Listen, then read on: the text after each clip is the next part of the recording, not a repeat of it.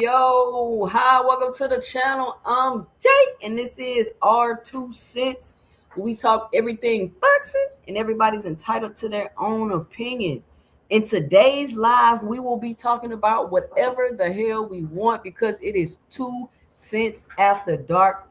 I want to welcome everybody to the platform. If this is your first time here, y'all know how it go down. We might start off talking about boxing, but the conversation can go whichever way it goes. This is pretty much like an open panel type of format, but we always get the conversation started with boxing. Shout out to everybody in the building. I'm gonna let a couple people more people pull up, and then I'm gonna say what's up to everybody. Man, so crazy day in the news. Bunch of things going down. We gonna talk. We gonna talk. I'm gonna let a couple more people pull up in here.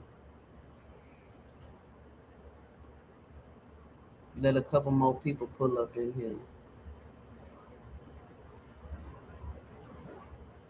I see Devin Haney in the news. Listen, this is what's about to be crazy because how long has Devin Haney's fan base been going around the YouTube streets calling people fatherless?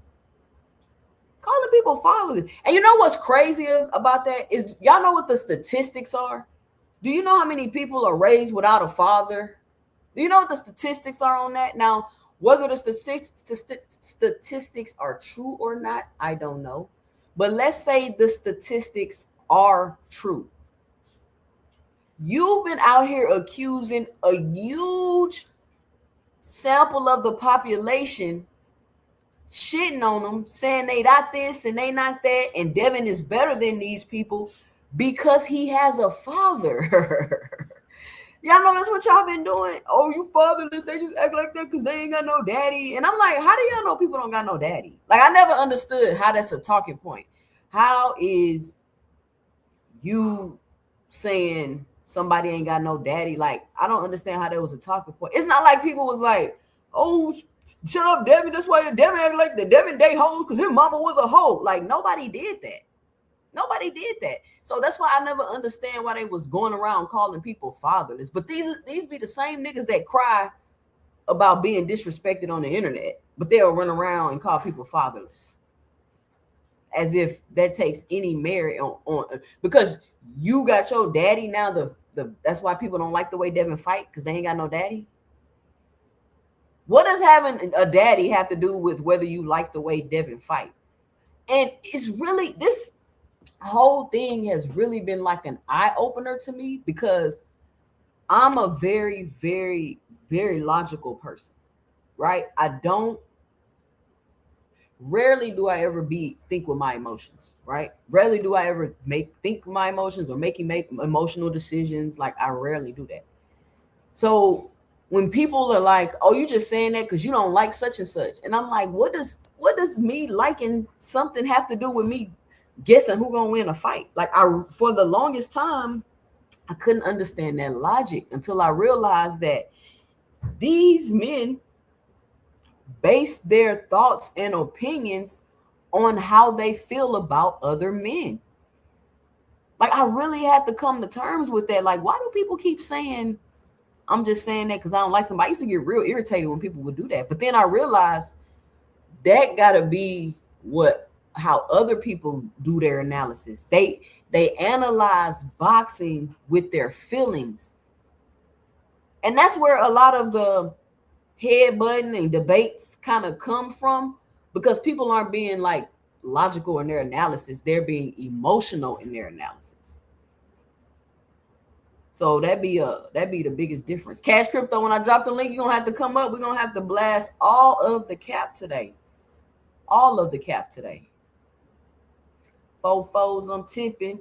Wood grain, I'm gripping. Catch me lane switching with the paint dripping. Turn your neck and yo dang missing. Me and Slip, we ain't tripping. I'm finger flipping and syrup sipping. Like do or die, we pole pipping.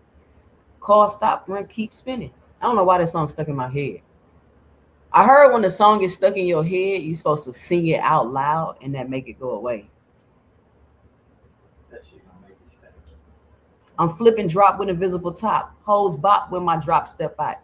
But anyway. So let's just see what we got. So let's start with this, right? I'm gonna keep it light. I'm gonna let a couple people pull in, but we're gonna start with this real quick. So the news that I've recently heard is that Alexander Usyk is dropping his belts and he's looking to make a fight with Deontay, the Bronze Bomber Wilder, on Zuffa. Has anybody else heard that? Or am I, quote unquote, breaking some news?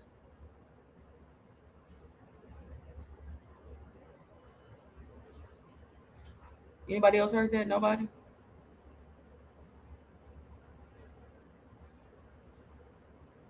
Four fours, I'm tipping. Wood grain, I'm sipping. Catch me lane switching. Man, I don't know why that song is stuck in my head. Turn your neck and your dame miss it. Like do or die, we hoping. Call stop, rim keep spinning.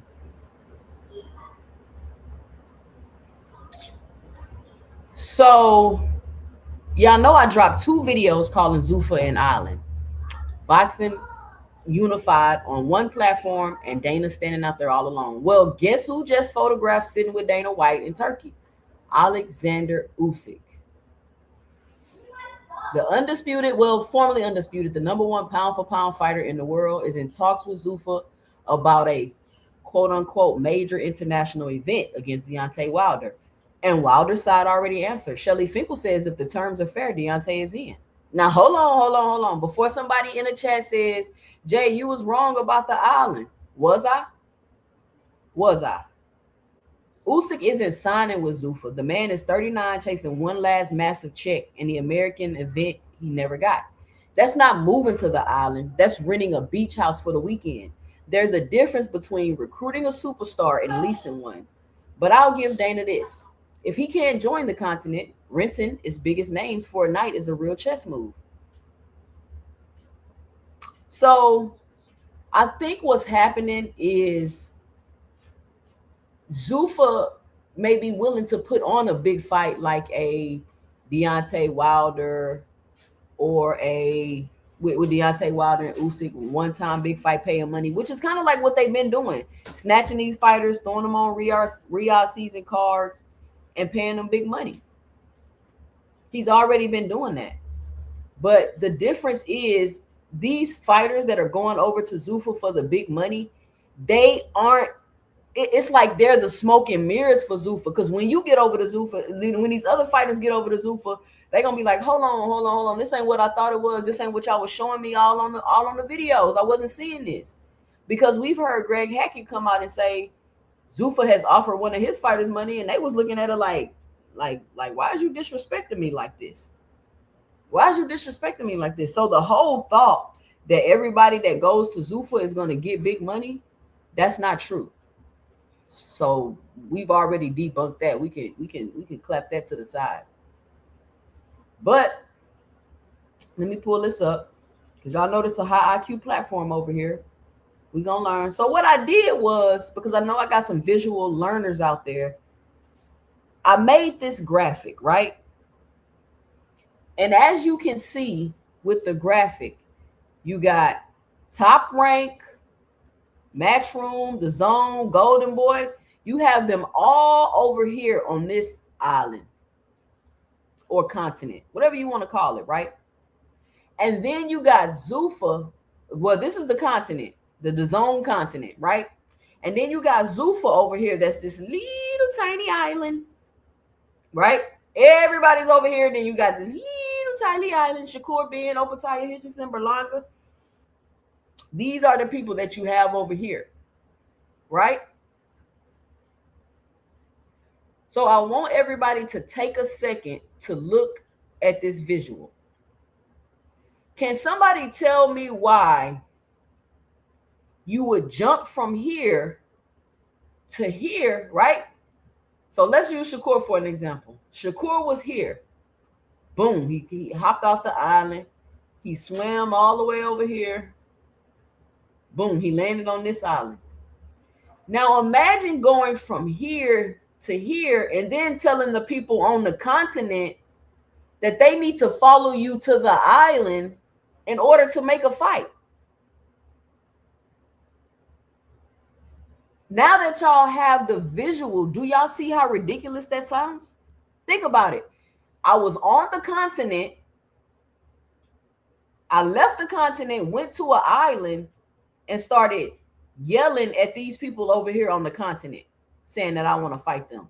But I wasn't actively sorting them out and trying to fight them when I was on the island, when I was on the continent. But now we're supposed to leave since you left the continent. That now you're ready to fight us while you're on the island? Oh, I'm missing. Somebody say I'm missing Paramount and Sky Sports on the island. Oh, damn. I got to add that, Gecko Kid. Let me make my notes. Let me jot that down. Well, Paramount. Okay, so you're saying Paramount and Sky Sports is on the island. Okay, let me add that to island. But that don't change nothing, Gecko. That don't change nothing. So before everybody starts saying, well, first of all, let me point this out too, right? Because we keep having this discussion about Zuffa and going to belts and can they make. They've already said they don't have the licensing to make fights for belts. Okay, so I think that conversation is dead, right? The conversation is dead. Shakur Stevenson has already came out and said one belt and all this other stuff. Now I guess he came out and said he don't care about the belts. He just want to make the biggest fights. But then backdoor and said the best thing he like about Zuffa is that they only got one belt. You can't make this stuff up, y'all. So you see this boat right here that's rocking back and forth? This boat will be Alexander Usyk, right? Alexander Usyk was over here on the continent. What did Alexander Usyk do before he left the continent? Shout out Cam J Network in the building. He say, love this, sis. Cam, I'm just trying to educate, Cam. That's it. I'm just trying to educate. Because when you try to educate and debate and go back and forth, and people they getting all in their feelings now. They getting all in their feelings now. So I'm going to bring it down, right? And we're just gonna educate. A lot of y'all is IEP baby, so I understand. I may have to say it different ways and present it different ways for you to finally understand it. But this is a platform where you come to get educated. I'm not here to misinform you. I'm not here to make up stuff. I'm here to give you my opinion based off of the facts that I know and share with you as much as I can so that you can be informed out here running around these YouTube streets and you don't sound like Devin Haney fans when you go up on panels and you try to debate and you have nothing but emotional arguments, and then you get mad when nothing you're saying is making any sense because it's not based off of any facts at all. It's just based off of how you feel. And now you getting all emotional and you yelling because don't nobody want to hear that shit because you ain't making no sense, because nothing you saying makes any sense at all, because boxing don't even work that way. It doesn't even work that way at all. So that's why you're getting cut off, because what you're saying is not even making any sense at all. At all. Zuffa will not be making no fights with championship belts. People say, oh, well, Zuffa got the IBF fight coming up, whoever that's supposed to be. And I'm like, Zuffa always got something coming up with these belts. But we haven't seen a belt walk through Zuffa doors yet. Alexander Usyk is the newest example that we have. He just dropped all of his belts. And I was like, I don't think that's cool. I think the Deontay Wilder deserves a shot at undisputed. Do I think he gonna win? No, I don't think he gonna win. But they did everything in their power to make sure Deontay Wilder never got another belt. I don't care if Deontay Wilder couldn't box. I don't care if he ain't got the skill. I don't care if all he had was a right hand. None of that has to do with the fact that he was winning and he was America's top #1 heavyweight. AJ held up them belts, never got him his shot or opportunity. Alexander Usyk is like, yeah, I want Wilder on my resume. I'm willing to give him a shot and opportunity. But guess what? He hopped off that island and hopped in that boat, and guess what they said? Nah, bro, you got to lead them belts. They're not going over to Zuffa. So the rumor is Alexander Usyk is going over to Zuffa to make a fight with Deontay Wilder. And they're going to give massive paydays, allegedly. and they heavyweights, so that's more believable. But what happened with those belts? That's what I'm trying to stress to y'all in this conversation. Here is another example of somebody else going over to Zuffa and letting those belts ride. Now, yeah, Gecko, he going to a quick holiday over to Zuffa Island. He gonna get the fight, and then he gonna retire probably. So to all the people that have been so hopeful that Shakur Stevenson is gonna go over to Zuffa and be able to make all of these fights, am I saying I know 100% for sure that he ain't gonna be able to do it? I don't know. He might be able to do it. I don't know. I'm just giving you my 2 cents based off of the facts that I have presented in front of me.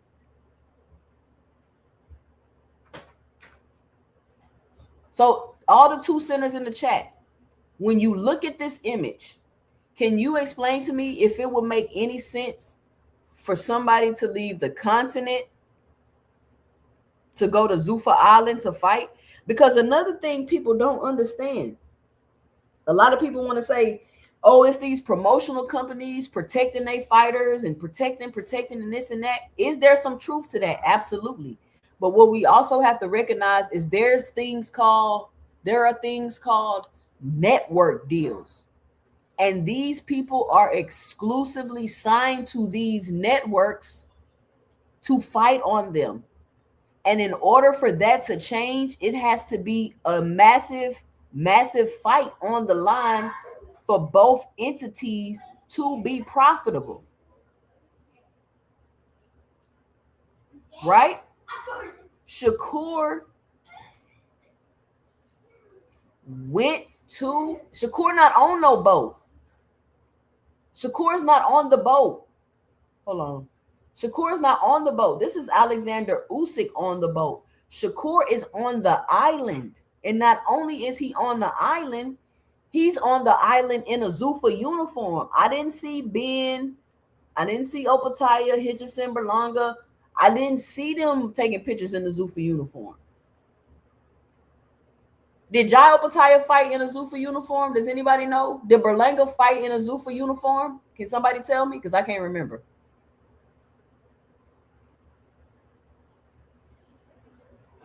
Right? And for some reason, it's like people don't want you to talk about this. It's like, we just got to wait and see. We just got to wait and see. We just got to wait and see. Now we got to wait and see? Now we got to wait and see? That's crazy. Now y'all got patience? Now y'all can be rational and reasonable and think through things and jump through hoops to try to figure out why something can and can't work? No. Lee Jackson said he seen Opataya fighting in the uniform. See? Shakur will be fighting in that uniform, y'all.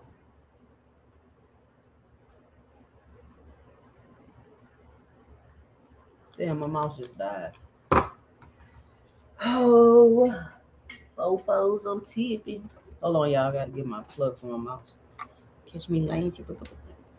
Turn your neck and your diamonds. Okay. Put a 1 in the chat if this is making sense or if I lost you. Put a 1 in the chat if this is making sense. Put a 2 in the chat if I've already lost you.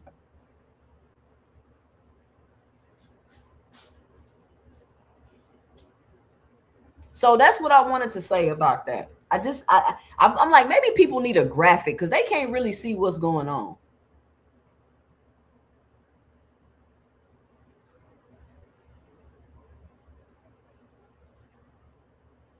To be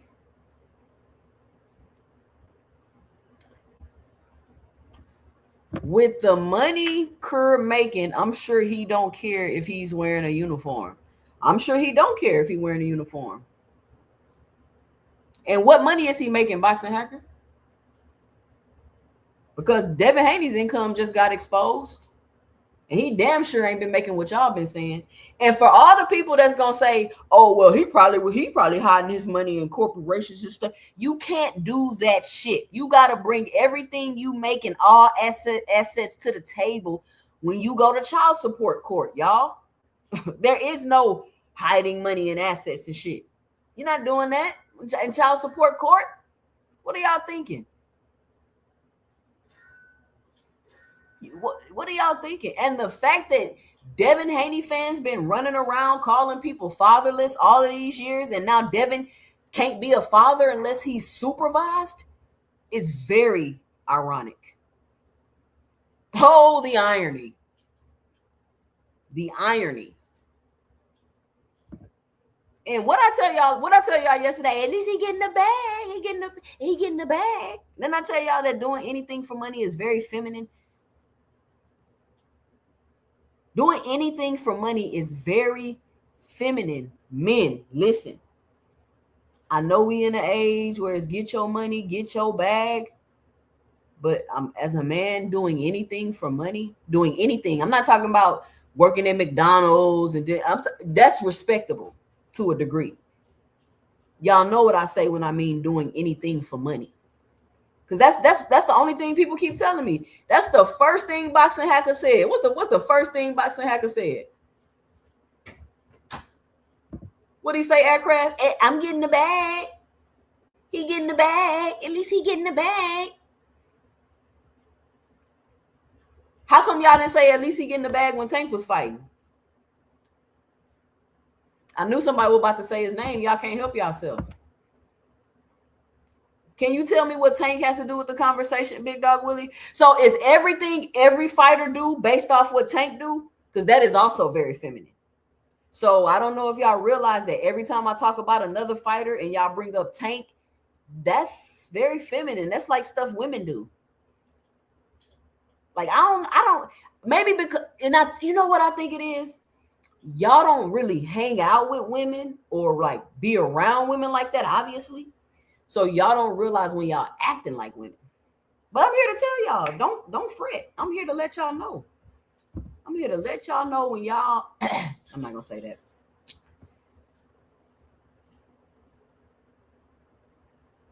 So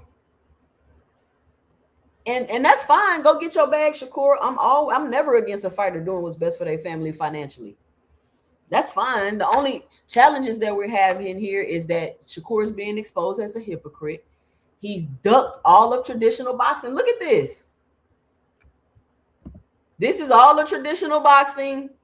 This is Zuffa, and here's Shakur. Nigga ducked all of traditional boxing. PBC, Matchroom, Top Rank, The Zone, Golden Boy, Terrence Crawford 2.0, like I told y'all. I've been telling y'all Shakur Stevenson was Terrence Crawford 2.0.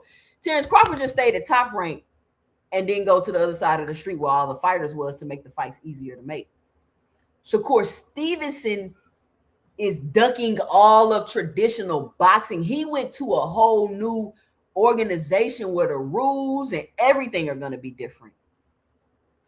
Everything is going to be different.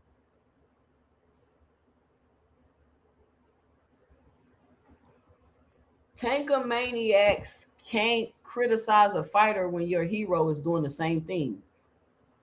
First of all, Big Dog Willie, I can criticize whoever the fuck I want to. Second of all, if we can't criticize Shakur, then how can you criticize Tank? Like, that doesn't even make any sense. It doesn't even make any sense. It doesn't even make any sense. Once again, y'all, this is a perfect example of a grown man basing his analysis off how he feels about another man. That doesn't make any sense. You guys have to stop comparing these grown men and he doing it, he not doing it. Why I gotta do it? Oh, look what he did. Oh, he did that, so I can do this. Oh, Tank did it. Oh, Tank. So you telling me these niggas is sitting at the crib? Shakur, Devin, all these other niggas, right? They sitting at the crib and they thinking in their head, and they decide to do something, and they say, Tank did it. Tank did it. Oh, I'm gonna do that. Tank did it. Oh, I'm gonna do this. Tank doing it. Oh, I'm not gonna do that. Tank don't do it. Oh, I'm gonna do this. Tank doing it. I ain't gonna do that. Tank do it. Tank do it. Tank don't do it. I ain't gotta do it. Tank don't do it. I ain't gotta do it. That's so like that don't even make no sense. What type of man are you, Big Dog Willie? Do you make it a habit to base your decisions off what another man is doing, Big Dog Willie? Do you do that? Because y'all keep telling me that these fighters are making decisions based off of what Tank Davis is doing. So do y'all as grown men make decisions based off of what another grown man is doing? Like, is that a habit y'all have? I'm just asking.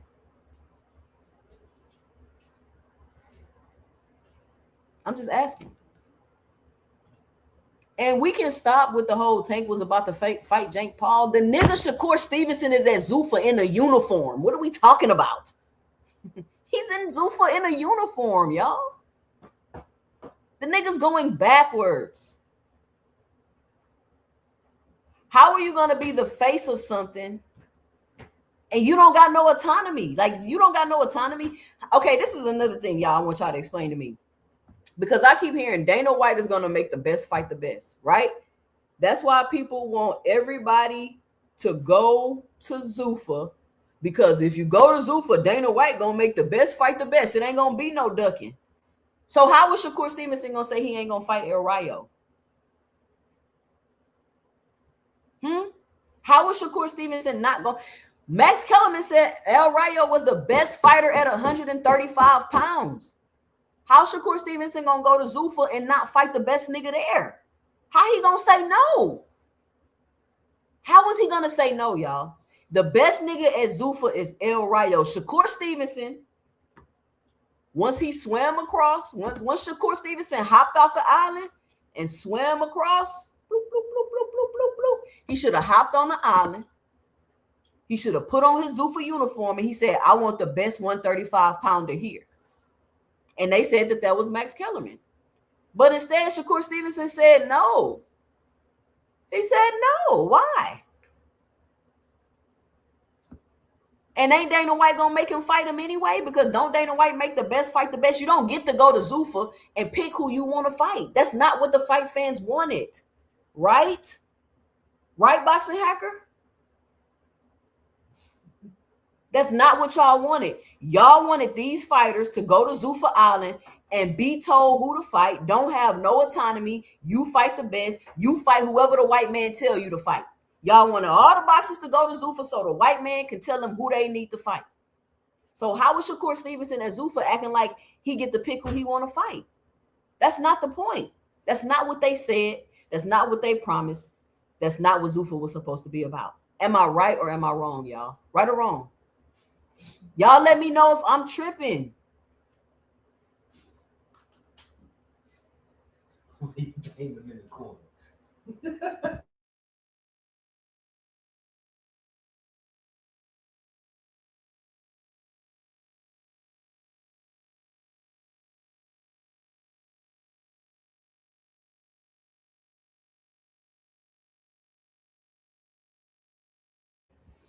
Okay, Boxing Hacker. Boxing Hacker says I'm tripping.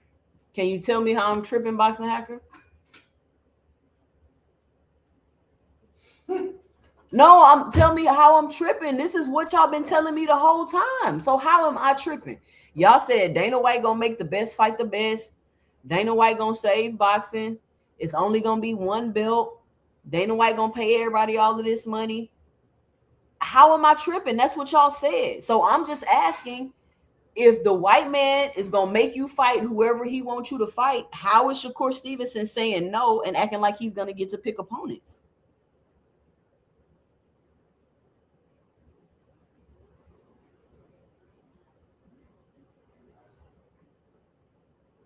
Okay, I'm not seeing no answers.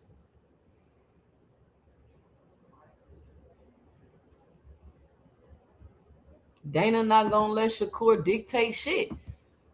Aircraft carrier, you hear him on the interviews. He like, I want Tank, I want Devin. I only want the big fights. I only want the best fights. So y'all let a man that went from the continent. He went from here, y'all, PBC, Matchroom, Top Rank, Golden Boy, the Zone Network, he went from here to here, here to here. And once he got here, he said, I only want the biggest and best fights. Why didn't he only want the biggest and best fights when he was on the continent? And if you couldn't get the biggest and best fights while you was on the continent, why do you think you're going to get the biggest and best fights when you go to the island? I'm not saying he's not. I'm just asking how. That's it. I'm just asking how. That's all I'm saying.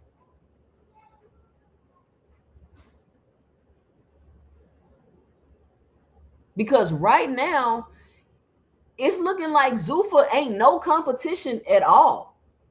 They're not no competition at all.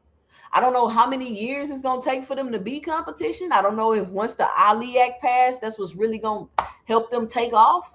But as of right now, looking at this graphic, Zuffa ain't shit. You can fit Zuffa 4 times inside the island.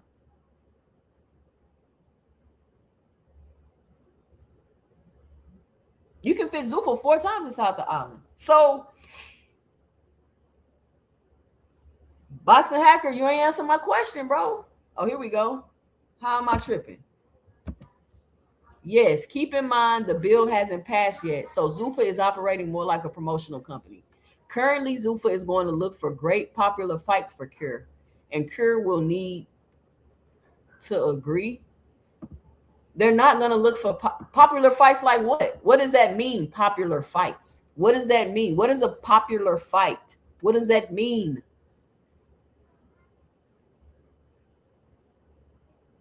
But that's cool. I just want to point that out to y'all real quick, get some stuff clear.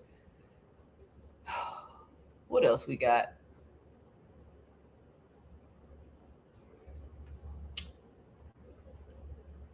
All right, Garcia and Ben. Next up, Ryan went on Jimmy Fallon Network Television and announced Conor Ben September 12th. One problem.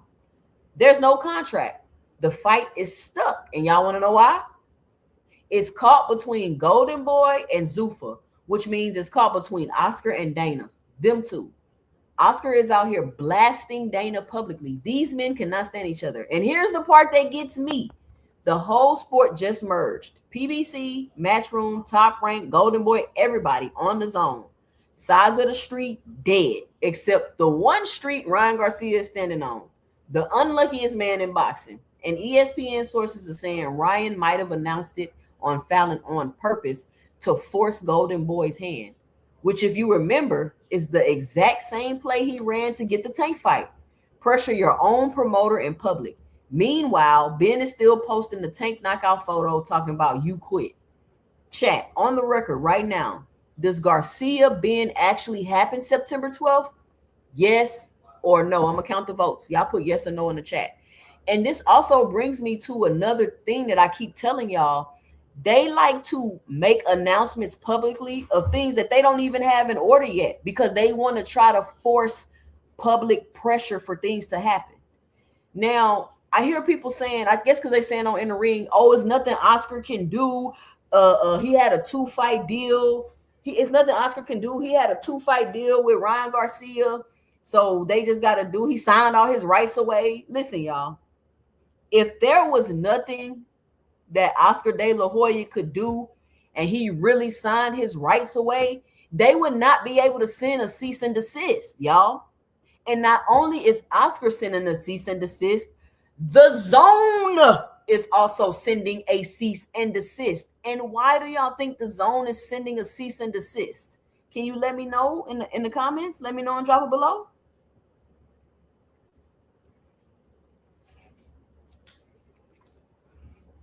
Why do you think the zone on the continent sent a cease and desist? Because they're not going to allow Ryan Garcia to fight on a different network because he has a deal exclusively with the zone. Now, it's not a problem. They were saying like it's the problem is not him actually going to fight because they do have the 2-fight deal with Ryan Garcia. The issue is them not communicating so they can work everything out and be able to have the fight. They don't want to work with other promoters. So I don't know why y'all think that this is going to change when it comes to another fighter. They just want to do what they want to do, stick the middle finger up to the other promoters and going about their day. Did y'all not hear Dana White say it was like beating up babies? He said it was like beating up babies on some Epstein Island shit. That's how easy it was for him to do shit and just punk the other promoters. It was like beating up babies. And y'all think that he's about to sit down and negotiate and make big fights with these people? I'm asking. No money don't talk, Big Dog Willie, because money ain't talking about this Conor B and Ryan Garcia fight where they got a cease and desist from the Zone and Oscar De La Hoya. And y'all know what's crazy about this? I went over this. I had a whole graphic, a whole lesson I did on what was going on with that lawsuit with Ryan Garcia, Oscar De La Hoya, and the Zone. I went over it. Just like I made this graphic. I made a graphic for that, and I showed you who all was suing and what was going on with that. It wasn't just Oscar De La Hoya. It was Oscar De La Hoya, it was the Zone, and it was two other lawsuits that was in place for this situation. So it was like 4 lawsuits. But what I've noticed is people love to ignore the facts, y'all. They love to ignore the facts, and they get on the internet with these emotional arguments. And then when you have the facts, they get mad at you. They don't want to talk to you no more because you can't have no emotional argument, because you don't want to have no emotional argument. So they get mad. And now you disrespecting them because you smart and they dumb. It's not my fault you don't read, nigga. Pick up a book. That's y'all problem. Read a book. Not my fault y'all comprehension skills is low. I'm not disrespecting you because I'm smarter than you. It don't even make sense. All right, I've been up here for about 45 minutes talking. Let me drop the link. So that's what I wanted to say about the Conor Ben situation, because I keep hearing people talking about, and this is what the issue is. Like, it's no critical thinking. Somebody can tell you, oh, he signed his rights away. It ain't nothing he can do. If it was nothing he can do, he wouldn't have sent a cease and desist. He's done something. What do you mean there's nothing he can do? He's already done what he can do. He sent the cease and desist along with the network. So y'all, these people are getting on the internet, especially in the ring show, and blatantly lying. It's a propaganda arm.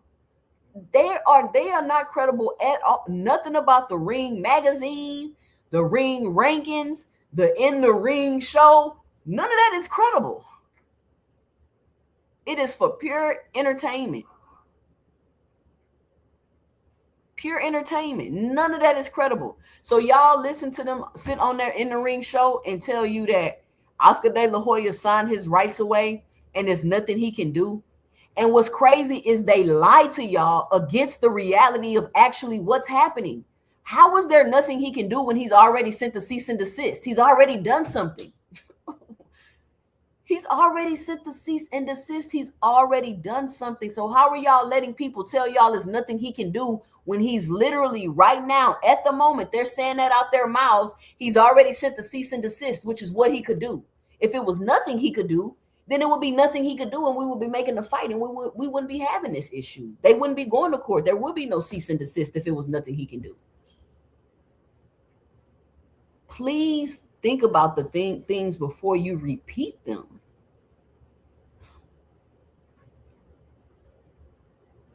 I'll get on the panel, and somebody will be like, "Oh, he already said there's nothing he can do," and I'll say, "Well, let me ask you a question. If there is nothing he could do, why is it that he sent the cease and desist and they have to abide by it?" They'll completely ignore my question. Completely ignore it. And keep talking about the same thing. And I say, wait a minute. You just said it was nothing that they can do, but they sent the cease and desist. So wouldn't you agree that that's doing something? Yeah, they sent this. Okay, but you just said it was nothing they could do. You see what I'm saying? That's not an argument. See, that's not my opinion. That's not what I think. That's not what I feel. That is the reality and the fact of the matter. That is the fact of the matter. We got to stop saying there's nothing he can do. He signed his rights over. Like, we got to get more educated in these YouTube boxing streets so we can have more educated boxing conversations. Because what I realized over like this last week, ever since Shakur signed a Zuffa, since people didn't have any like real argument and everything is so ambiguous and nobody really knows what's going on, everything just turned emotional. Everything has been emotional arguments with the Shakur fans. You feel what I'm saying? Everything is being, y'all hating. At least he getting the bag. At least he getting the bag. Listen, all of that is cool. All we're saying is stay on your island and stop faking. Because what people are not saying, Shakur Stevenson been lying to y'all for months. He been lying for months. He been lying and faking like he want to fight people. He been lying and faking like he not signed a Zuffa. And people was like, oh, he couldn't talk about the deal. He couldn't say nothing. So if he couldn't talk about the deal and he couldn't say nothing, why did he just not say nothing instead of coming out and lying and saying he's not going to Zuffa, instead of making himself look like a victim? Every day people making up narratives on my name and all this other stuff. It was very misleading.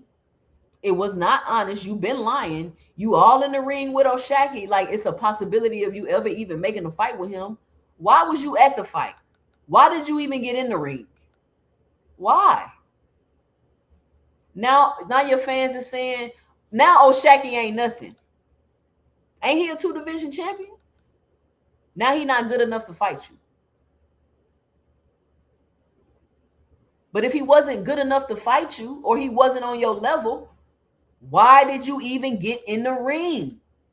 And you knew you was going to Zuffa. You're a fraud, bro. You're a fraud. It is what it is. And yeah, Boxing Hacker, how is he gonna make a fight if he wants to? When you're on the island, the white man tell you who to fight. Y'all kept telling me Zuffa, Dana gonna make the best fight the best. Y'all don't get the flip flop, and now Shakur, Dana gonna make everybody fight the best, but Shakur gonna get to pick who he want to fight. Is that what's happening? Because y'all don't get to flip flop it now. Y'all don't get to flip flop it now. He don't get to do what he wanted, Zuffa. He didn't get to do what he wanted. And he don't ever get to do what he wants because he's not in control of his career. He do whatever the hell Jay Prince want him to do and the other 5 managers he got. That's what Shakur Stevenson does.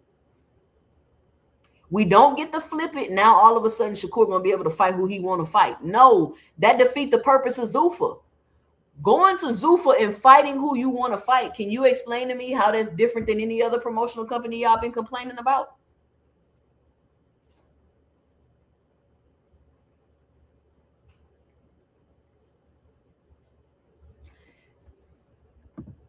It's not a slave deal, 2 cents. It works just like any other promotional company. Then what the fuck are we talking about, Boxing Hacker? Y'all been telling me all this time Zuffa gonna do this. It's so different. They gonna make the best fight the best. It's only gonna be one belt. If it's just like any other fucking promotional company, then they only exacerbated the problem and made it worse by creating another side of the street and another belt. Which would mean, Boxing Hacker, that they lied to you and did the complete opposite of what they told you they were going to do this whole entire time. Is that what you're saying to me right now, Boxing Hacker? Is that what you're telling me?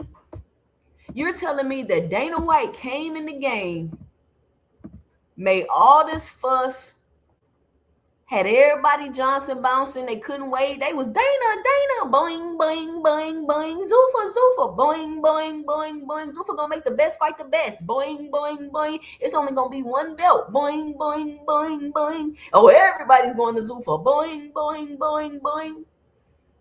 And now y'all are telling me that they just like every other promotional company?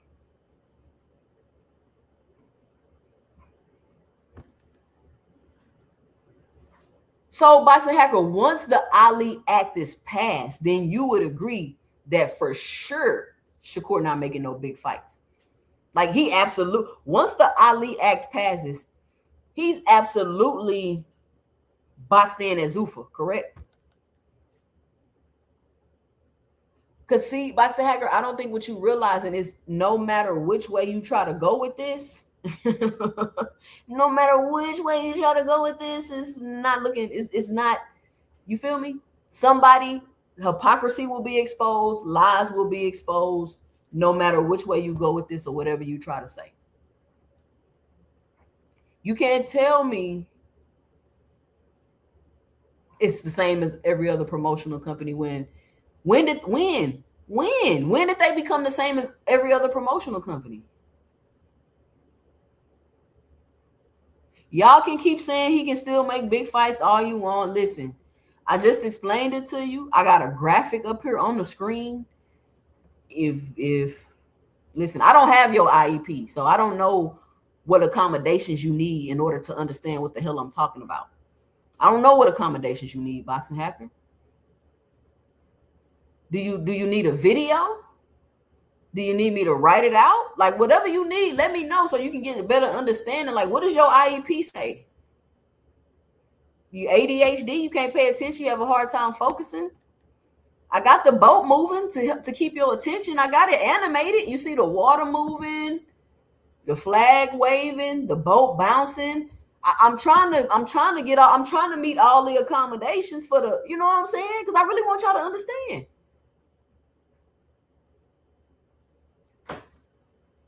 I'm trying. I got the colors. It's colorful. You feel what I'm saying? I don't got y'all IEPs. I don't know what accommodations y'all need. If y'all want to send it to me, then you know what I'm saying. But I don't got it, so I'm trying to accommodate as much as possible.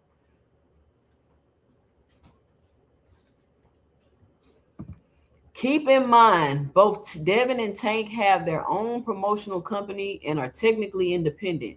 So he can steal his two biggest fights and other fights can be negotiated. Boxing Hacker, why would Tank leave the continent? You see it? Why would he leave the continent to go fight on the island? And is Shakur Stevenson gonna fight Tank in a uniform, in a Zuffa uniform? Wouldn't that be crazy? Imagine Tank coming out, he walking out, he got his walkout stuff, he got the, you know what I'm saying, he got his rapper walking him out, whoever gonna walk him out. And here comes Shakur. You know, Dana say you can't have no entourage, you can't have nobody walking you out. Here comes Shakur walking out by himself in this Zuffa uniform with the Zuffa Velcro gloves on. Imagine they make Shakur fight in them Velcro gloves. And listen, the reason why I'm on the ask about these Velcro gloves, because I do understand the difference between the tie-up gloves and the Velcro gloves. It's a different level when you got the tie-up gloves on, because they you know what I'm saying, they know you didn't invest a little bit more money into your gear. Damn, Big Supreme said he gonna be fighting in the Zuffa shell toes. Damn, Supreme, why you doing like that? I'm about to drop the link. Let me see what else I got for y'all real quick.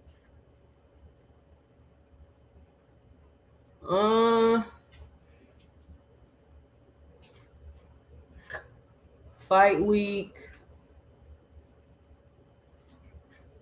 Bivol reportedly turned down several big money offers for the Beterbiev trilogy. Listen, Bivol has already fought Beterbiev twice. If he don't want to fight the man a third time, what is the big deal? What is the big deal? He already fought the man twice. He don't want to. Y'all act like Bivol ain't just come off of back surgery. Like, why are we acting like Bivol ain't just come off no back surgery? And once again, here go people like, oh, they offering him a lot of money. Just because you're offering somebody a lot of money doesn't mean they have to take whatever you're offering. Y'all do know that, right? Just because somebody's offering you a lot of money don't mean you got to take what I've turned down money before. Guys, it's listen, it's nothing. If you didn't have it, you will be okay without it in the future. Because what I can't do is accept some money and not be able to look myself in the mirror and live with myself and have some form of regret. Never. I promise you, I'll never do no shit like that. What you need closure about, aircraft? Anyway, yeah, I don't know why they giving Bibble a hard time. The man just had a back surgery. Um,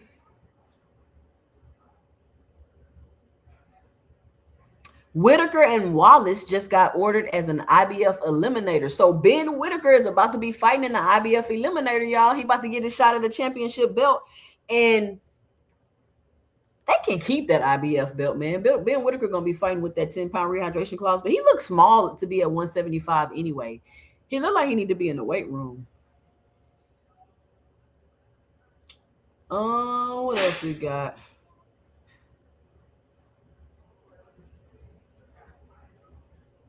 Let me drop the link. I'm gonna let y'all come up.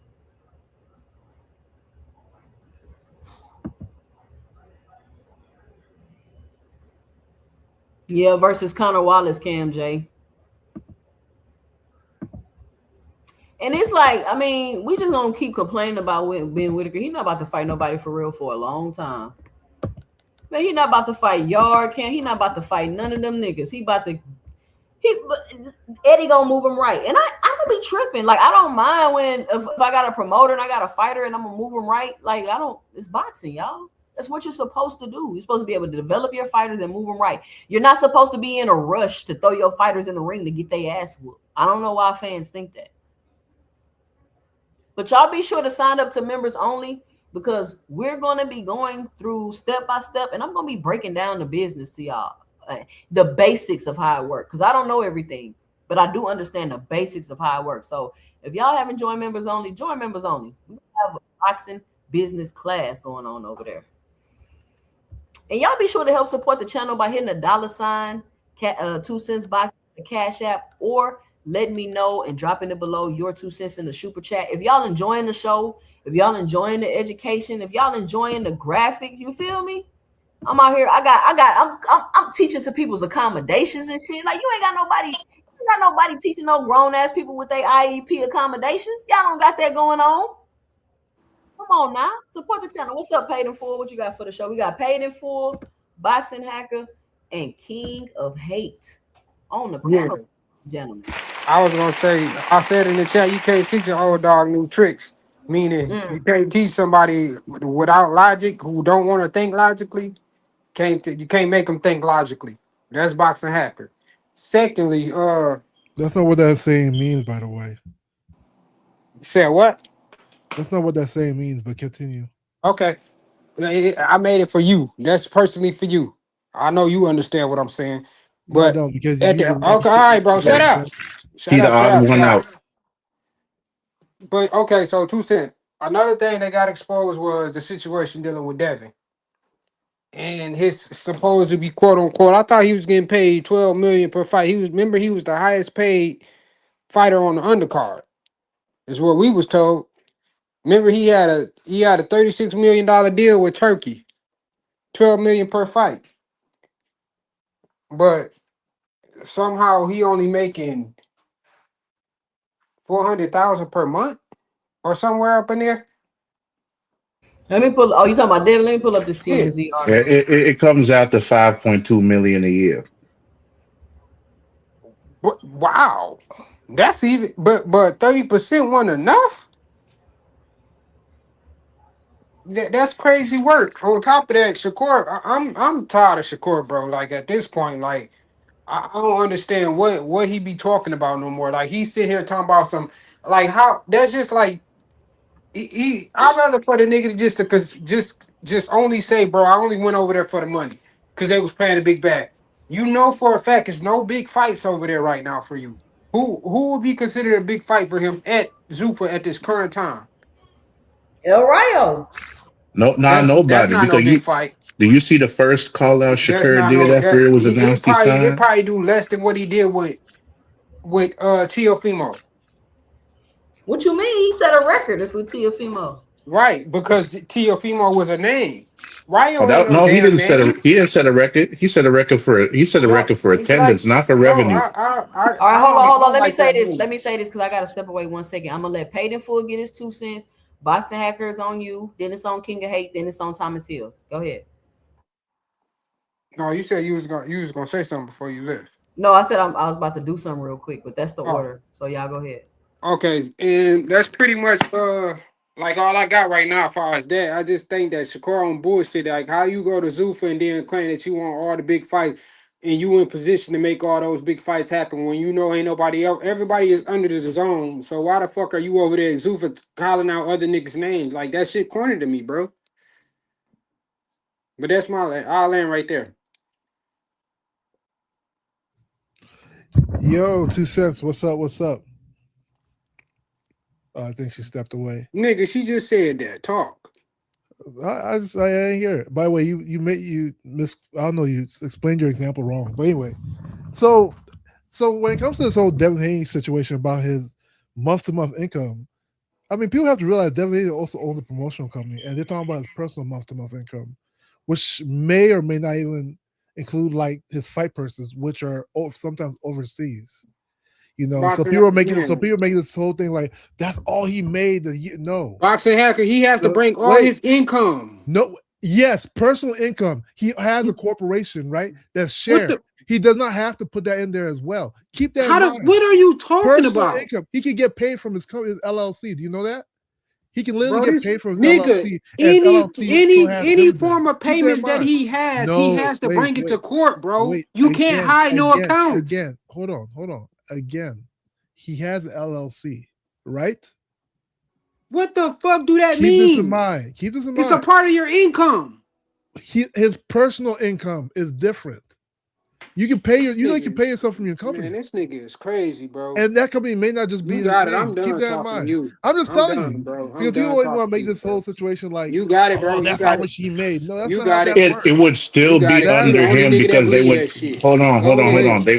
They got the money that's going to the company, and then they got the money that's going to him. Those two would be separate. The checks made out to Devin Miles Haney. That's his income. Let me ask you. Wait, hold on. One question. Are fights month to month? Do you get?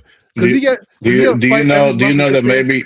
Hey, and do we know they didn't decide to go ahead and do a breakdown and say, hey, this is the average? Oh, they didn't say anything about what they like you're doing right now. Right, you speculating that he got the LLC. You speculating all this other stuff. Actually, direct question: are fights month to month? Some of them are annuity. Yes. Right. No, fights are not month to month. Right. Some of them get paid annuity. Are we clear that fights are not month to month? Are we clear that 5.2 million don't add up with 24? Because that's all we need. Exactly. It's not so. Like I said, he makes shit more complicated than it got to be, bro. Trying to defend it, nigga, man. Like that shit is crazy. Wait. I don't try to dump things down to hate on people, right? Remember, they also have fights that are overseas, and he doesn't have to turn those in. Keep that in mind. What are y'all talking about? Oh my god. Oh my god. Yes. If they made a request for any, when you're a fighter, and man, he don't know nothing about loopholes. If he getting screwed and tricked into net profit deals by Oscar De La Hoya. Wait. Are you Oscar De La Hoya gets paid by net profit, bro? Are you guys kidding? Do you know what net profit is? Net profit is your actual profit after you pay what's in debt. Devin Haney, if he's in a cross promotional deal, every bro gets paid by net profit. Do you understand? Do you understand? He's stupid. Do you know that? Like, that's the dumbest thing ever. That's dumb. No, here's the thing. If you get paid by gross, by the gross. Oscar's the promoter. He's gonna get gross. What? Wait, do you know what gross is? Gross is everything. If you have a fight, listen. Okay. If you have a fight, yes, and you spend $1,000 to promote it, and you make 1,100. That means you made 100 in gross profit. Your gross revenue is 1,100. That's everything you brought in before any types of deductions. Here's the That's problem. everything. Here's the if problem. You're talking about just hold on, because this is getting really dumb. All right, who pays the deductions? Because you also have vendors, right? Every fight, you know who's putting that. You know who's putting. Right? You know who's putting that up? The promoter. And guess what? After that promoter pays it, you know what he has left? Net profit. The net profit. No, not net profit. After net profit, no, here's what happens. After everything's paid and done, nobody. Dude, how do you think Floyd was making money? He still got paid from the net. Are you guys insane? Bro, there was no. There ain't. Floyd was not getting paid off net. Bro. It's not called gross profit. It's gross revenue, right? You know why it's gross revenue? Because gross revenue is everything. You don't keep. No. You don't. Oh my god. Dude, gross is everything. Net is after you pay debt deductions and all that. Gross is everything that you bring in. Net Why is you saying profit, bro? Not gross. No. Crazy, bro. There are fighters who get paid a percentage of the gross revenue. Yes. That was how Floyd and Pacquiao got paid. At that point. Now for somebody like Devin, he did not get paid out of the gross revenue. He's a stakeholder. DHP is a stakeholder. Yes, and so and the thing with DHP. Here's the thing with DHP. Hold on. Let's let Phoenix finish so we can go to Thomas and then Big. I just want to put this out here too. So I just want to say this right because that was on my turn. You put too much out there and it's confusing people because you talking stupid, man. You got to stop. You got to nip it in the bud before it get bad. Stuff you learn in elementary school, right? How come you haven't learned it? Listen, right? Man, slow, man. If I'm a stakeholder, all children left behind. I still got to pay what I owe. Once I pay what I owe, I get the profit. That profit is called net profit. Net profit is the actual profit after I pay what I owe. Bro, just let him talk, bro, because there's no point in arguing with him. Like sitting there saying that, Oscar gets the gross. What the who pays the stake? Who pays vendors? Oscar, because he was the promoter. All the costs come from the promoter, and the promoter will go ahead and put all them costs out there, pay everything, and leave you the tiniest bit. How about this? Let's make it bro. You need to look up. You need to Google a tutorial on how to use the Google before you do that. Go wherever you want to go. Ask: do boxing promoters get paid for net profit or gross revenue? All right, just do that. Y'all can come. Let's not act like Boxing Hacker. You already a member, so when I do my boxing business course, you can come to it. You already a member. Oh, so thank you, 2cents. You can come through, and we're gonna get you educated, so you can go. Put them in that special ed class. That's why you tolerate my man. Send me your IEP, so I know what accommodations you're gonna need. It's really just like a Google search away. You can just look that up. It's sort of crazy we're even having this conversation. All right, go ahead, Phoenix. Yeah, this whole situation, I say, is sad from Devin to Shakur to everything. Like, I start with Shakur because this dude is the king of cat. Just everything this dude has done this year since fighting Teofimo. It's an embarrassment. He done set his man's. He got his man's Ray Ford set up to get slid out the ring. Hopped up in the ring to talk that he could knock out O'Shaquie just to not fight him. And he did all that talk. With Devin talking about 144. His first thing after he signed with Zuffa was, hey, Devin, I'm in Vegas right now. Let's go ahead and check our weights together on the live stream. He ain't even called Devin for a fight. He talked about a weigh-in. And then now he talking about he can make any fight happen. But Arreo's like, hey, let's go ahead and do it. He's like, nope, it still depends on me. Like he talking about ain't nobody trying to fight him. Nobody's calling him out. And Arreo called him out. Didn't JD Herrera call him out? Didn't Shock call him out? How many people got to call him out before he finally realized people is calling him out? And this dude want to say that he's being avoided? It sounds like he the one doing the avoiding. And then now he talking about belts don't matter. He looking for the biggest fights. He don't care about undisputed because it's something that's too easy to get. But then if you look at who the champions are, you got Gary Antoine Russell at 140, and then who's the other one at 140? No, we got Shakur. We got Shakur is WBO, Gary Antoine WBA, and then even going up to 147, which he said he'd do at a catch weight of 144. Like they talking about Rolly, but he's about to fight Teofimo. We got Ryan, but he said Ryan looked like he back on juice, so he don't want that. They got Devin. Well, we already know what happened there, and then we got the IBF, which is vacant. So like this dude Shakur just out here talking crazy, crazy, crazy. One day it's one thing, next day it's the other thing, and then he want to wonder why people don't like him. And at the same time, want to say that want to say that Shannon Sharp is ignorant about boxing for saying he boring. Like Shannon Sharp probably been watching more boxing than Shakur been in fights.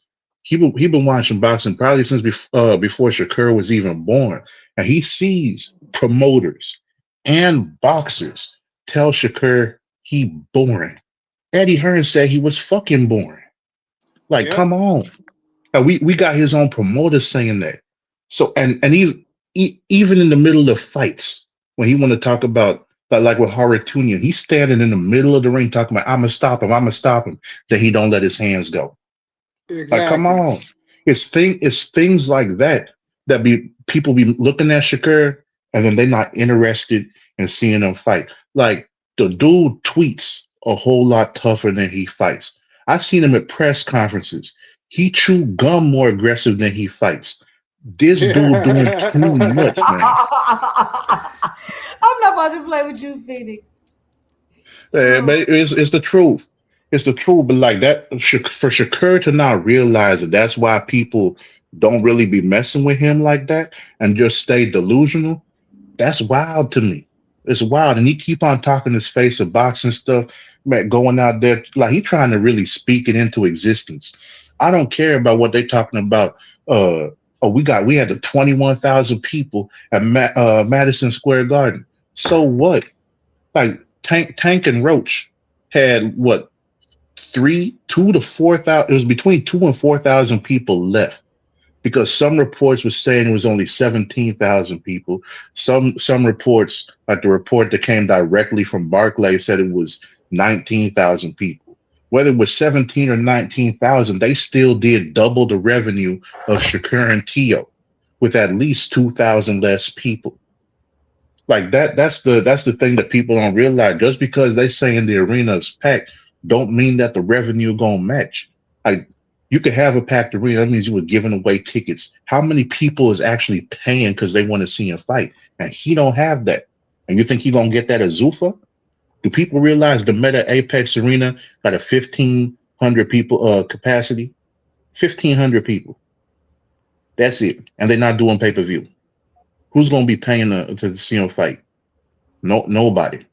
And he just happy because they like whatever money they got in the budget they give him. He happy with that.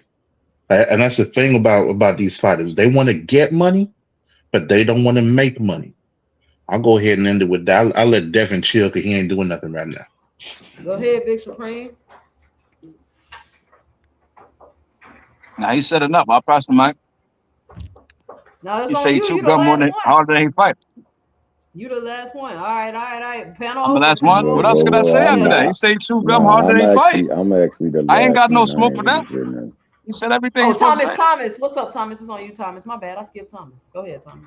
Nah, Jay, you've been doing that a lot lately. Like you throwing shade on me that I not give you your love. No, I'm trying to do a lot right now. I ain't even looking at the screen. Go I'm ahead. messing What with you you. got? Let me just say this. I'm gonna give you an analogy. AT&T, Verizon, T-Mobile, Boost Mobile, and Mint Mobile. We got all these companies, but Mint Mobile is the new kid on the block. You know what I'm saying? Promising you the best deals, the best service, the best attractions, the best amenities. They all the way outside the bubble over there and stuff like that. And you're used to looking at all the heavy hitters, but that's the new person. How you gonna go over there to a new startup company and really say that they're the biggest and they're the best at doing the things in the cell phone industry? It's just not gonna add up. Unfortunately, this is what we had revealed unto us when this interview that was actually taking place took place. I'm not gonna hate on him, man. Whatever is gonna float his boat, whatever they gotta say. But just the look in his face when he made the announcement, when the look in his face when he was putting the gloves on. And, you know, the look on his face when he was saying that, it shows you one of disbelief. On the movie The Negotiator, my man Samuel L. Jackson was saying he could read a nigga from telling the truth and being distruthful by Yeah, the that way his movie was eyes dope. dart up. Yeah, for sure. It was hella dope. If they dart up into the right, it accesses the visual cortex, meaning that, you know, they telling the story. I mean, they telling the truth. But if they go up into the right, you know, they it's accessing their creative centers, and it means they over there being distruthful because they're trying to put together something. And my man was over there darting up into the right, man. Unfortunately, I'm gonna say this. I don't believe none of these niggas ever got the money that they said. Not never. I want to know how Turkey has always made the biggest and best fights when one of the biggest and best fights that they actually put together got no respect, and that's Bivol versus Better BF. He ain't nowhere near on the level of Bivol or Better BF with accomplishments nor with acclaim. Neither is Devin Haney. So with that, how would they be the biggest fight? Devin Haney is doing something. He's showing us right now how to backpedal and get on that 10 speed and ride backwards when you done gone up the hill and it's just getting too much on you. The fact that this nigga had this reaction, the nigga Devin had his reaction and went on and blocked, and their fans, Big Kuros and Big Hanos, have been very disrespectful and very disheartening when it came to him getting that announcement of going to Zuffa and them over there being very disrespectful to people from different other platforms and whatnot shows that they themselves are not rocking with this. And then this is the biggest telltale sign. When reputable fans of Shakur get the news, got the news, the first thing they did, not break the news of somebody making life-changing money or going to the biggest and best platform possible to put on the biggest and best fights, not doing something that would surely generate life-changing money or wealth earning family generational wealth. What they did was talk about Tank Davis possibly ducking because of some cannon fodder between him and Mickey Fricky Bam Rodriguez. That was in unison when the news dropped. It should have been about how great opportunity this was for him. And instead, it was about somebody else that ain't even had a fight in a minute. So that lets you know what the needle truly points to. That lets you know who truly is the pulse of this sport. And that truly lets you know that the Mickey Frickies know that they got to justify that this move ain't really a move that we should brag on, man. And on that, I'm gonna land whatever the fudge I was on. All right. Well, we're gonna listen to this for a few minutes and kind of react to this. But this is what I want to say. If Zuffa turns out how we think it's gonna turn out, this right here is not gonna be a good look at all in the future. Well, let me say one thing to add on to what Thomas Hill was saying too about being able to read a man tell when he lies. Shakur has a very specific tell because Oh, you know he'll get this goofy ass smile, and then he'll be like you said, and then he stare off into space like he done forgot what he was doing, like like when you playing Mortal Kombat, and then you hit that lag and your controller freeze. Hey, that's the way Shakur be looking at it. It happen every time. Be like, and then he freeze like he don't know what the hell going on, and it's always right after he get this goofy smile on his face. So you watch out for that. You could tell he probably capping. all right, And before you we play it, finna watch this interview. We're gonna Tucson, can be I able read to something look real for that. quick? Hold on. We gonna play this interview. We're gonna be able to look for that body language. But what I was saying hey, is, go ahead, Thomas. but speaking of body language, is my man stretching that shirt a little bit wide on that screen, or is that just a panoramic view? That's a panoramic view. Hey, Tucson, can I read something real quick? Can you Just read something? yeah, I just want to read it. It's gonna take 1 minute, okay? 1 second. Does it have to do with what we talking about? It was just the conversation we were having before. From a Google search, boxing promoters get paid based on net profit of the event because promoters assume the financial risk of organizing a fight. They pay the fighters, guarantee the purses, venue costs, and marketing expenses first, and then keep whatever revenue remains. So whatever revenue remains is net profit.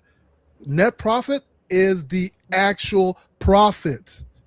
So I just want to put that out there because people have this weird misconception that No, he didn't have a misconception. Gets paid. No, nobody. He told you they are net profit fighters. He said other fighters are gross profit fighters. Every stakeholder gets paid the net profit.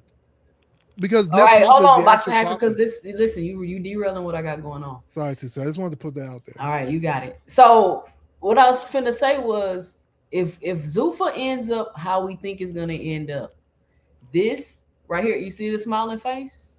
It's not gonna be well at all, because you're gonna be known as the guy that brought all these niggas over to Zuffa because they was trying to quote unquote follow you because you wanted to be the leader for the new generation. And it's not gonna be. I don't think this is gonna end well, y'all. Y'all think that a company wants to come into an industry and snatch up everybody to pay them more money than what they're already making? Does that make any sense? And I don't know what the hell be going on with Cam Newton. He be dressing like a gay cowboy. I don't understand why he thinks that his fashion is just. You know how people be trying to be so different that they just be looking dumb. You know what I'm saying? Like, you don't look different, bro. You look dumb. He's a weird ass nigga. And I hate how Cam Newton likes to brag about how he grew up and his mom and dad was married and they had a good relationship, but he's so terrible with relationships. I hate how he want to call niggas fatherless. I hate how he brags parents had a real good marriage. Yeah, it's like, Cam Newton, that's not a flex, bro. You sound dumb. But anyway, look at how he looking right there, though, boy. He got a jersey with a bow tie. Yes, with a cowboy hat. With a jean jacket. With a jean jacket. And then with the registry mustache. He called himself eclectic, but it's like, no, Cam Newton. He's definitely not eclectic. That nigga like he's a weirdo, bro. Because it's just like Medea. I don't know what's wrong with Cam Newton. Medea was androgynous. His podcast has gotten better, though. I can't say that. Existential. Does he have a big platform? He got a decent platform. I hate how he says so many words to try to sound smart. It's like he be over smart dumb nigga. Like, say what just ask the question, Cam. All right, here we go.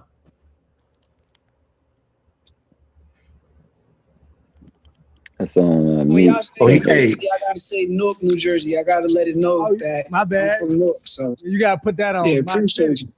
So do you get to claim this nigga right here cheesing too hard? He like his shape up. He's not supposed to be happy or what? I mean, he almost looked like Jay Black. He likes to call super tracksuit.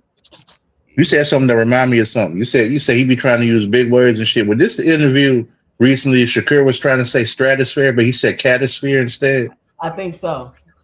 Who said that? Shakur. He wanted to say stratosphere, but he said catosphere. A whole different state. Yeah, who you claiming? Nah, I don't claim the Knicks win. We like Jalen Brunson though. And Cat. Okay. Oh, you a player? You like the players? Like, you cool with the players? Yeah, they both from Jersey. Go ahead. Cool, man. Let's just dive in, bro. Let's talk about today. In the big news. Because this is my question. Like, why are you on every single platform talking about Zuffa? Like, nobody cares about. Like, did you call them to go on their platform? Because did they really call you to be like, oh, Shakur, I just heard you sign with Zuffa. Can we get you on the platform? Because why are you everywhere talking about Zuffa? Like, nobody knows what Zuffa is, nor do they care about Zuffa, and they barely. Oh, it was planned. Part of his contract. No, he said the deal already been done for like a month. They just announced the recent. No, he said 4 months. Oh, 4 months? I thought he said 1 month.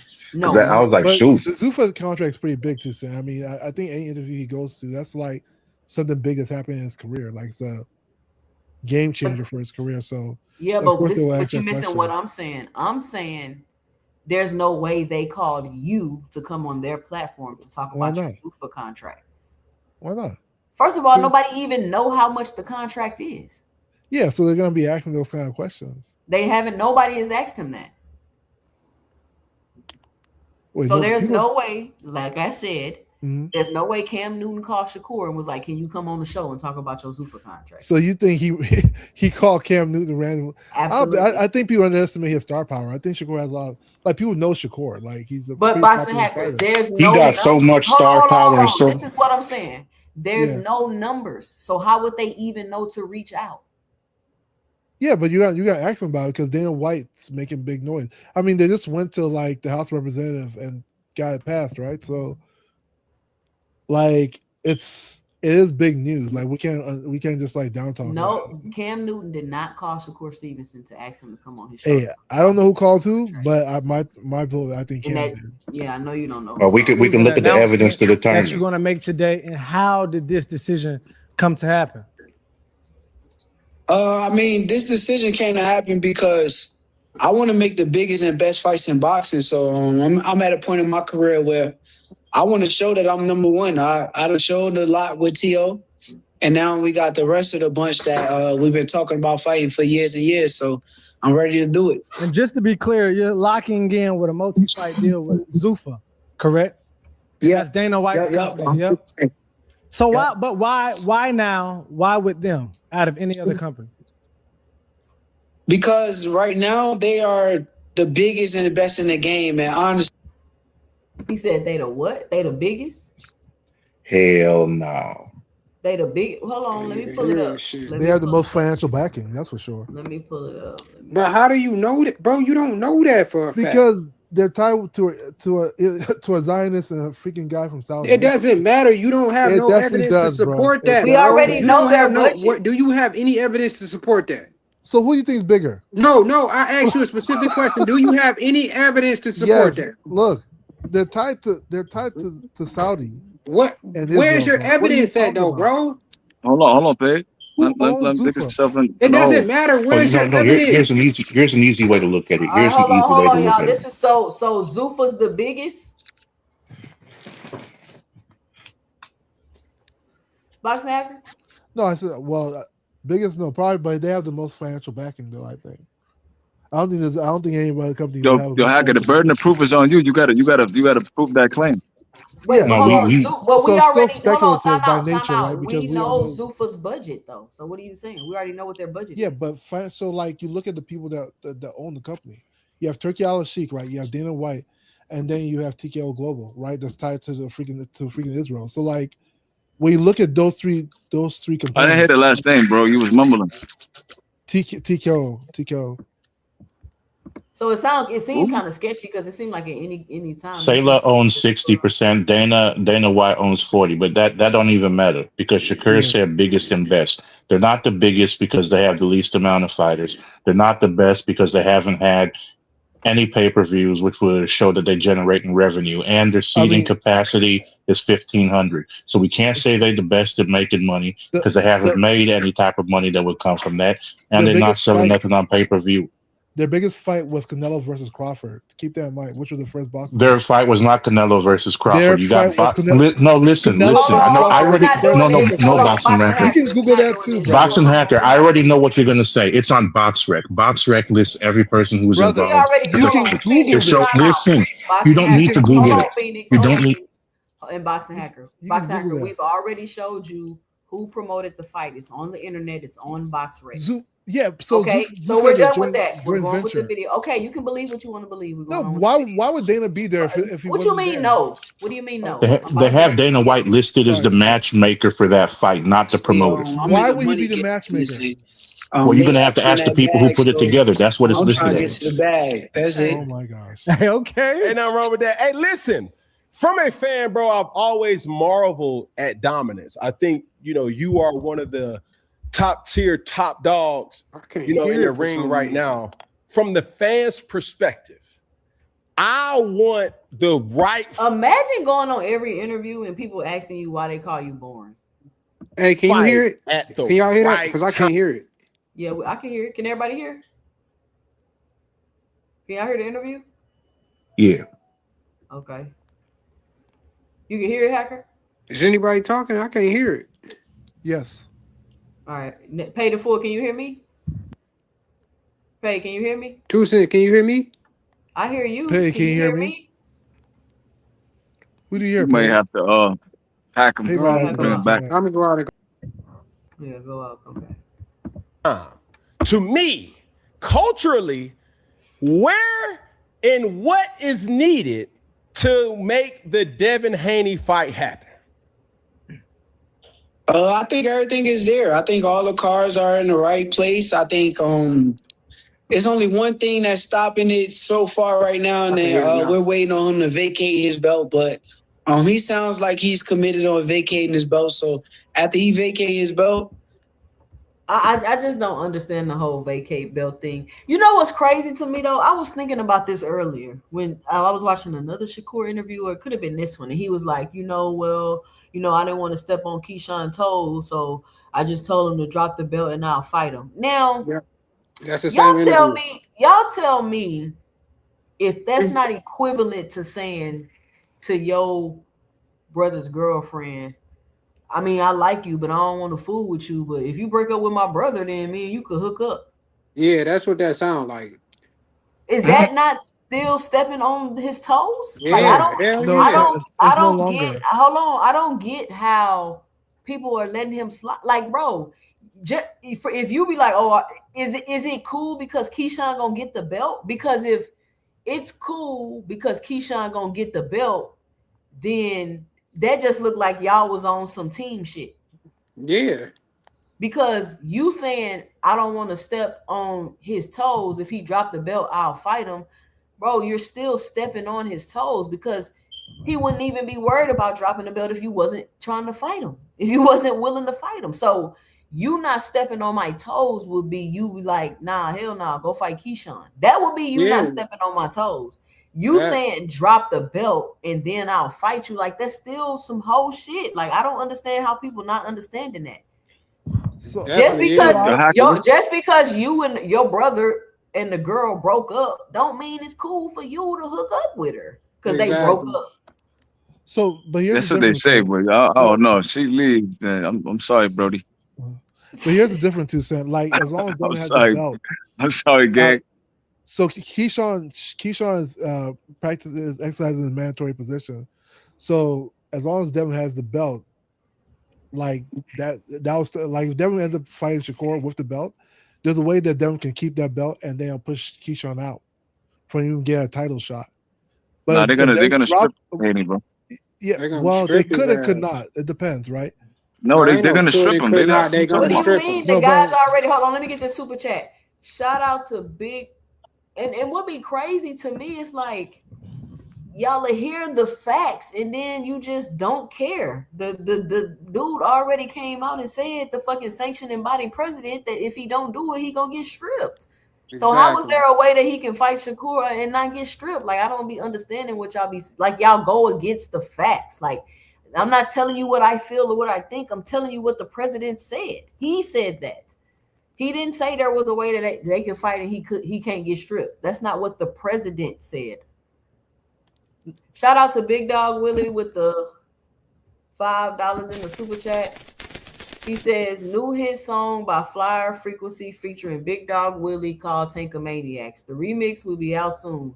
Boxing Hacker, I think you will be on the remix. Shout out to Big Dog Willie.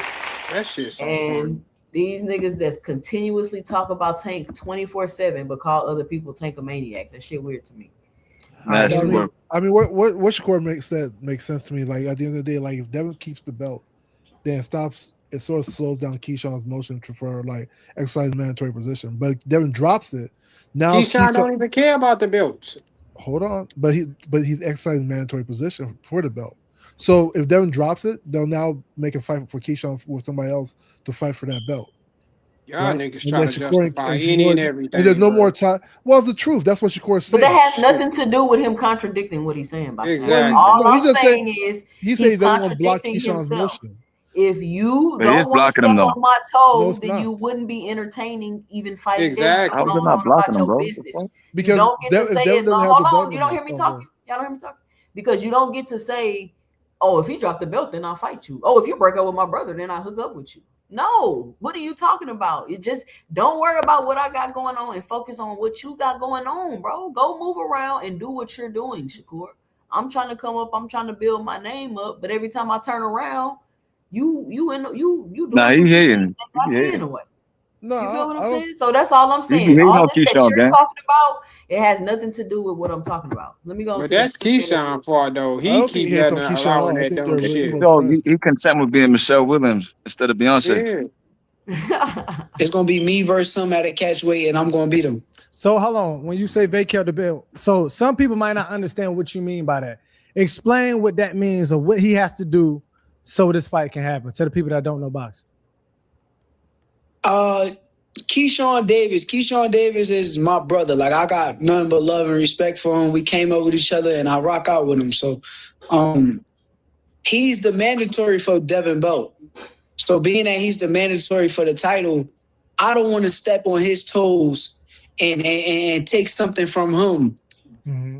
Rather than and get in the way. So at the end of the day, Devin, it seems like he's committed on vacating the belt and getting out of Keyshawn's way.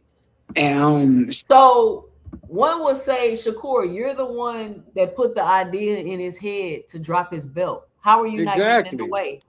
How are you not getting in the way?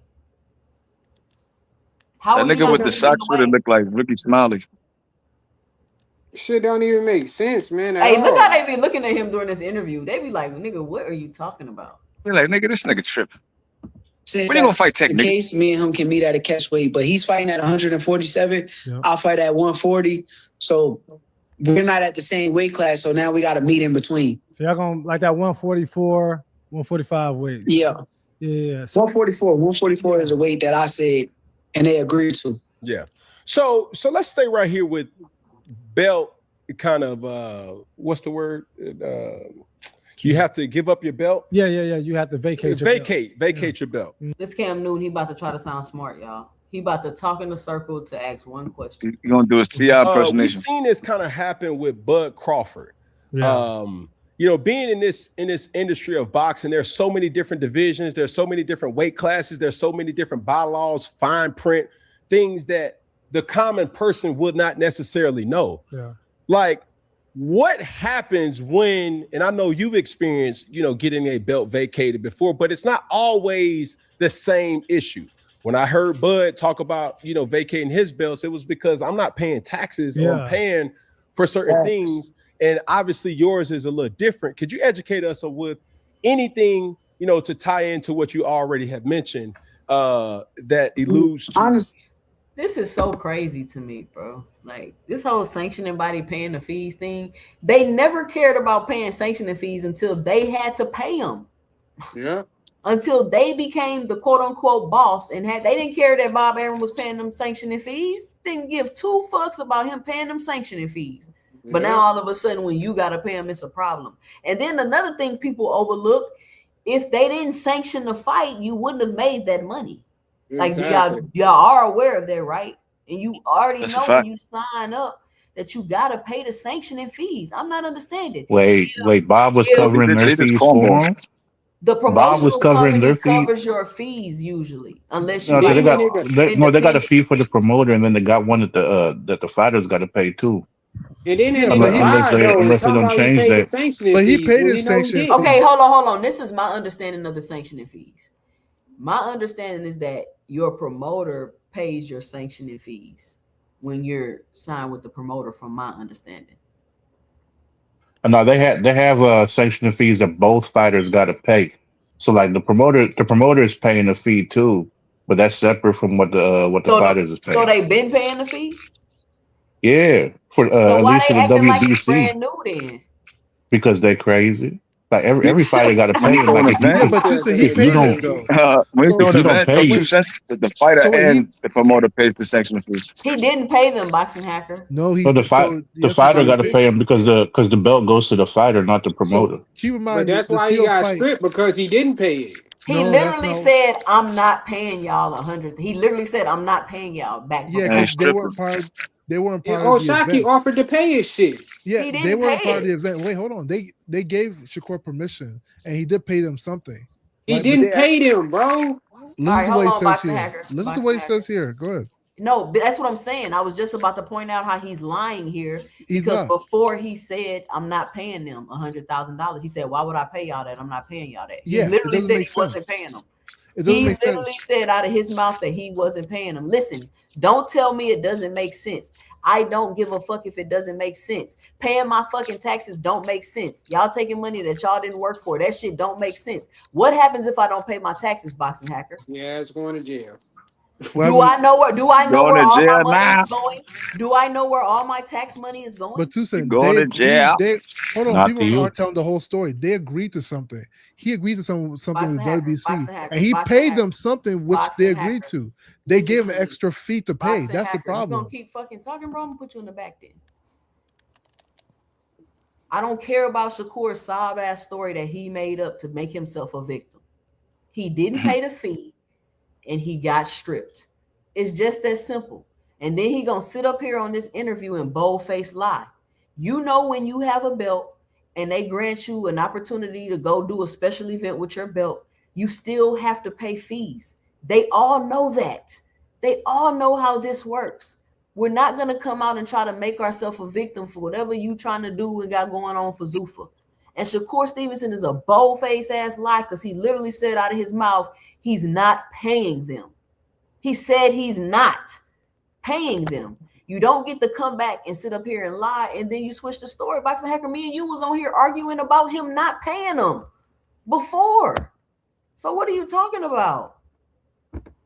That's what I'm saying, bro. You always do that shit when it comes honestly, to when it comes to belts, you know, I appreciate them. You know, they helped me get to where I'm at, and I appreciate everything they did for me. But like you said, we got to pay fees on the belts. Not only that, I got stripped my last fight for a belt that I fought hard for. Yeah. And I went and put all of the hard work in, and they stripped me. And I paid them the money already. So damn, how he gonna for me, lie? I just feel like it's this wrong. nigga a liar, bro. That nigga's a bold-faced lie. He's not lying though. This is what the bro. Boxing Hacker, stop. He didn't pay them. Boxing Hacker. No, that's not what happened. Where y'all getting this from? What happened. I don't care what happened. Wait, where y'all getting this I don't from? care what happened. That's not my nigga. That's what the guess fuck what? he got stripped Because guess for. what? If he paid them something, he didn't pay them what they wanted. So his ass still got they stripped. agreed to a fee. They obviously didn't. They came back and asked for more.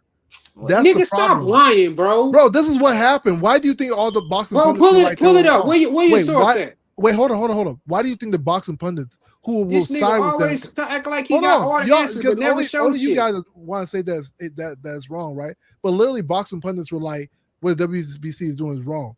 They agreed to something. WBC. Hold on. Let me ask you a question. No, don't ask me a question. What boxing pundits are you referring to, bro? So like Max Kellerman, all those pundits they were talking about. All right, hold on, Boxing Hacker. Let me finish the interview. So now I kind of look at boxing differently from a standpoint that it's a business, and me and Devin Haney don't need a belt. We don't need a belt on the line for us to be the biggest fight. Everybody gonna tune in just because of the history and the stuff that we got going with our sparring and how big of stars we are. So I'm just way past thinking about, do we need a belt or do we not? I'm at the point where it's like, let the biggest fights happen, and the fights that I've been calling for since a kid in this game. So I'm ready. Like I'm ready for these fights. He way past the belts, right? Ain't that what he just said? Nasty work. He way past the belts. We're gonna keep it going. He's way Tank had the Mickey Mouse belt, right? Past the belts. They're ready for these fights. And T.O., I beat him, and now I want Devin next. So T.O., Devin, I want to just knock all these guys off my list. This episode is sponsored by BetterHelp. Cam, we're deep in the summer now. Are you thriving or simply surviving? Man, I heard BetterHelp is terrible. Work. And that right there helps you under this nigga. Look at this nigga, man. Bro. Man, I hold my internet. Y'all know who Ricky Smiley is? Yeah. Yeah, he look like Ricky Smiley. What's up with my internet, man? Not really. Look at this nigga. Yeah, I think he look like him, man. But just slightly, not like a slightly. Copy. Yeah, if in the case of the WBC, the promoter got separate fees from the boxer. How can I take you serious if you walk up to me dressed like this? Yeah. Yeah, he's bugged out. Well, you'll take him serious though. Like you see him just like that, then you see him hop in a Bentley and say, "He's like, nah, this thing got to be." I don't care what he hop in. Nah, if he hop in a Bentley, I might be like, I'll get it. No, I don't care what he hop in, nigga. I'm not talking. Listen, man, if I got a Bentley or Bugatti, I'm wearing whatever I want. I might wear a cowboy hat with a super tracksuit. You think I'm gonna be impressed with that car you probably leasing? I'm not. Wait, is this I'm leasing a Bugatti. Come on. No, I'm not, because that's Like, you check dumb. my That's a super tracksuit out, that's baby. a dumbass financial decision. Why the fuck is you leasing a Bugatti? Man, if you got a Bugatti, you might be fried anyway. But It's expensive to people maintain. just want to side with WBC. I see. I thought what the Yo, WBC Hacker, listen here, bro. Let me say something to you, right? Yeah, go ahead. He didn't pay the Saints and the fee, so they stripped that nigga. on my panel, bro. Not only that, right? When you mention Max Kellerman as a boxing pundit, you gotta understand that he's compromised because he works for Turkey. So if they criticize Mauricio, who was already at war with Turkey, you can't really take what they're saying serious, bro. You understand? You smart enough to decipher and see through the bullshit, bro. But like you still choose to. He choose not to though. Ain't no two sides, bro. Listen. Hold Hold on, Hacker. Interview. Hold on. Go ahead. Get back to the funny fit.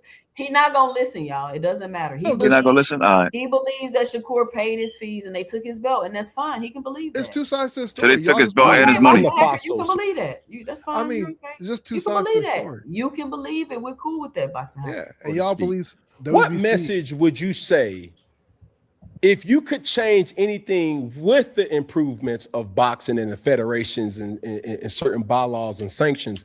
What improvement would you suggest that needs to be implemented for the betterment of the boxers? One belt. Because if you have 4 belts, you have 4 champions, and people can hide from fighting each other with. They're happy with being a champion. So if you have 1 belt, that means we all line up to fight for that 1 belt. And when we line up to fight for that 1 belt, let's see who come out on top. I feel like. What belt you gonna be lining up to fight for, Shakur? Because you just said you way past the belts. What belt you gonna be lining? What belt? What belt are you gonna be lining up to fight for? And why do people think that 1 belt is gonna make boxing better? I don't know why people think that. I don't know. I have no idea why you think 1 belt is gonna make boxing better. Shit don't make no sense. Why do y'all only want 1? So you only want 1 champion in the whole division? Just 1? They retarded because they'll say they want 1 champion per division, but then someone is shit on the IBO. And that's what the IBO does. The IBO has 1 champion per division. They don't charge sanctioning fees. Like, they're like the best belt you could really have. I don't know why people shit on the IBO, but I mean, that's boxing fans for you. And that's what they want, right? 1 belt, no fees. Exactly, but then the same way, don't like the IBO. It's the same way. It's the same way hardcore fans shit on fighters that's doing exactly what they want a fighter to do. It's crazy. Exactly. Straight haters like Hacker. When I was an amateur, that's how it used to be. You used to go to the So Shakur wants pro boxing to be like the amateurs tournament, and you be in the same weight class as that guy, and you got to fight the best of the best that's in your weight class. So now I feel like if you have 1 belt, it makes boxing a better sport. Do that make, I guess, does that allude to people like ducking the smoke, so to speak? Because it's like, you got to kind of search for a fight. And then, okay, this is my question. 2 centers, chat, official 2 centers, shout out to all the members. Can somebody explain to me how 1 belt makes boxing better? I think 1 belt makes boxing worse, actually. I think it makes it way better. I do too. Actually. Yeah, I want to hear what you got to say, bro, because you're going to say some dumb shit. Let me let Pay go first. Pay, how does it make it better? I don't think it's going to be better. I think it's going to be even more complicated. Oh, because, I thought you said you agree with Hacker. No, hell no. That man ain't saw now one good point I agree with. Boxing Hacker, how does 1 belt make boxing better? So if you have 1 belt, right, when you know who the true champion of the division is, right, you no longer have to go through this whole series of like, he's the WBC champion, he's the WBA champion, he's the IBO champion. Who's the real champion? Like everybody, all the top fighters come down in the same division talking about I'm the champion. Oh, it also creates this environment where if I have a title, I don't need to fight you. I'm a champion in the division too. Who are you? Like the best aren't really fighting the best, right? They're all separate unless they're unifying and become undisputed, which is not like a forced situation, right? Nobody has to unify. Like you don't have to go to another sanctioned body to fight their champion. Like the fighters decide that themselves, So that's another thing. So like the best don't really fight the best. But if you have one belt, hey, if you want to be the top dog in this division, you gotta fight me. You have to go through the rankings like everybody else, and you need to fight. You got to fight that champion. See, that's where the corruption comes from, bro. Because if you got one belt, how is everybody going to get a title shot realistically? Especially when guys fight 2 times a year, probably 1 time a year. No, what I'm saying is, if you order a title shot, whatever, with somebody, right, and they're ranked number 1, the number 10 guy, when is he going to get a chance? After he beats. When is that going to happen? If we're fighting 2 times a year, it's not. Listen, it's not 1945 when guys. Listen, hold on. It's not 1945 when guys is fighting 7 times a year, bro. Okay. These dudes is fighting 1 time, 2 times a year. So there's ample room to avoid certain people and certain fighters and arrange the position of the rankings, bro. You understand? So yeah. So let me ask. Let me ask this question. Yeah. Let me ask this question. So, what do you say if I'm a champion, right? And I'm fighting my mandatories, that I'm fighting the best available opponent for my belt, right? Yeah, I'm a casual, y'all. Y'all know I don't know how to do. No, but say that one more time.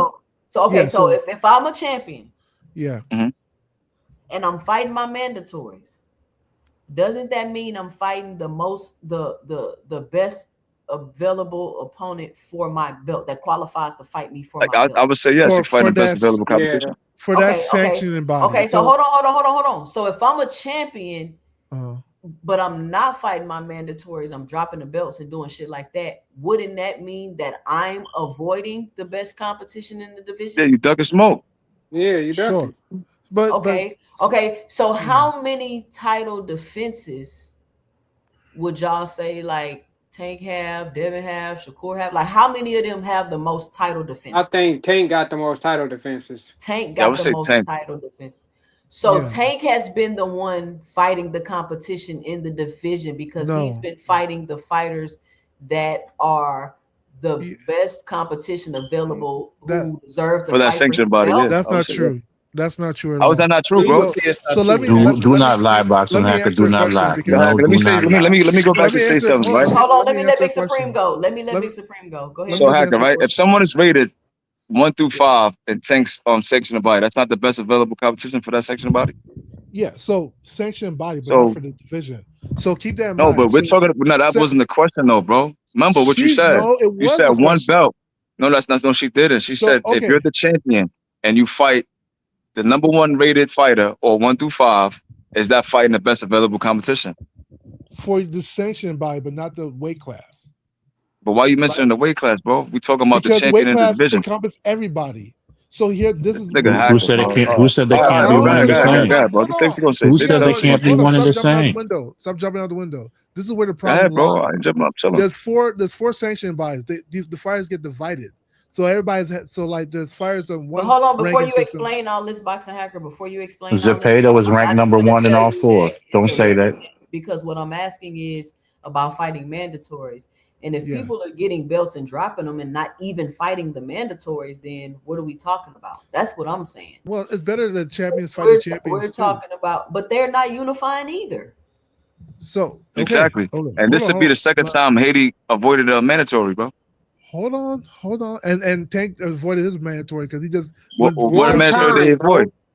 Not even 1 time. We talking about Schofield, but these are the same niggas that said Schofield versus Tank is a bad fight. I remember you saying that, brother. Hold on, time out. I don't care about. Listen, time out. When it's not hypocrisy, because the question was who fought the most mandatories, Boxing Hacker. So who fought the most, and they said that the most was Tank. But hold on, let me get through the interview because you always try to drag stuff down to a hole. I didn't get to answer it. You did answer my question. No, I didn't. Yes, you did. You keep trying to explain sanctioning bodies and all of that. I get all that. That's not the question. My question was, if you're fighting mandatories, you're fighting the best available person, whoever in your sanctioning bodies. The point is, you fighting whoever the best is available. You're fighting mandatories, and other fighters are not fighting mandatories, nor are they unifying divisions. So my whole point is, what is everybody complaining and talking about? And I don't care if that's not correct. Right? I want to finish getting to the interview, Boxing Hacker. I don't want to have. So I'm saying it's not correct. So let me finish the interview. Do people duck you in regards to getting in the ring with you? For sure. It's easy to hide behind having a belt. You know, if you're a champion and you get to go on TV with your belt, but you're not trying to fight another champion, or it's a promoter or something that's getting away from you fighting the other champion, then It's easy to duck somebody. It's easy to. What other champion did he try to fight at 135? None. What other champion did he try to fight at 135? None. Tank. Man, no, the fuck he didn't. He tried to fight. Listen, guy. He don't get to keep hiding behind Tank. Can we name other people besides Tank? But that's the other champion he tried to fight. What else do you want to do? What? All right, Boxing Hacker. What other champion did he try to fight? Guy he been ducking for years. That's crazy. The only guy he tried to fight really is Haney, really. No, he tried what to fight other Tank. champion did he try to fight at 140? What other champion did he call out at 140? I don't think he tried to fight Tank. He tried to fight Gary Antoine.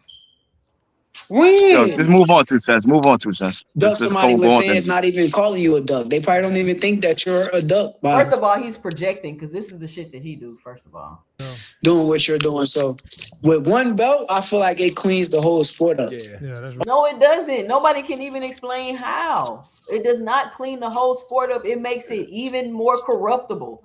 First of all, because Zuffa is going to control the ranking. They control everything. Zuffa controls everything. At least with the sanctioning bodies, you got 4 different sanctioning bodies. It's not one entity controlling the only I got something to cook, Hacker. available. You feel what I'm saying? I got something for you, Hacker. Yo, Hacker, let me ask you a question. Hold on, Big Supreme. It's going to be even more corrupt. I don't know why y'all think that it's one person, one entity having control over something is going to be fair. It's going to be even more corrupt. That's what's like one belt. The white man said it. It's crazy. Go ahead, Big Supreme. Not to say it like that. All right, so let me ask you a question, Hackers. I heard you refer to this before. What you think about the black murderer's role? You know what that is? Yeah, that's the. What do you think about the black murderer's role?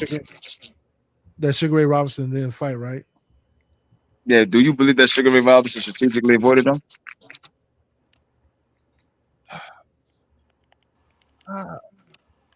It's like you feel like you're walking into a trap, right? I don't know. It don't even matter. Just answer the question. Yeah. You believe he avoided them? He don't know. No. He don't know. So what I'm trying to say is, right? Yeah. A lot of people say Sugar Ray Robinson avoided tough black competition, right? Yeah. But you got to remember, the WBC was founded in 1963. Yeah. The WBO, 1988. I believe the IBF was founded in like 1981, 82, or like 78, something around that time. So at the time when these guys were active, there was only one belt. Really two. You had NSAC, New York State Athletic Commission, and you had the WBA. So my thing is, these guys never got a chance to get a fight or get a title fight because the promoters controlled the belt. So they was able to move the rankings and move people around. This is the real reason why they never got a title shot, bro. Because if you got 15 dangerous fighters in a division, how are you going to get a chance to fight Sugar Ray Robinson? Especially when you add, systematic racism, you add Jim Crow and stuff like that. Yeah, so that's they never were going to get a title shot. So now what we're doing is we're advocating for that to come back again. That doesn't make no sense. This is the reason why these other sanctioning bodies was created, bro. Hold on. The reason why the WBC was created because disenfranchised Mexican fighters were not getting chances at title shots, my nigga. Yeah. So the IBF peep game and said, all right, our black champions are not getting title shots. We're gonna create the IBF. Yeah. You understand? So this is the reason why these belts were created. So now if you're advocating for one belt, you just advocating for it to go back where these black champions or black great contenders didn't get no title shots, bro. Hold on. So what's gonna happen to a guy like? Hold on, bro. Let me learn you something because you did a lot of talking. I want to Look, hold on. When you look at a guy like Yo-Yo Hernandez, right, at 160, or a guy like Boots and stuff like that, you think with one belt these guys are gonna get title shots? Hold on, Big Supreme. Let Big Supreme finish because he's spinning right now. I'm gonna have to clip this, and you listen. You're not listening. You're just waiting to respond. See what I'm saying? You're just waiting to respond. Listen to what he's saying. This is a learning opportunity, not a debate. Listening lesson. Yes, just listen to what he's saying. Go ahead. Yeah, let me know when you finish, Big Supreme. I'll let you know. So what I'm saying is guys like Yo-Yo, guys like Boots, guys like Rafael Espinoza, like the real dangerous guys that people don't want to fight for their divisions. They're never going to get title shots. So it's just going to happen all, like they say, history repeats itself. With one belt and one guy controlling it, there's going to be a plethora of fighters that's not going to get no title shots, bro. So you can't say Charles Burley was strategically excluded from becoming a champion and Sugar Ray Robinson and these guys avoided him. And then in the same breath, ask for that to come back. That doesn't make no sense, bro. So I'm gonna land my plane on that. Thank you, brother. So I'll respond to with this, right? Sugar Ray Robinson lived in a time of, like I said, there was segregation, right? Jim Crow laws, all that stuff. It was a different time, completely different time than now, right? And we both understand that. Now, the problem with what you're actually saying is this, right? You're claiming that the reason why is because there was only one belt, that these guys can actually get. However, now they're forced sanctioned by today's time. They're forced sanctioned bodies, right? There are a plethora of fighters that don't get chances today, right? It's not like look. Hold on. That doesn't make sense, bro. Let me cook. You just go ahead, cook, bro. Go ahead. My fault. Go ahead, man. So for instance, I'll give you an example. Right, Ryan Garcia, for instance, right? Ryan Garcia lost to Tank Davis. He went to 140. He took Gary Antoine's ranking right out the blue for no reason. A guy who lost a fight took Gary Antoine's ranking, right? Fought Devin Haney. He initially won. It got overturned, became a no contest. Went to 147. Fought Rolly Romero, right? What happened after he lost? What happened after he lost Rolly? He fought for another title for a non-sanctioned body, right? What happened to the number one contender of that sanctioned body? Do you know? Does anybody know? Why did Ryan Garcia, who lost his previous fight, go to a non-sanctioned body and get skipped ahead of the line over everybody and get another title shot for Mario Barrios? Why does that make sense? Why does Keyshawn Davis miss weight?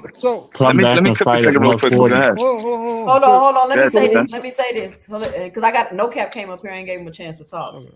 Boxing Hacker, you missed the whole point of what he's saying. Like, there's no point to even keep talking to you about this. Because you start jumping to some stupid shit. Listen, one person in control of the rankings is going to go back to how it was before. Do you see what's going on now? They're trying to push these UK fighters over here. They're going to try to do the same thing that HBO tried to do. I'm telling you that right now. So I don't know. You talking about why he got a shot and all that. We already know things ain't smooth with the sanctioning bodies. Nah, but can I cook him on that? I'm not saying that it's not perfect. But could you imagine if it was only one sanctioning body Boxing Hacker? It would be better, bro. You know why I'm gonna cook him on that? Because hold on, let me let No Cap go. Go ahead, No Cap. I'll cook you later. Go ahead, No Cap. What you got?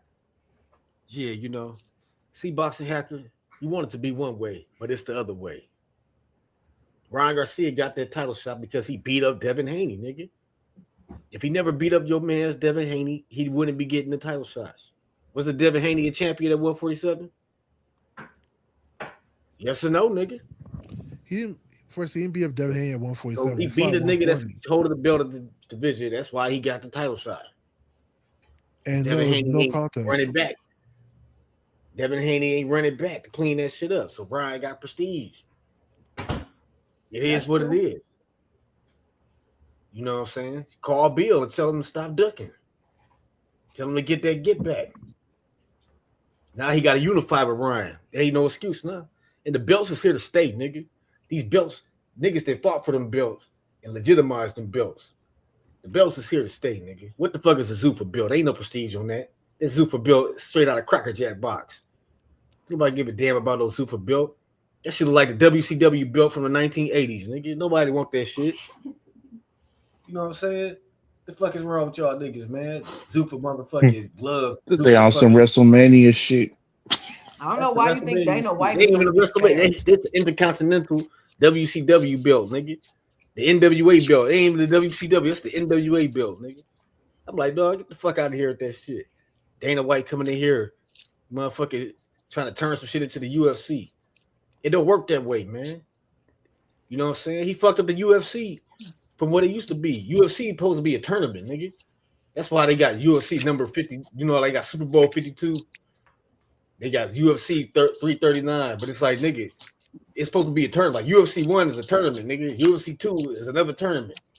UFC, they took that shit and just started making them just calling they pay-per-views with numbers. Fucking up the whole shit. You know what I'm saying? Because he ain't know what the fuck he was doing. Because he didn't start the UFC. He brought the company from some other niggas. Now he trying to come in with this Zuffa boxing bullshit. You know what I'm saying? It ain't gonna work. And the funny thing is, after a bunch of change the wheel, nigga. Bro, and it's like he understand that shit, bro, but he just try to ignore the shit. Like that's the shit that be pissing me off. Because like, I don't understand. I don't understand why people can't get skipped and all this extra shit if it's one belt. Like, why can't the same things that's happening now happen if it's only one belt? It's harder. It's hard because How? Big for one belt. It's not harder because it's going to be everybody under one belt instead of four. And besides that, more sanctioned bodies don't make it more fair. Like where's this equation? But it is one belt. That's the ring belt. Like if I have 10 sanctioned bodies, don't make it more. The ring belt, just a popularity contest because they have people who just out there writing articles, deciding who. Yeah, and they've been in trouble for fixing their rankings multiple times. They've been sued for it. They had lawsuits over that multiple times. And you think they're not doing it again? Yeah, I just want to say something because like this nigga said a lot of lies, right? So he said you said Ryan skipped Gary to fight Haney. Is that what you said? No, I said Ryan took Gary's ranking, which was no. He didn't take his ranking. You know why? Because Gary Gary's fought for the WBC interim title versus Puello and he lost. Before that, it was vacant. So the month prior, when he beat the shot at Haney, the WBC interim title was vacant, brother. Yeah, so that's cap. He was number 6. Say he's number 6. Still cap. He didn't take his ranking, bro. Nah, the second thing I want to say, right? When you look at Boots, right? Boots is ranked in the WBO. Rocha, Virgil, Avanesian, they got the title shot. Or obviously Avanesian got the title shot before Boots, right? Know what he did? I'm gonna go to IBF route. Guess what happened? He got his title shot. So without that opportunity being there, that alternate route being in place, Boots would probably never be champion, bro. And that's a clear example like that. What's the point of me having what's the point of me being ranked 4th in the division and you can overskip me and go fight the 9th guy? Who's the true champion 154? That's not what I'm saying. What I'm saying is what's the point? Listen, what's the point of me being ranked 4th or 5th or even 3rd when Crawford could say, you know what? I don't want to fight neither one of these niggas. I'm gonna fight Ebenezer. And then the sanctioning body's complicit, and they say, "All right, that's cool for a voluntary defense or whatever." Yeah. Now what? What about it? I don't understand. Now what? I'm just saying, like when you got guys like Virgil Ortiz, Rocha, Boots, these guys ranking these divisions, and then you got someone like Crawford that says, "I don't want to fight these guys. I'm gonna fight some random nondescript nigga from Russia." What does that tell you, bro? So now if there's one belt per division, and then they call mandatories every once in a while. When is Boots gonna get a title shot? When? So okay, that's a good question, right? So you it's a great question. So let me answer your question. So you're claiming that because there's so many fighters, right?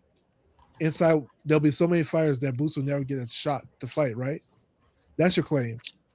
That's basically what you're stating. Keep in mind that each sanctioned body can have n number of fighters. There are thousands of fighters in each sanctioned body, but somehow Boots got a title shot, right? Because he went the IBF route, nigga. Hold on. At 147, he got a title shot. Even though there are thousands of fighters. Okay, at 147, this nigga's retarded. What's wrong with this kid, man? He got a title shot.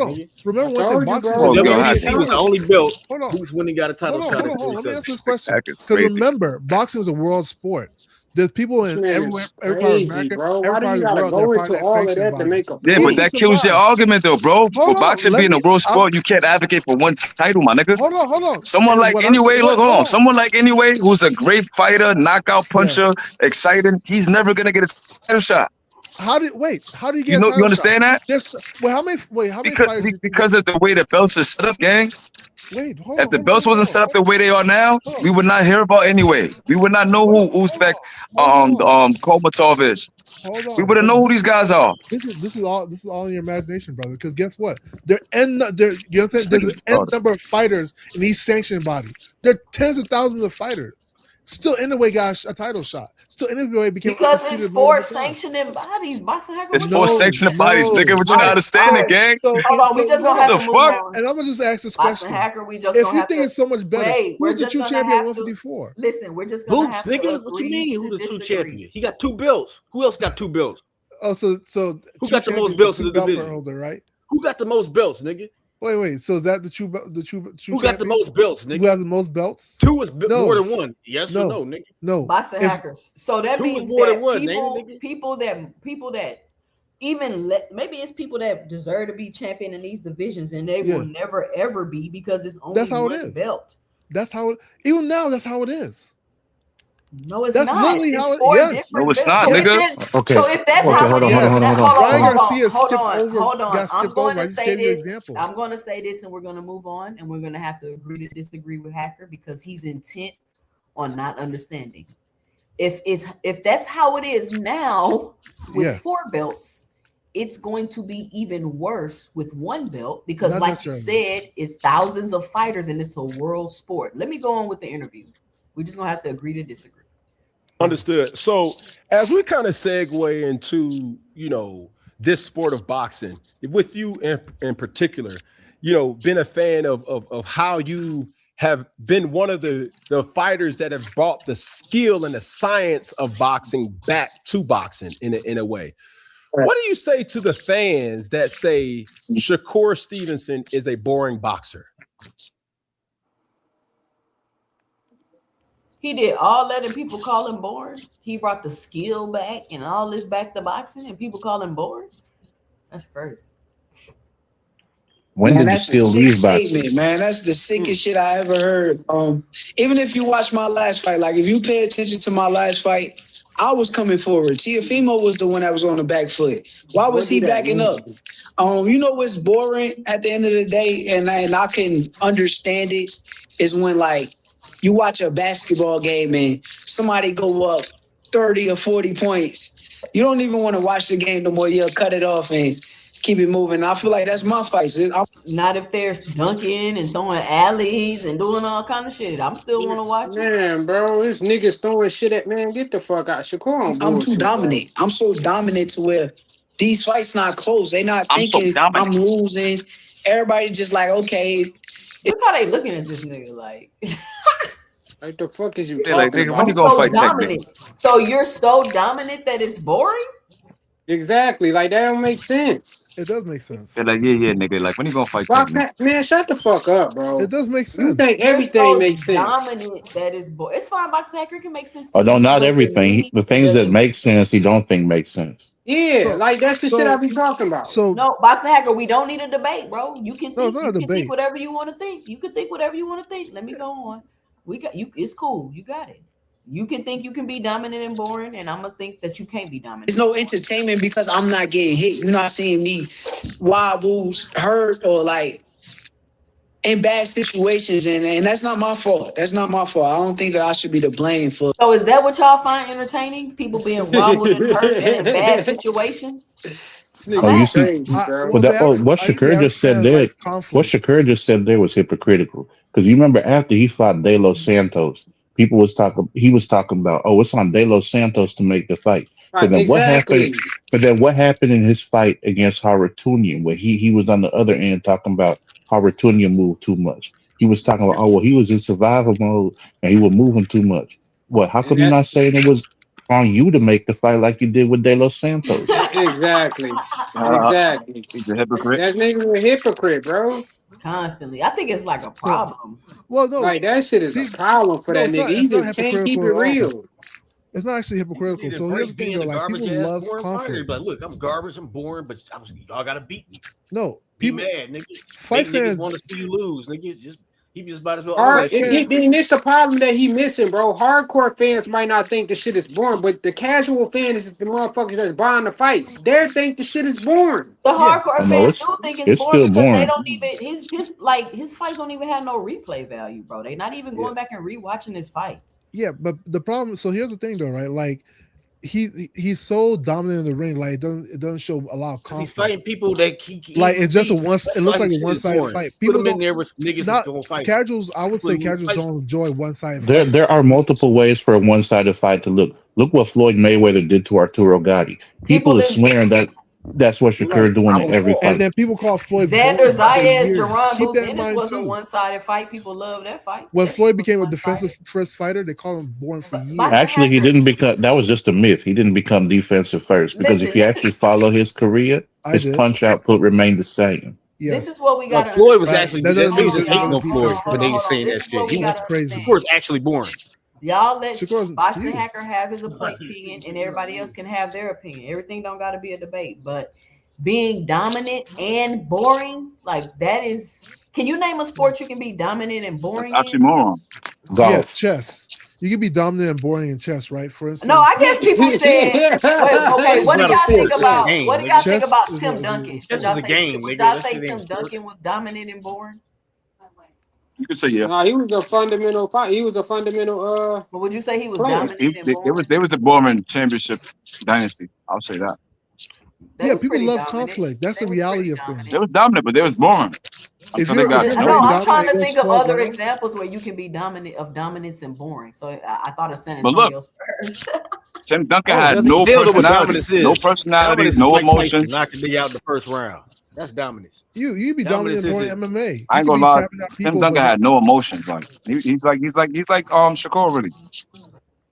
That nigga never said nothing. Never smiled.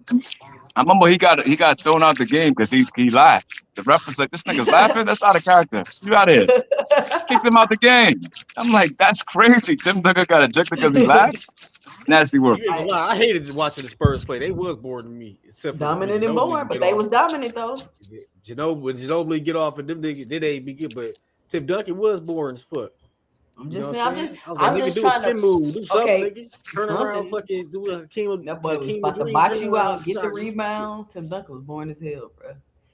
I think that the NBA started getting mad. Them niggas was winning because the ratings would be low. Because nobody want to watch them. That's a fact. That's why they manufactured LeBron. Because they were dominant and fucking boring. They didn't even want them niggas to keep winning because nobody was watching it. And I don't even know if you can call Shakur dominant because I mean, like, shoot, that like I said this once. I say it again. If you got a team 3-on-3 on the blacktop playing basketball, right?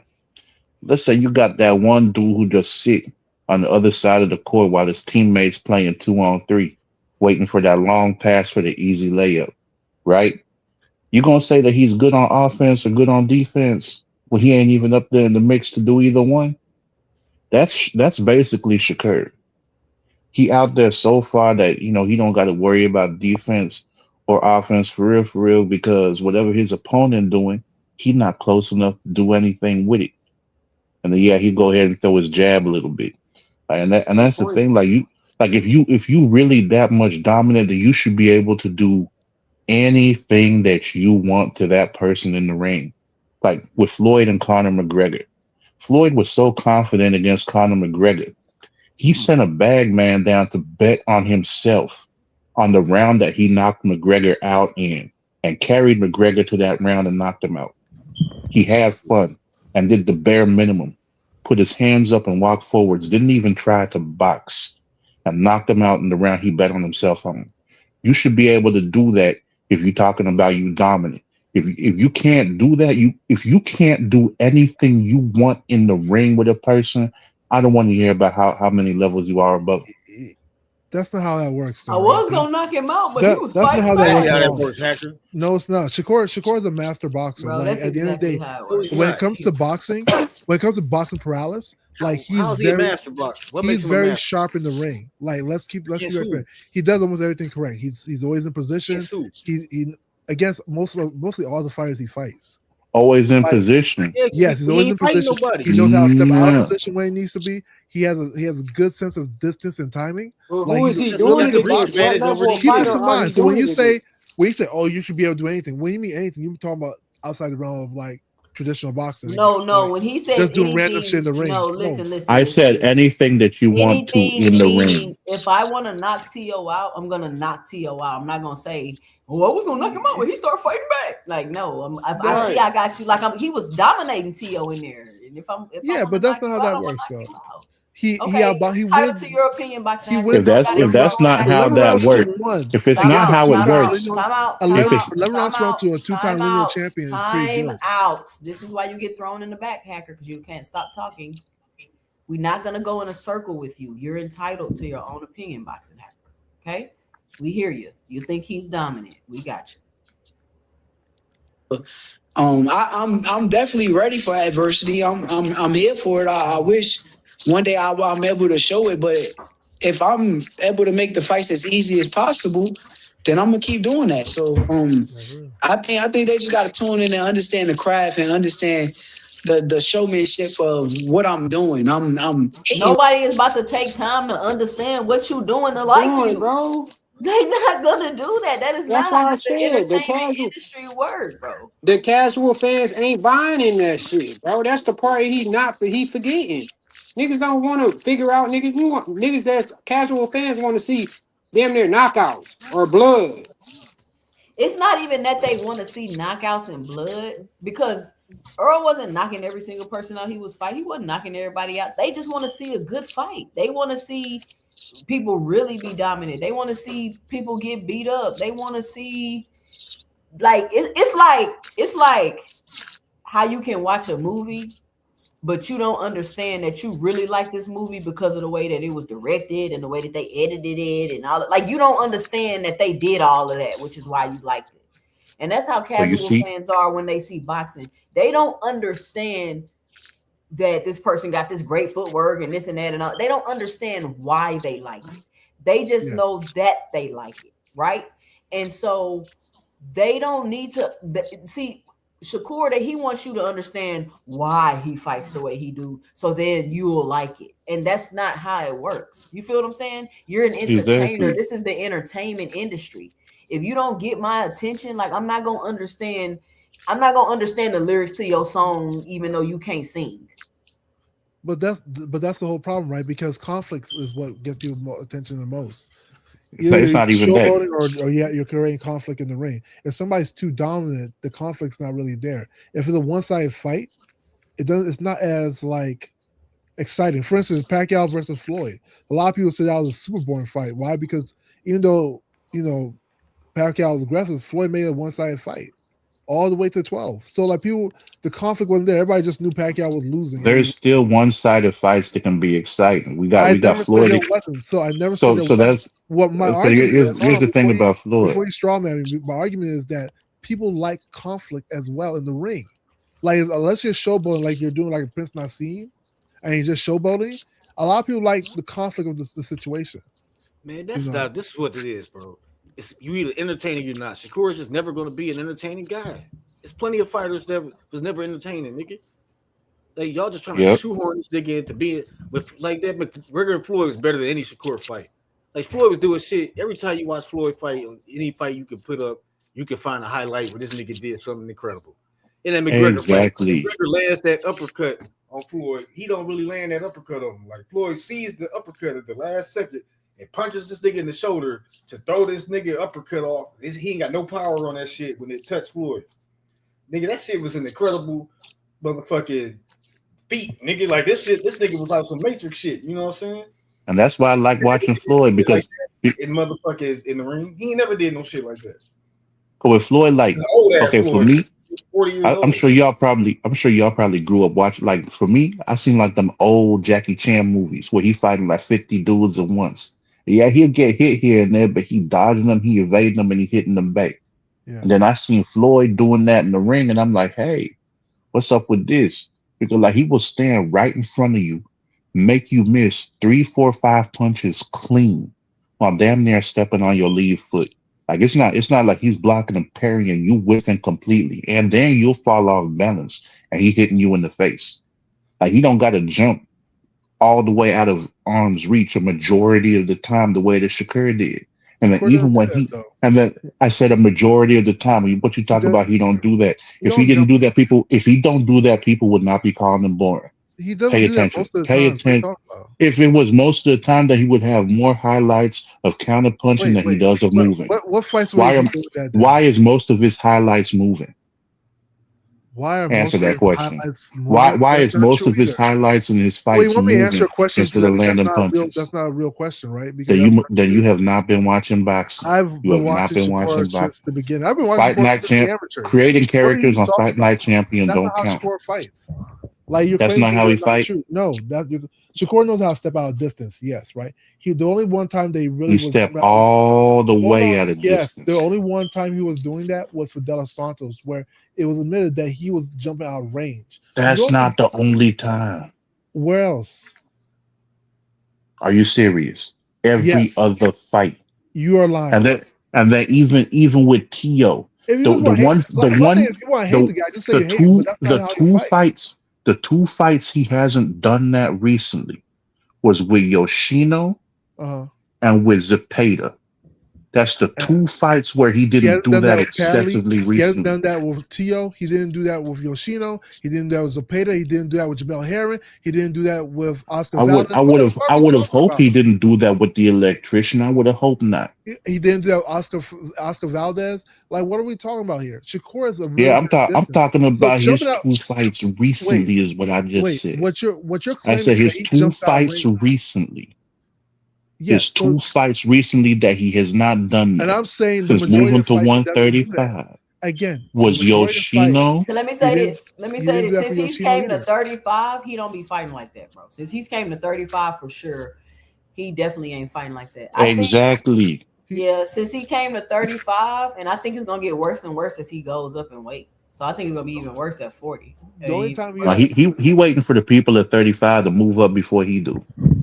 All this is such cap. The only time he ever did that was with De Los Santos, and that's what you really need to say. Don't say they did the majority of the time because that's a whole lie. Because Yoshino, he didn't do that with. De Los Santos was so abysmal. Hold on. Yoshino, he didn't do that with his whole career. We can go through all the fights he had fought 35, right? He didn't do that with Yoshino. He didn't do that was the Yoshino was the first one I said he didn't do it with. Right. So only one fight, 135, that he did do it. You're claiming he did with majority of 145, which is a lie. And that's what I'm pointing out. That ain't no lie. He wasn't standing there. He wasn't standing there and trading with Tio. He wasn't standing there and trading with Harvard, brother. He beat Tio for jab. I'm not talking about what he beat him with. We're talking about whether or not he moved up out the way. Wait. Why you done confused yourself? Was he jumping out of range with Teofimo Lopez? Yeah, he said Tio was fighting back, so I ain't going for the finish. Wait, he did not jump out of range for Teofimo Lopez. That's why I'm saying Tio was trying to knock me out. So King of Hate are lying. Boxing, hold on, y'all. Hold on. Not to cut y'all off. We're gonna get back on the interview because Boxack could take us down a rabbit hole. You never have to do that. Just let Boxack get his point across, and then we're gonna keep it moving. We're not trying to change nobody's mind up here. All right, here we go. I was trying to pull up some Shakur highlights, but it's all old stuff. That should tell you something. I mean, they got like the Tio highlights and the Zepeda highlights, but for that point, I think this particular individual has made they're more like lowlights and made it an art in its own right. There's 2 elements of boxing. You hit somebody, and the other element is you don't get hit when they try to throw something. The person that did this better than anybody, arguably of our generation, is Floyd Mayweather. And with the news of everything that you are doing too much talking. You're doing an interview. Floyd has done, him being an OG in the game, and you hear the whispers of him having financial issues. We had the opportunity to talk to Bud Crawford, a person that has been a businessman in his own right, investing in real estate and certain different things. How do you plan on really dodging those type of hits financially, and what's your success plan with the funds that you do get for your purses of boxing? First off, I'm gonna say I don't believe all of the stuff with Floyd Mayweather. I know Floyd. I don't believe it, but back to me, I feel like with me, it's so much that I can invest into the future of the sport of boxing. It's not just me right now. I'm investing into my little cousin Zaquin Moses coming up, or my young fighter Emmanuel Chance that's coming up, and I just feel like you gonna invest. You gonna send him to Zuffa, Shakur? You want Zaquin to go sign with Zuffa? And your little cousins? They should be following right behind you. I'm gonna make so much money within the sport of boxing when I'm done with boxing to where I'm good. I'm watching guys like Oscar De La Hoya, who was a boxer once, get their own promotional company and invest into what they love and what they do. And for me, I'm too smart. Like I know. Well, I'm not gonna say I'm too smart. That's too much. But I'm smart enough to know that I can make a lot of money within what I know with my knowledge. But can I ask this question though? And we all have been fond of the great. That didn't make no sense what he said. I don't know if y'all know that. That did not make any sense what he just said. That boy said, I'm smart enough to know what I know with my knowledge. That boy said, I'm smart enough to know what I know with my knowledge. What does that I blame mean? the wickets. I blame the He said, I'm wickets, man. smart enough to know what I know to make money off what I know, because you know I know. It boy said, I'm smart enough to know what I know of my knowledge. You know what I'm It's saying? Floyd Mayweather. We've all seen Floyd Mayweather or Mayweather promotions as well too. But when you see Golden Boy promotions, and then when you see a guy like Jake and Logan Paul promoting themselves, why is it that Floyd, doesn't have or hasn't had a succession plan outside of himself succeeding? I'm not sure. How is he supposed to answer that? Exactly. But hold on. Look at Cam Newton's face like he just asked the best question ever. Watch his face when he step away from the mic. Outside of himself succeeding. Hey, you see how Buddy on the right looked at the camera and said, I'm not sure. I think when it comes down to that, I feel like it's just about the right people. Like I feel like having like the right people around you is like the main thing. You gotta have great business minds around you. You can't just be a one person team. Like it don't work that way. Nobody in the world has success without having the right team surrounded. So I think that probably was one of the main things. But man, I wish that dude nothing but the best. I look up to Floyd Mayweather, and I'm with him. Like I'm with Floyd. So regardless, however it go, he gonna figure it out. Yes, sir. Now, Cam said something, and I know we're on time, but you said Jake and Logan Paul. Do you feel like streamers or entertainers or content creators are good for the game of boxing, as you seeing them fight different people coming out of retirement, getting your bag, right? And it's like you true to the sport. How do you see, like, do you feel like that's like good for the game of boxing? They're not getting your bag. They're not getting your bag. They're coming in somewhere, bringing their own following in their own fan bases. How is that your bag? How is that your bag? Nigga, these not your fans. What are we talking about? Because they wouldn't be watching you. It's not like if Jake Paul wasn't fighting, those fans would be watching you. They wouldn't be watching boxing at all. So why Cam looking like that? Because he think he's smart. He think he said some profound shit, right? Yeah, he said something. He said something profound. He looking like Shakur, like, yeah, I fucked you up, right? He looks ridiculous. And Shakur gonna still try to answer the question. I seen something. Now that you're saying this, right? I seen Tim Bradley was one of the ones that said something about that. Like he's like, oh, guys like Shakur gotta watch Jake Paul make 28 million and such, and they've been boxing their whole life. Man, I don't pocket watch. I'm gonna be honest. I'm not the guy that's gonna be like, oh, you did this. I do think Jake Paul is good for the sport of boxing. I do think the streamers is good because. But what Tim Bradley is not saying is that Jake Paul came into boxing with 20+ million subscribers off YouTube. Yep. You feel what I'm saying?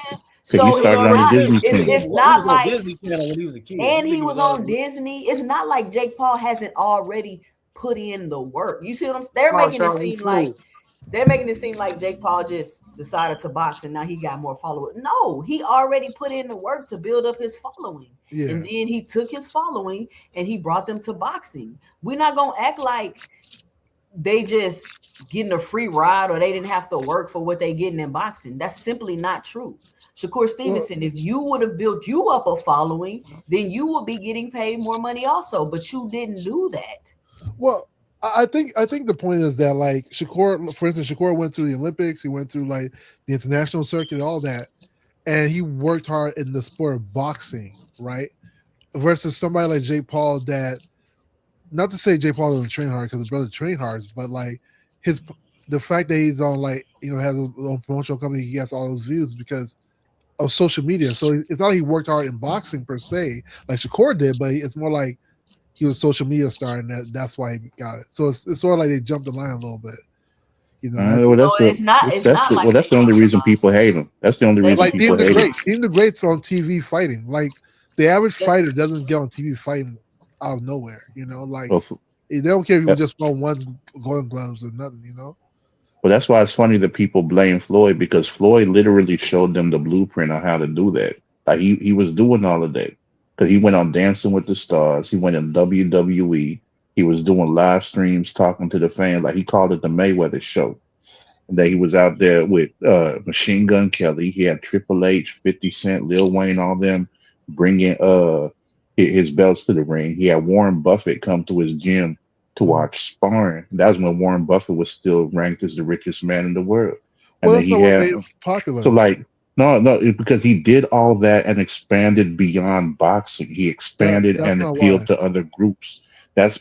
What do you mean that's not why? He brought casuals in. The reason why he became popular is because he fought the Golden Boy, Oscar De La Hoya. Before this Golden Boy, Floyd, it wasn't just Oscar. Like, no, boxing hacker. Listen, bro, because you cutting me off. Because here's the thing. Jake Paul got all them fans watching him that he brought to boxing. He had to appeal to those people to get him to watch his fight. The same thing with Floyd. He couldn't rely just on, okay, I fought Oscar De La Hoya. I beat him. So now I don't got to do nothing else. He still kept on appealing to different crowds and bringing more people in, because we see that if you don't bring casuals in, you're not going to be doing 1 million pay-per-views back to back to back to back the way the Floyd did. So my claim is that the stardom came from the De La Hoya fight, and I think you're saying the same thing. What you're inclining is that how he held on to the popularity. I didn't mention nothing about De La Hoya do $1 million with before Floyd. So before De La Hoya do $1 million, I didn't mention nothing about De La Hoya. I didn't mention nothing about De La Hoya. We're talking about how he gained fans. We're talking about the different groups of people he appealed to outside of boxing. But that's what these boxers are missing. They're not appealing to anybody else. I wasn't talking about where its stardom came from. I'm talking about how he was able to appeal to other people to come watch him, the same way that Jake Paul did. Paul's stardom didn't come from just one fight or anything like that. He built a following. Floyd built a following. He didn't just fight Oscar. It's totally different. Oscar De La Hoya. Okay. Well, listen, we're gonna have to agree to disagree, Boxing Hacker, because y'all saying two different things. Too Rich, what's up? What you got for the show? Hey, what's going on, 2 cents? What's going on, panel? Hey, man, for me, it's all about promotions, man. Wait, hold on. Let me say this to Rich. Hold on. Y'all be sure to help support the channel. Hit the $sign 2 cents boxing for the Cash App, or let me know and drop it below your 2 cents in the super chat. If y'all enjoying the late content, because I'm about to get off of here. But go ahead, Too Rich. It's all about promotions, man. You know, when you look at the NFL and the NBA, they centralize. So they got one centralized place doing all the promotions, right? They're not leaving it up to each team to promote their own shit, right? So back in the days when you did have Floyd, he was just the best promoter. He was a really great promoter. Al Heyman in the PBC, I think Al Heyman brought all his music business partners to the game with him. So he was a great promoter. But when Floyd was top rank, what did Bob Arum tell Floyd? You would never sell like De La Hoya. That's what because he wasn't selling then. But once he left Top Rank, then they was able to promote to the culture. You see what I'm saying? Nowadays, you got Eddie Hearn, you got Bob Arum, you got all these people. They don't know how to promote to the culture. You see what I mean? Now, we can promote to the culture, people on YouTube, but we tearing down half of the best of the sport. If you don't like Tank or if you don't like Shakur, we split the vote. That's what black people always do. We split the vote. We can't come together and actually promote, one thing or be consistent with it. So to me, it's just a matter of promotion. If they understood how to promote boxing, you could have the knockouts, you could have the skill, you could have everything. But right now, you don't have nobody to promote. You see what I mean? You got to be able to promote the sport. But if it's not centralized, always rise to the problem. Yeah, the fighters got to promote themselves. They can't rely on a promoter to do it. Well, that's all I'm saying. If the promote, if do you know how much money it costs to promote? You remember right before the Roach fight, how Tank complained about the promotions. You remember Tank complained about promotion? Yep. It take money to promote. It take a lot of. It's more than just talk. It's just that Floyd Mayweather promote his lifestyle. Well, every fighter can't do it like Floyd. Every fighter don't have a mouthpiece. We ask him to be the most talented fighter and also have the most charisma. And and be able to talk the most shit and be able to dance, be able to do, you know what I'm saying? It's too much. You see what I'm saying? Yeah. But if you had a promoter or a but that's not necessarily network, true though, because Earl had a big following. He ain't do none of that shit. He fought no, but he was with the PBC. The PBC had everybody can't be a star like Floyd, dog. He once in a lifetime type of person, nigga. Just like Ali and shit. Ain't no other Ali. Ain't gonna be no other Floyd either, nigga. Okay, what you talking about, nigga? What you talking about, nigga? What you talking about? Well, I don't get what you're saying. All I'm saying is, if you had a centralized promoter, you wouldn't be relying on each boxer to promote themselves. Every boxer, that's co-hustling, bro. That's co-hustling, man. It's called a but monopoly. You want each boxer. Hold on, time out. You want each boxer to promote themselves. Why wouldn't you? That's just like. But every boxer not gonna have the charisma to promote themselves. Every boxer not gonna have every football player don't have the charisma to promote themselves. They don't have to worry what about it is, bro. Then they just won't be big comparing stars. Shit to football, bro. This shit is nothing. Ain't nothing alike. They just not gonna be big stars. That's just like saying every musical artist ain't good at promoting themselves. They just not gonna be big stars, bro. Yeah, like I don't know what's up with this. I don't know what's up with this equality thing y'all keep trying to make for boxing. But this is the entertainment industry. There is no equality thing. It's all entertainment. It's all sports entertainment. What do you mean? But I'm saying it don't. All I'm saying is y'all can have y'all opinion. There ain't nobody trying to change nobody's opinion. I'm saying if they had better promotions, then they could promote the sport better. If you don't get that, then I get it. But if you start a business, I guarantee you what, you better know how to promote it. I guarantee you that. You better know how to promote it. And all of these fighters are their own individual. Hold on. All these fighters are their own individual businesses. Pretty much. Exactly. Each event is its own separate promotion, nigga. So from event to event, the promotion gonna change. Sometimes it's gonna be promoted good. Sometimes it's gonna be bad. That's how promotions work. You ain't gonna hit a strike every time you bowl, nigga. How can you promote all you fighters? You ain't gonna stop bowling because you ain't hit a strike the last time. But also, it's about storylines too, right? I think EJ's situation was because I think his stardom really came because he sparred Floyd, and they said that he gave Floyd like a. But none of that would have mattered if he didn't perform, though. Yeah, no doubt. Like that's how he kept his popularity a little bit, right? But like a lot of times, you need that story. You need some type of storyline as well. Like Floyd was like great at storylines, like the 24/7. Like he'll create storylines out of nowhere. Like with the brother from Britain. What's that guy's? Like Ricky Hatton. He had this whole storyline that Ricky Hatton. Your favorite fighters got hella storylines. They still not stars. They're pretty popular though. Like Shakur's actually pretty. All these guys are pretty popular. They may not be the pinnacle yet, but as far as popularity, I think they're up there. I think all of them are doing pretty well. Shakur's doing pretty well. I think Devin's doing pretty well. If they weren't, we wouldn't be talking about them every day. Speaking of Devin, I'm glad you brought Devin up. Did you hear this news about Devin going around? What's that? Boxing hacker. What's that? You haven't heard it? No, I ain't no news about Devin. You haven't heard nothing about Devin today? No. Did anybody else hear this about Devin today, or I'm the only one? What'd you hear? Jesus, my baby daddy. Yeah, I heard that bullshit. What you heard, Too Rich? You talking about supposedly what he making all that? What you heard? Supposedly. Yo, who's singing that song? That's Glorilla, right? What did you hear? I'm trying to figure out what you heard. You're not being clear. We're saying about the money, about the money he making and what he reported on the child, whatever the alimony, child support, whatever they're going over. And people trying to say he only make that kind of money, like the worst argument in the world. When we know that he's getting paid through DHP, why would he pay himself his whole salary? That makes no sense. That's why I told him pay yourself a salary. You're gonna pay yourself a salary. I mean, but anyway, you got to let the. I literally just told everybody. I told these guys this, and they were yelling, "No, that's so cute." Boxing hacker, hold on. So when you do it, you don't have to report all your income and assets when you do child support. You just report your income and that's it. Yeah, your personal income, because the money coming through DHP, a company. You know he don't even have to be the owner of the company. They pay him. That's his personal salary. So he don't own DHP. He don't have to be listed as the owner. So if you ain't listed as the owner, how is you the owner? I mean, think about it like this.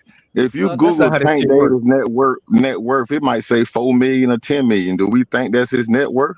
Well, where's the money going? Where's the money being that's just funneled looking through? at when you look at people net worth online, that shit don't be right. But from my understanding, when you got to go to like child support court, they make you throw your assets and all that shit on the table. You don't get to tell them, like they get to see everything and base it off of that. You see your personal salary. What you bring home. What you bring home. That's what they see. What you bring home. What was paid to you to bring home. Divorce court. No, this is just through. That's how much you make. Personal salary. It's called the gross, nigga.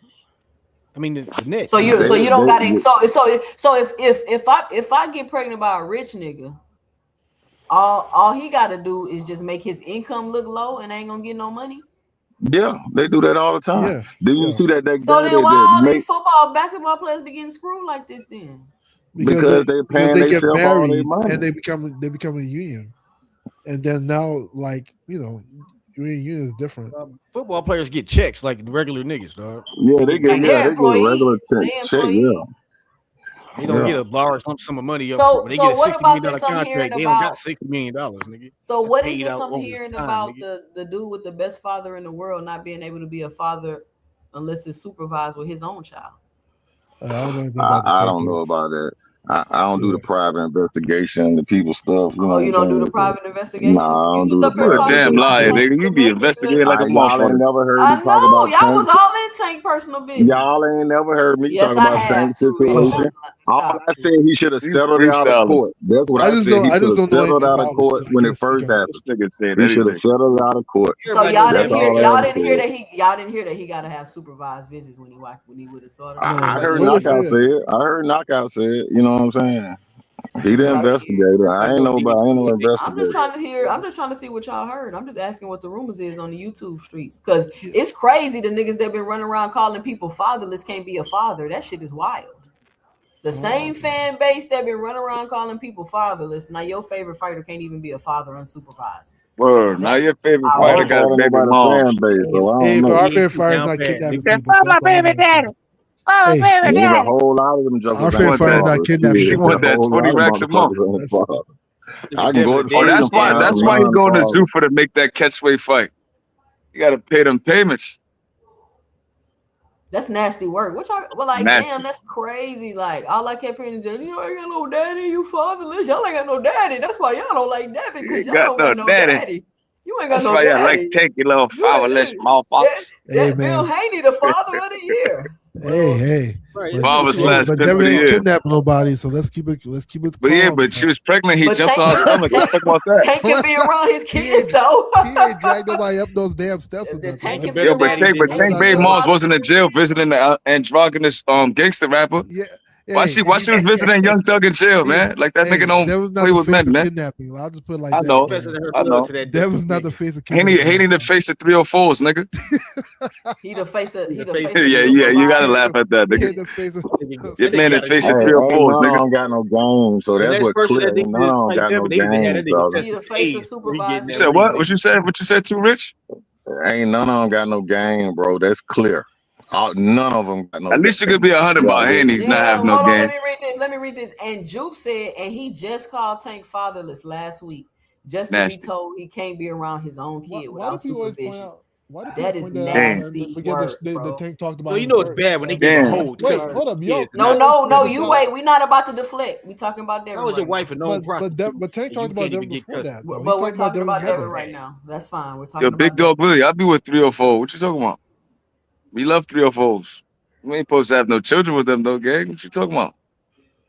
Hey, man, shouts out to them. My fault, y'all. Entertainers ain't got no game, bro. Hey, let me say this. When y'all hear about that nigga double dip in the pool. Hey, when you hear about, you know what's funny, Big Supreme? You know what's funny, Big Supreme? They'll talk about Tank and crack jokes and talk about his case for hours, but you bring up something about Devin, 10-hour lives. they quick to try to flip the script. You That's niggas been true. calling people fatherless for years, and this nigga can't even be a father. Hey, listen, I don't know. How you gonna call This Tank nigga can't fatherless even like be a father. You without call supervision? Tank fatherless, and you can't even be a fucking father?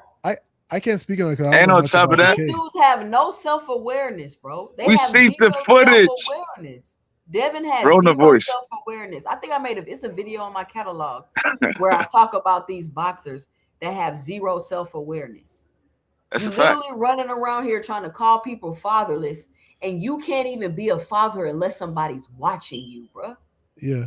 And then other people sit up on here on the panel. Y'all criticize Tank. That's fine. He do this. I heard somebody say Tank has a rabid fan base because they support a domestic violence abuser. Yo, you heard that? There's really, hold on.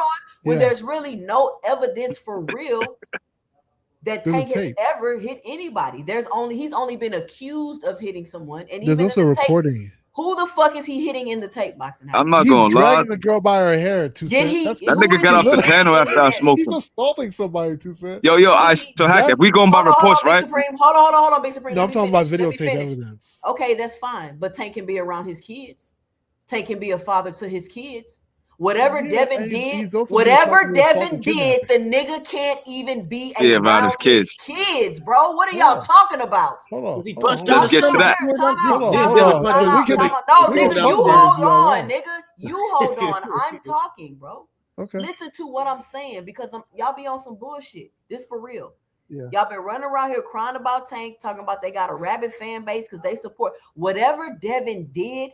He can't be around his kids unless it's supervised. Okay. Tank can be around his kids. Yeah, but he don't gotta have other. Shut the fuck up, nigga. I'm fucking talking, bro. Do you not know how to talk when it's not your turn?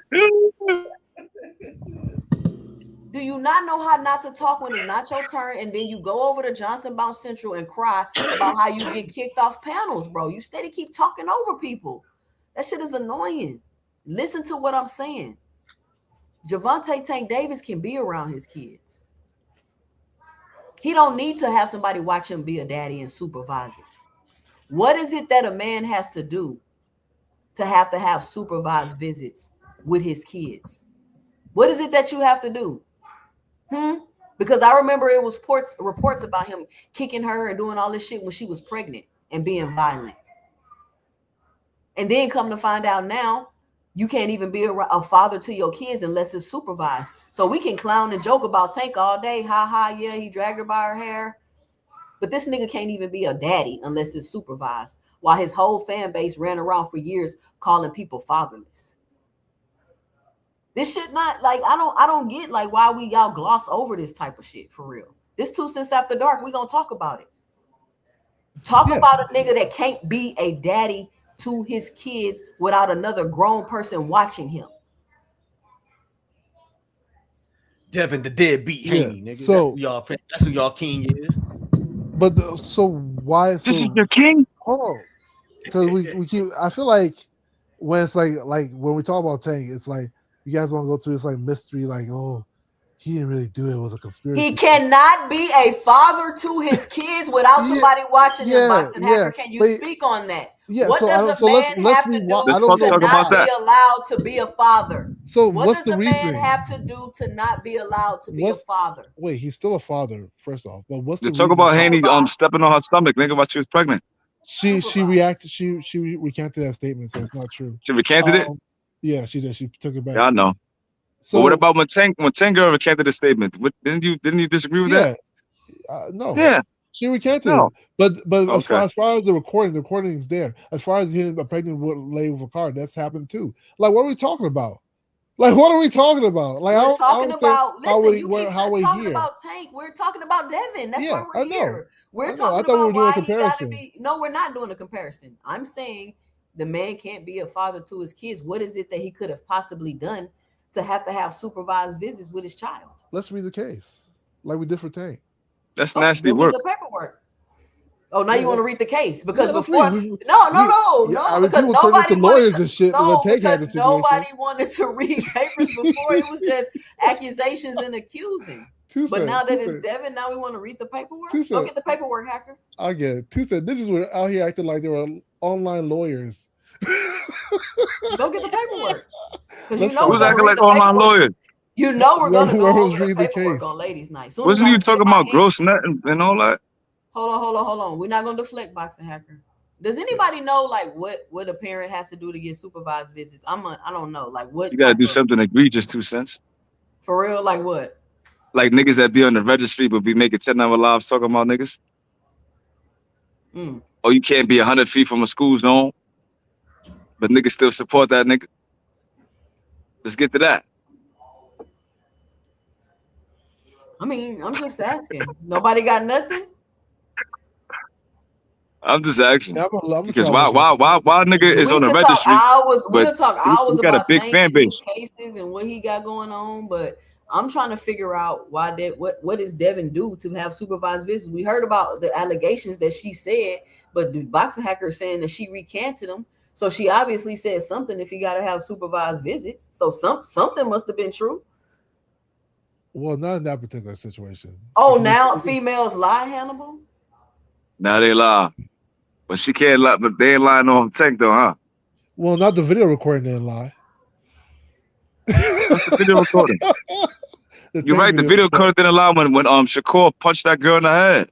Yeah, that was wrong. I agree. That was wrong, right? But you're still a Shakurian, still on his nuts. Yeah, but when happened, I criticized Shakur. It's funny how you keep bringing up Tank, and we're trying to figure out situations that will cause somebody to get supervised visits. Now nobody got nothing to say. Yeah, that's what I'm trying to look up right now. Oh, Google it, hacker. Yeah, let's look that up. I'm about to get off of here anyway. I'm getting sleepy. Don't fall asleep, 2 cents. This shit crazy. I mean, you haven't seen Tank beat up no female, Hannibal. Why do y'all keep saying that? There's no footage of Tank beating up anybody. Yeah, I don't know why y'all keep saying that. We just saw him assault somebody. That's all.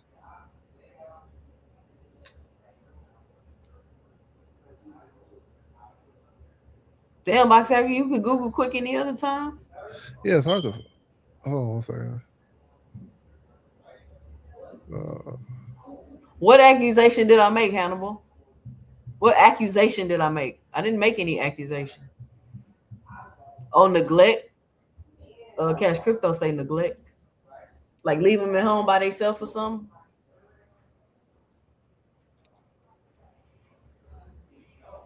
Google broke tonight, huh, hacker? That boy said he can't find it. He said, yeah. These niggas is egregious, bro. To have supervised visitation. I never said Haney was a deadbeat dad. When did I say that? Did anybody hear me say Haney was a deadbeat dad? I said he's a deadbeat dad. Okay. And I didn't say that. So Hannibal, I never said that. I said Haney's a deadbeat dad, and I stand on it 100%. What up, Juke? What you got for the show? What up? Hey y'all. I just want to say I just think it's so crazy. Like I feel like everyone were so I'm not saying social justice warriors because I'm also like definitely, of course, as a woman, you should be against domestic violence of any form, right? And I criticized Tank like really very heavily, even though like the footage was not what I expected. I expected it. I thought it was gonna be way. They completely lied on him, Juke. Like all that. I mean, he did grab her, but like I thought, based on what they said, like he had just beat her to a pulp through it because they said he threw her downstairs, punched her in the back of the head. I didn't see any punches. I didn't see him throw. It's just he was aggressive, yes, but to me, I thought the initial video he had from that basketball game was worse, in my opinion. But I could be wrong, right? At the end of the day, it don't matter. He's still wrong. He's still wrong. Wrong as the day is long, right? But did I see him beat? Have I ever seen Tank physically beat a woman? No. Have I seen him being rough? Yes. I think, does he have a problem with yanking folks? Yes, he has a problem. He needs to keep his hands to himself, right? But what I think is funny is that we shouldn't be talking about Tank because the people who wanted to talk about that, we've seen Shakur on camera punching a woman, and now Devin has the same accusations, but not only accusations, but now he has mediated with his estranged spouse so that they can have come to some agreement so that he can see his child. But the fact that the court said it's saying it has to be supervised visitation, that is a huge red flag. Because normally that means they have some type of evidence. Because like how do you supervise? That means they're like, okay, we want to keep you. We normally it means like they feel like they have to have it where it is a potential safety risk for the child, right? And so they had to have likely than not they saw something, and so that's when they both meet in the middle, right? And so I just think that that's crazy that people are acting like, oh, it don't matter. It's all about, oh, my thing is that, and I don't blame you for getting it going in on Tank, but my thing is ain't about Tank. We went in on Tank for about a year. Devin, this is new. What do you mean you can't just pick your kid up and go and do your thing? Despite the things that we've seen Tank do, that hasn't happened, and Tank has 3 kids. He can pick any of his kids up right now. He doesn't have to have even despite the judges being harsh on Tank. None of them said, you know what, for the safety of your kid, you can't be with them unsupervised. The fact that a court of law would allow that is saying something. That's huge. And the fact that people want to skip over, like, yeah, with Tank, yeah, we got on Tank already. But this is kind of extreme. And I know people like, oh, they do spouses all the time. No. Like that's not something that happens all the time.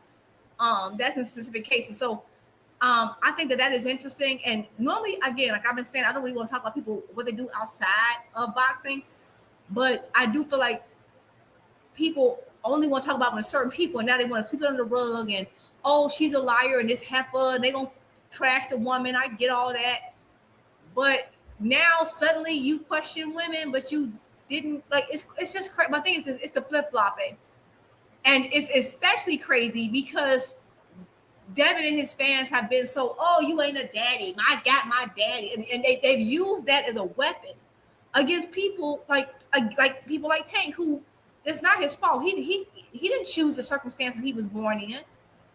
Like it's cruel. Like this man was born in like the worst circumstances.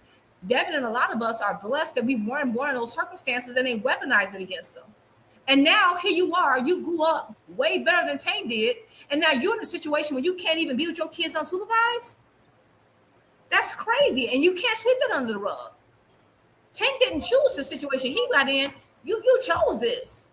So I just think it's crazy. Like, and on top of that, the whole money thing, right? They basically talked about his money and whatever, and the money he's getting. Now, when you're in custody, when you're in court for to figure out child support, they start going with tax documents. It's not just what you put in an LLC or a company. No, they looking at your tax revenue. They open the whole book on you.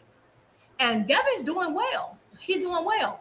But to the letter of what they were claiming that he was getting with Turkey, not at all. To the level that he can say, I don't gotta take 30%. Oh, that actually solidifies the duck. Because 5-6 million a year is amazing. That's great. But that's not what y'all were claiming. He can make that off one fight with PBC. So I just want to say that was eye opening, and it just shows you Turkey gave him 60 million. Remember?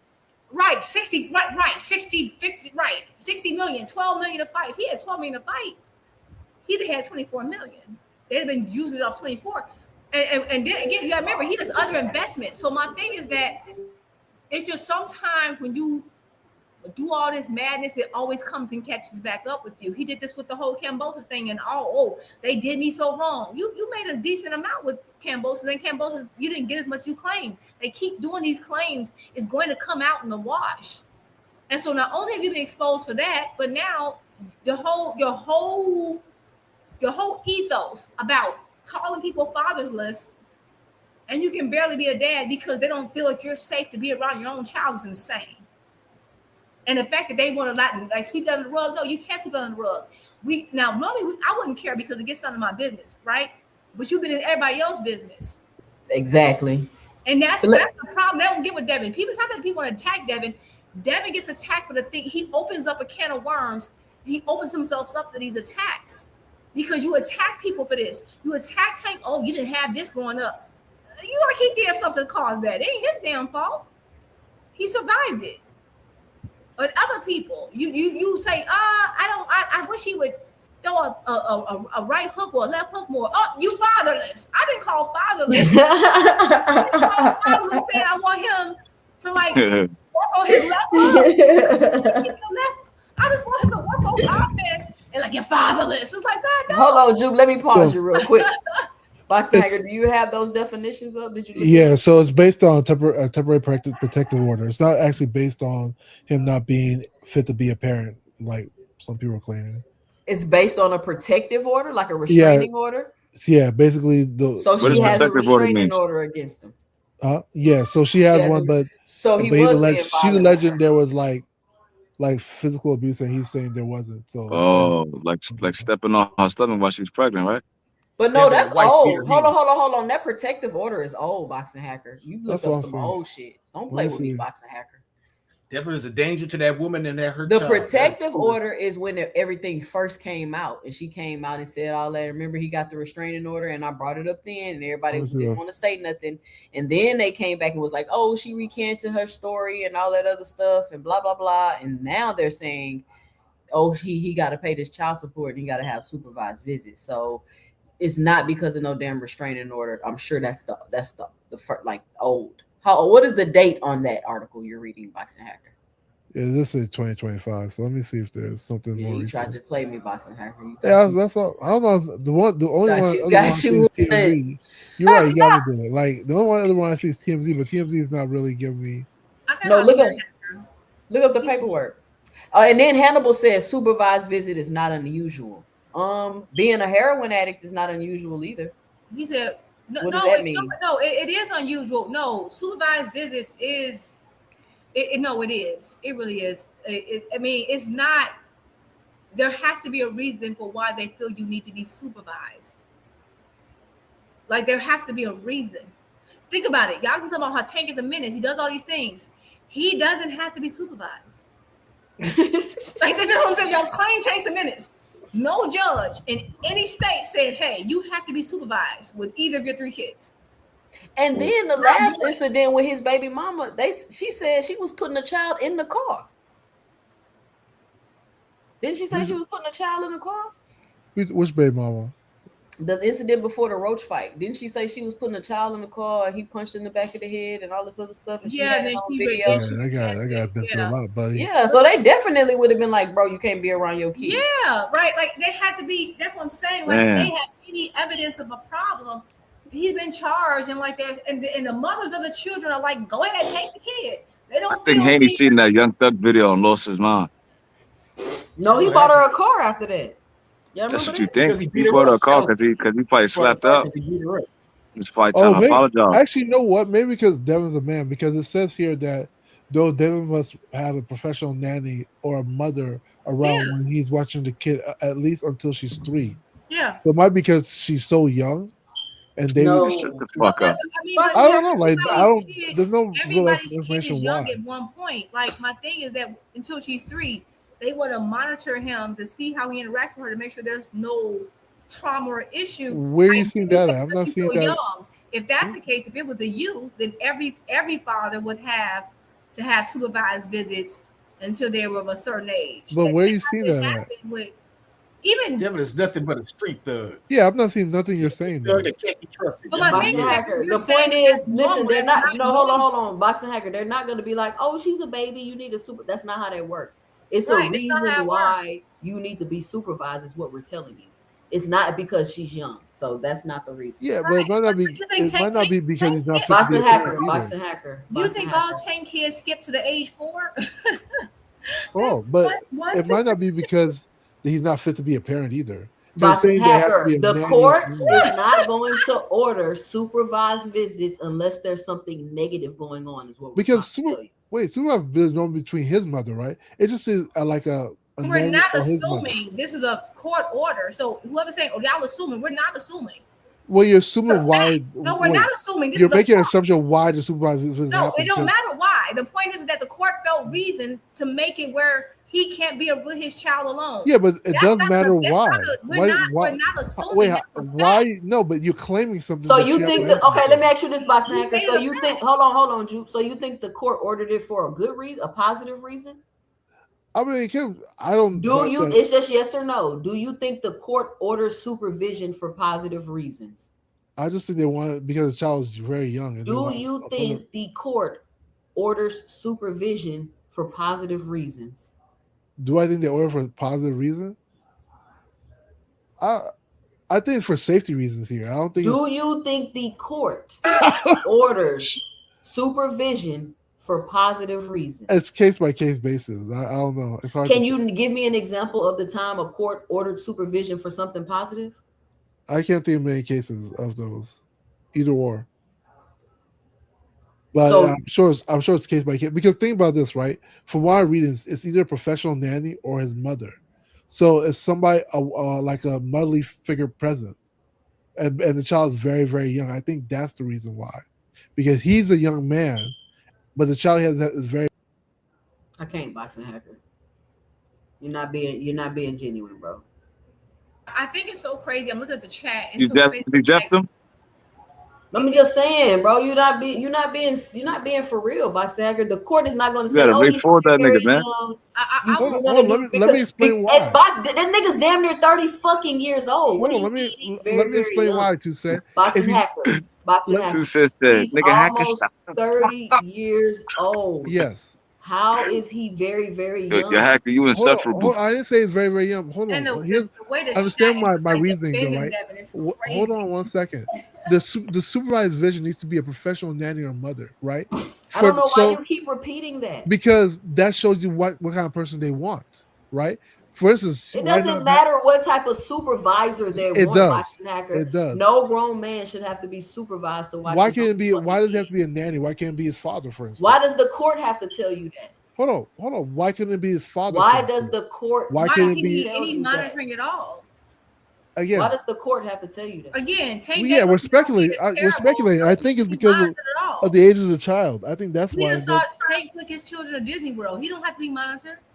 I don't know what Tank has to do, right? But no, he don't. He has no monitoring at all. He has no issues. I'm glad you know his case, but like. Yeah, and I'm glad that you don't.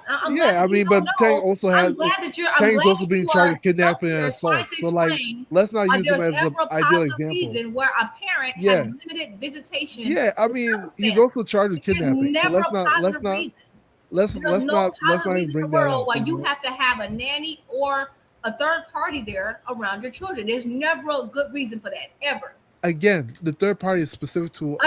There's no good reason ever. All right, hold on. Time out. Listen, y'all gonna have to agree to disagree. Boxing Hacker could believe what he want to believe. No, it's speculative. He's wrong. Hold on, because I got somebody new. You claim he's wrong, but you have no evidence to what you're saying. Y'all. We're not finna do this with Boxing Hacker. We're not. I know he's wrong.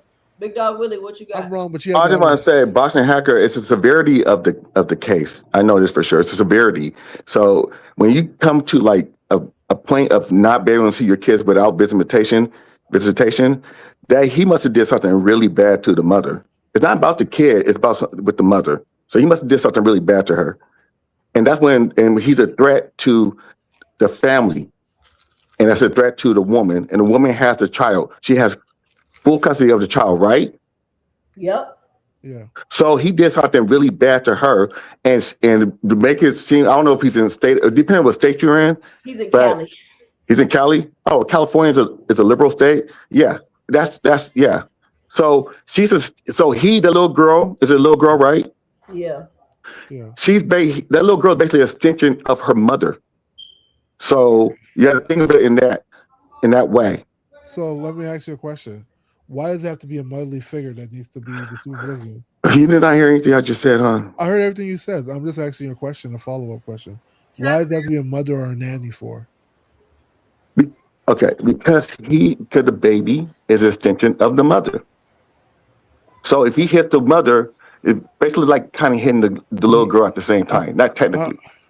You hear what I'm saying? I hear you, Dad. So my question again is this, right? Why does the person who needs to supervise need to be a mother or a nanny?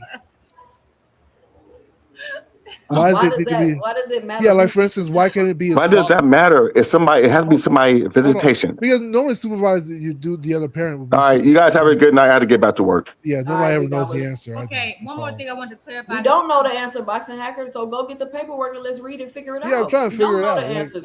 We all trying to figure it out. I just want to clarify something, and this might be help Haney. It's not that the mom. I know. The Big Dog Willie was saying like, oh, the mom, she's an extension of the child because the mother has full custody. That's not actually true. They had joint legal custody. It's just that despite the fact that they now have joint custody, Devin just can't be the only person around the kid.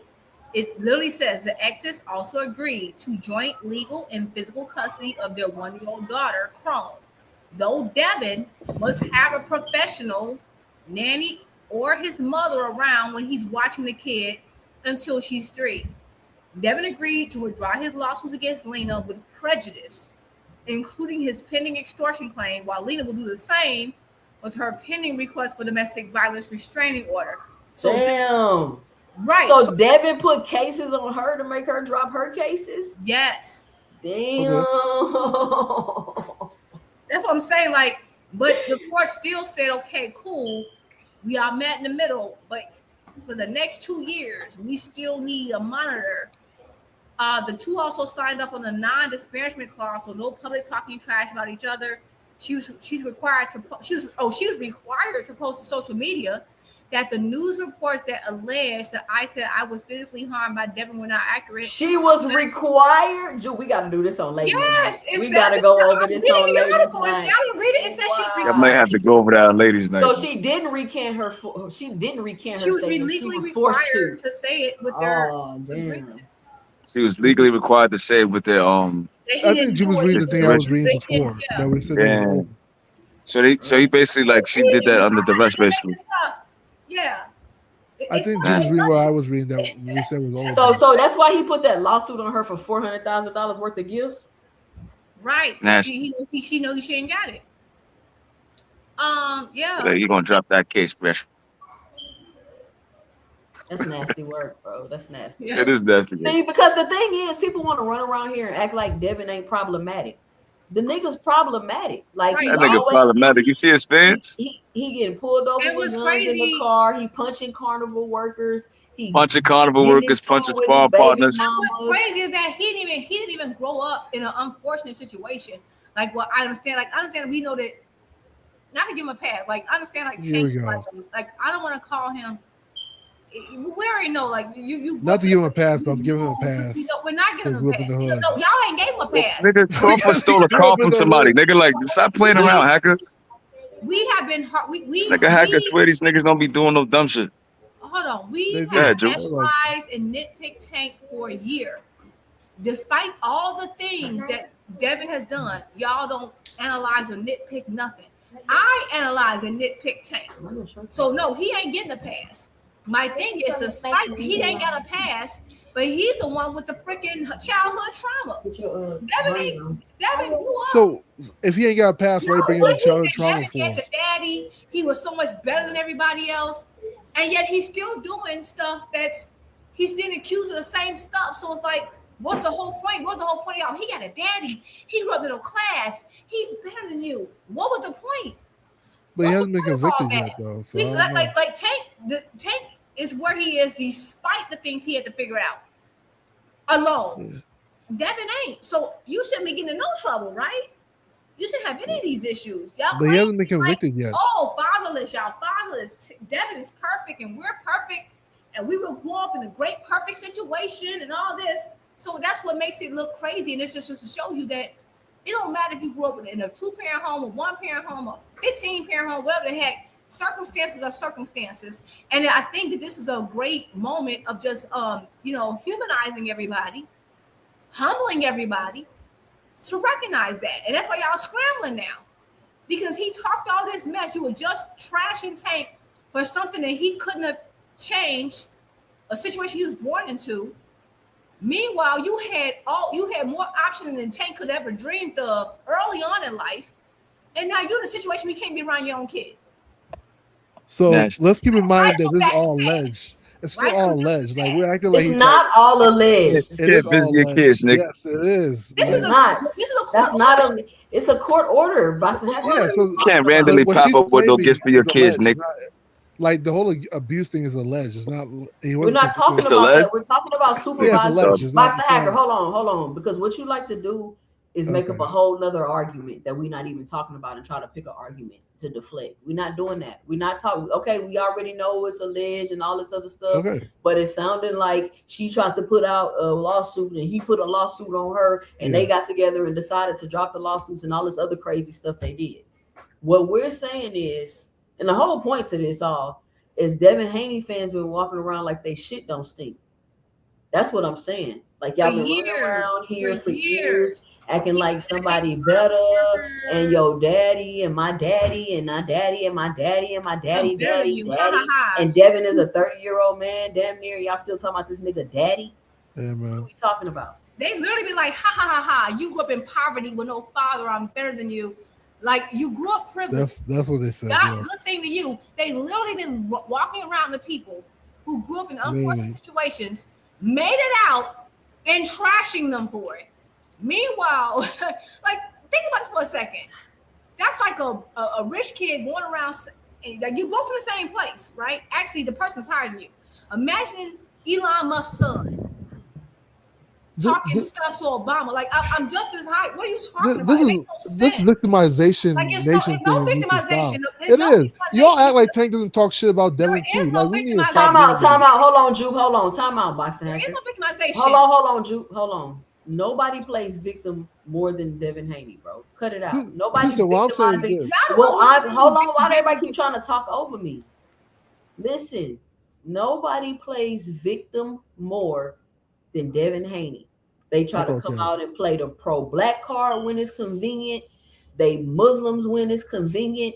They all this other shit when it's convenient, but then they'll call somebody a spook by the door or call somebody a monkey, but they so pro-black. The Haneys are very fucking problematic. I should make a video about it. And I keep saying this, but for some reason, everything they do gets overlooked. They just jumped Tiger Johnson. He got a case. He got a case right. Are you gonna keep talking over me, boxing hacker? Now, when I put you in the back, you're gonna be over on Flower Panel talking about you got kicked off. We're not talking about Tank, bro. I don't understand how every time I say something, you bring up Tank. Boxer Hacker, do you make it a habit to base what you do off what other men do? No, so the reason I brought up Tank. No, it's just yes or no. It's just yes or no. It's just yes or no. Do you make it a habit? Okay, so we're not talking about Tank. If Tank is problematic, we're talking about how problematic Devin and his fucking father is. Okay. That's what we're talking about. And the fact that nobody wants to ever acknowledge it and nobody ever wants to talk about it, because you know what they do? They try to talk about Tank. But we're not talking about Tank and his problems today. We're talking about Devin Haney and his problems today. That's what we're talking about. We're talking about how this stuff keeps getting swept under the rug and we sit here and act like Devin is 19 years old. The man is almost 30. And you up here talking about he very young. No, he's not. When is Devin Haney no longer going to be a kid? Can somebody explain to me when Devin Haney becomes a grown man? Is it when he get his grown man voice? I said child is very young. When is 27? They said he almost 30. Now when does he get to be a grown man? When do we say that it's kind of not cool no more for his daddy to still be talking for him? At what point do his fans realize that he needs to start speaking for himself? So I want to respond to this, right? I said the child was young. I never said Devin was young. And when it comes to Devin Haney being problematic, quote unquote, off, this is a domestic case, which is I don't know how solved it is, right? I don't know to be fair to the lady, I don't know which allegations she's claiming are true or not true. Same thing with Devin. That just to be fair to both parties, you know. But there is, when it comes to these allegations, there is a question there. So we can't just say one person is guilty and is problematic. No, that's not. We're not talking about the yeah. allegations. So I'm not even talking about that. So we're talking about how problematic Devin Haney is in the boxing space, right? Let's talk about that, right? Devin Haney wasn't part of the Tiger Johnson situation. Let's keep that in mind. Law, as far as we can see. So why he got a case? Why he got a case? Good question. We didn't see. Did you see him fight in the video? I didn't see it. Why does he have a case if he wasn't a part of it? Boxing. So they probably try to lump him together with Bill and his brother, right? And the Haney camp, because remember his team did it. Stop. But Devin Haney. Can I but get hold a on. pause? But we're talking about how. Hold on. Do you hear me? Pause right there. Yes. I just want you to pause right there. Yes. Go ahead. I just want you to stop. Because this is what I'm talking about. It's never no accountability. It's never no nothing. The man has a case. Yeah. He's banned from facilities in New York that he cannot fight at. Yes. How was he not a part of it? The man was commentating and ran to the action. He ran to where they were fighting. He left where he was safe at, and he ran to where they were fighting at to get himself involved, and he caught a case. So did you see? So from your perception, did you see him participate in the fighting? Nigga, I wasn't there. I'm not the police. Okay. I don't. No. You cannot base it off of what I saw. Okay. He has a case, which means somebody saw something and charged him. You can't get a case and you didn't do anything. His team was part of it, and he's responsible for his team. He can't see his own kids, nigga. That's the Bison Hacker. You do not get it. Listen. You don't go to so you think because they jumped somebody and they his team, they was like, well, we're part of Devin Haney team. And they was like, go get that nigga. He getting charged too. They a part of your team. No, he had to have done something, Boxing Hacker, that they have evidence of him doing, which is why he's being charged. And he has the case in the first place. Yeah, I don't understand why you just can't be honest, Boxing. Because we're assuming things. What did he do? If you say he did something, what exactly are you saying that he did? Do you want to look up his case? Do you want to look up the case? Let's look it up. Let's see what. Let's see what's alleged. Look it up. Let's see what's alleged. Because from what I remember, it was between. He's the one that said he had the case, not me. Yeah. There's a case, right? But he's DHP too. What does that have to do with anything? So if DHP has a problem at the event, they'll lump them together. Why you always okay, I mean we can look it up, man. I mean, there's no point even like you can hold this nigga accountable, Boxer Hacker. It's not about holding accountable. Here's the thing. When it came to like the whole hold on. When it came to the whole tank situation, they told me you can't say he's guilty until we have the whole videotape. Now you can't say he's guilty. Time out. Who said he was guilty? Boxing Hacker. Who said he was guilty? Oh my God, 2 cents. A few months ago, they fully trusted the court system and the allegations. Hold on, Jude. Hold on, Boxing Hacker. No, Boxing Hacker. Time out because you're doing it again. Did I say he was guilty or did I say he has a case? No, so your initial premise was that he's causing problems in boxing, right? So I'm saying, okay, let's investigate what problems he's causing. Because if they're allegations, you can't say it's a problem because you don't know if they're true or not. He has a case. Yeah, but again, you don't know what he did in that case to say that he's causing problems in boxing. I don't care what he did in the case. That's your initial premise. Listen, the point is he has the case, Boxing Hacker. So which means he was involved in something, correct? He was involved in something, which was the melee in when wherever they was at in New York, right? He was involved in that, right? So to be clear, DHP was involved in that, right? But we don't know to what extent. DHP was involved in that, right? DHP was part of it, yes. DHP. Okay, they are problematic. That's my whole argument. Right. Okay, but we talk about Devin as an individual. Right? No. We're talking about Devin and his daddy and anything that has to do. Anything tied to Devin. Them niggas are problematic. Devin Priest's sport has been problematic for years. Devin Haney. It started with Gary. Hold on, Juke. Devin Haney. And Devin has a case. He got a domestic violence lawsuit against his baby mama. Yes. He fucking got in trouble getting pulled over with the gun. He got in trouble for punching the fucking carnival worker. Him and his buddies beat up Ryan Garcia's sparring partner. Like all of these things is what I'm saying. And I'm not saying, it wasn't Devin himself. Like, no, we're not gonna do that. We're not gonna do that because I'm saying that they're problematic, period. DHP is fucking problematic. They've been running around the internet for months, annoying the people, annoying everybody with fake ass negotiations and lying and all this other stuff that they've been doing. Bill is constantly on the internet manipulating and misleading people. All of this shit that they do, and nobody ever wants to call it out. And when you do call it out, people just want to jump through hoops and make excuses and act like they don't even recognize it or acknowledge it. Like, I don't understand why you just can't be like, yeah, that nigga do be tripping. Never hating them do be problematic. He do be doing shit too. He is not no just clean cut young man like people be trying to act like he is. That image they try to portray is not true at all. That's all I'm trying to say. Yeah, so but here's the problem: what you're doing, right? Like you're creating all these claims that you're not putting everything. Hold on, because I want to speak. You're creating all these claims, but you're not putting anything into context. Oh, he beat up somebody at his gym. The person that you said that he beat up at his gym was disturbing people that was praying, and it wasn't him. It wasn't even him. So let's keep that in mind. Like you said, oh, he lied about negotiations. Well, did he really? Because Shakur came out and said that they weren't in negotiations. I love how everybody. So like a lot of things you're claiming, you put it halfway out and saying that he's just problematic because these things happen. No, you have to. You also have to say you're entitled to your opinion, Box Anchor. No, I don't have to say why they happen. I don't give a fuck why they happen. What was the time out. We don't not see. It's always a rational thinking and we gotta see why it happened. It's always all this. It's always context. Like no, they don't understand context with nobody else. You're entitled. You're entitled to your own opinion, Boxing Hacker. But just to give my 2 cents, the Haneys and a lot of people agree with me are very problematic. They're very problematic, and obviously, it's not just in the boxing space. Clearly, he's problematic in his own personal life also. Yeah, and that's all I'm trying to point out is that they're problematic. Like we want to sit here and act like only PBC fighters have issues and problems when that's just simply not true.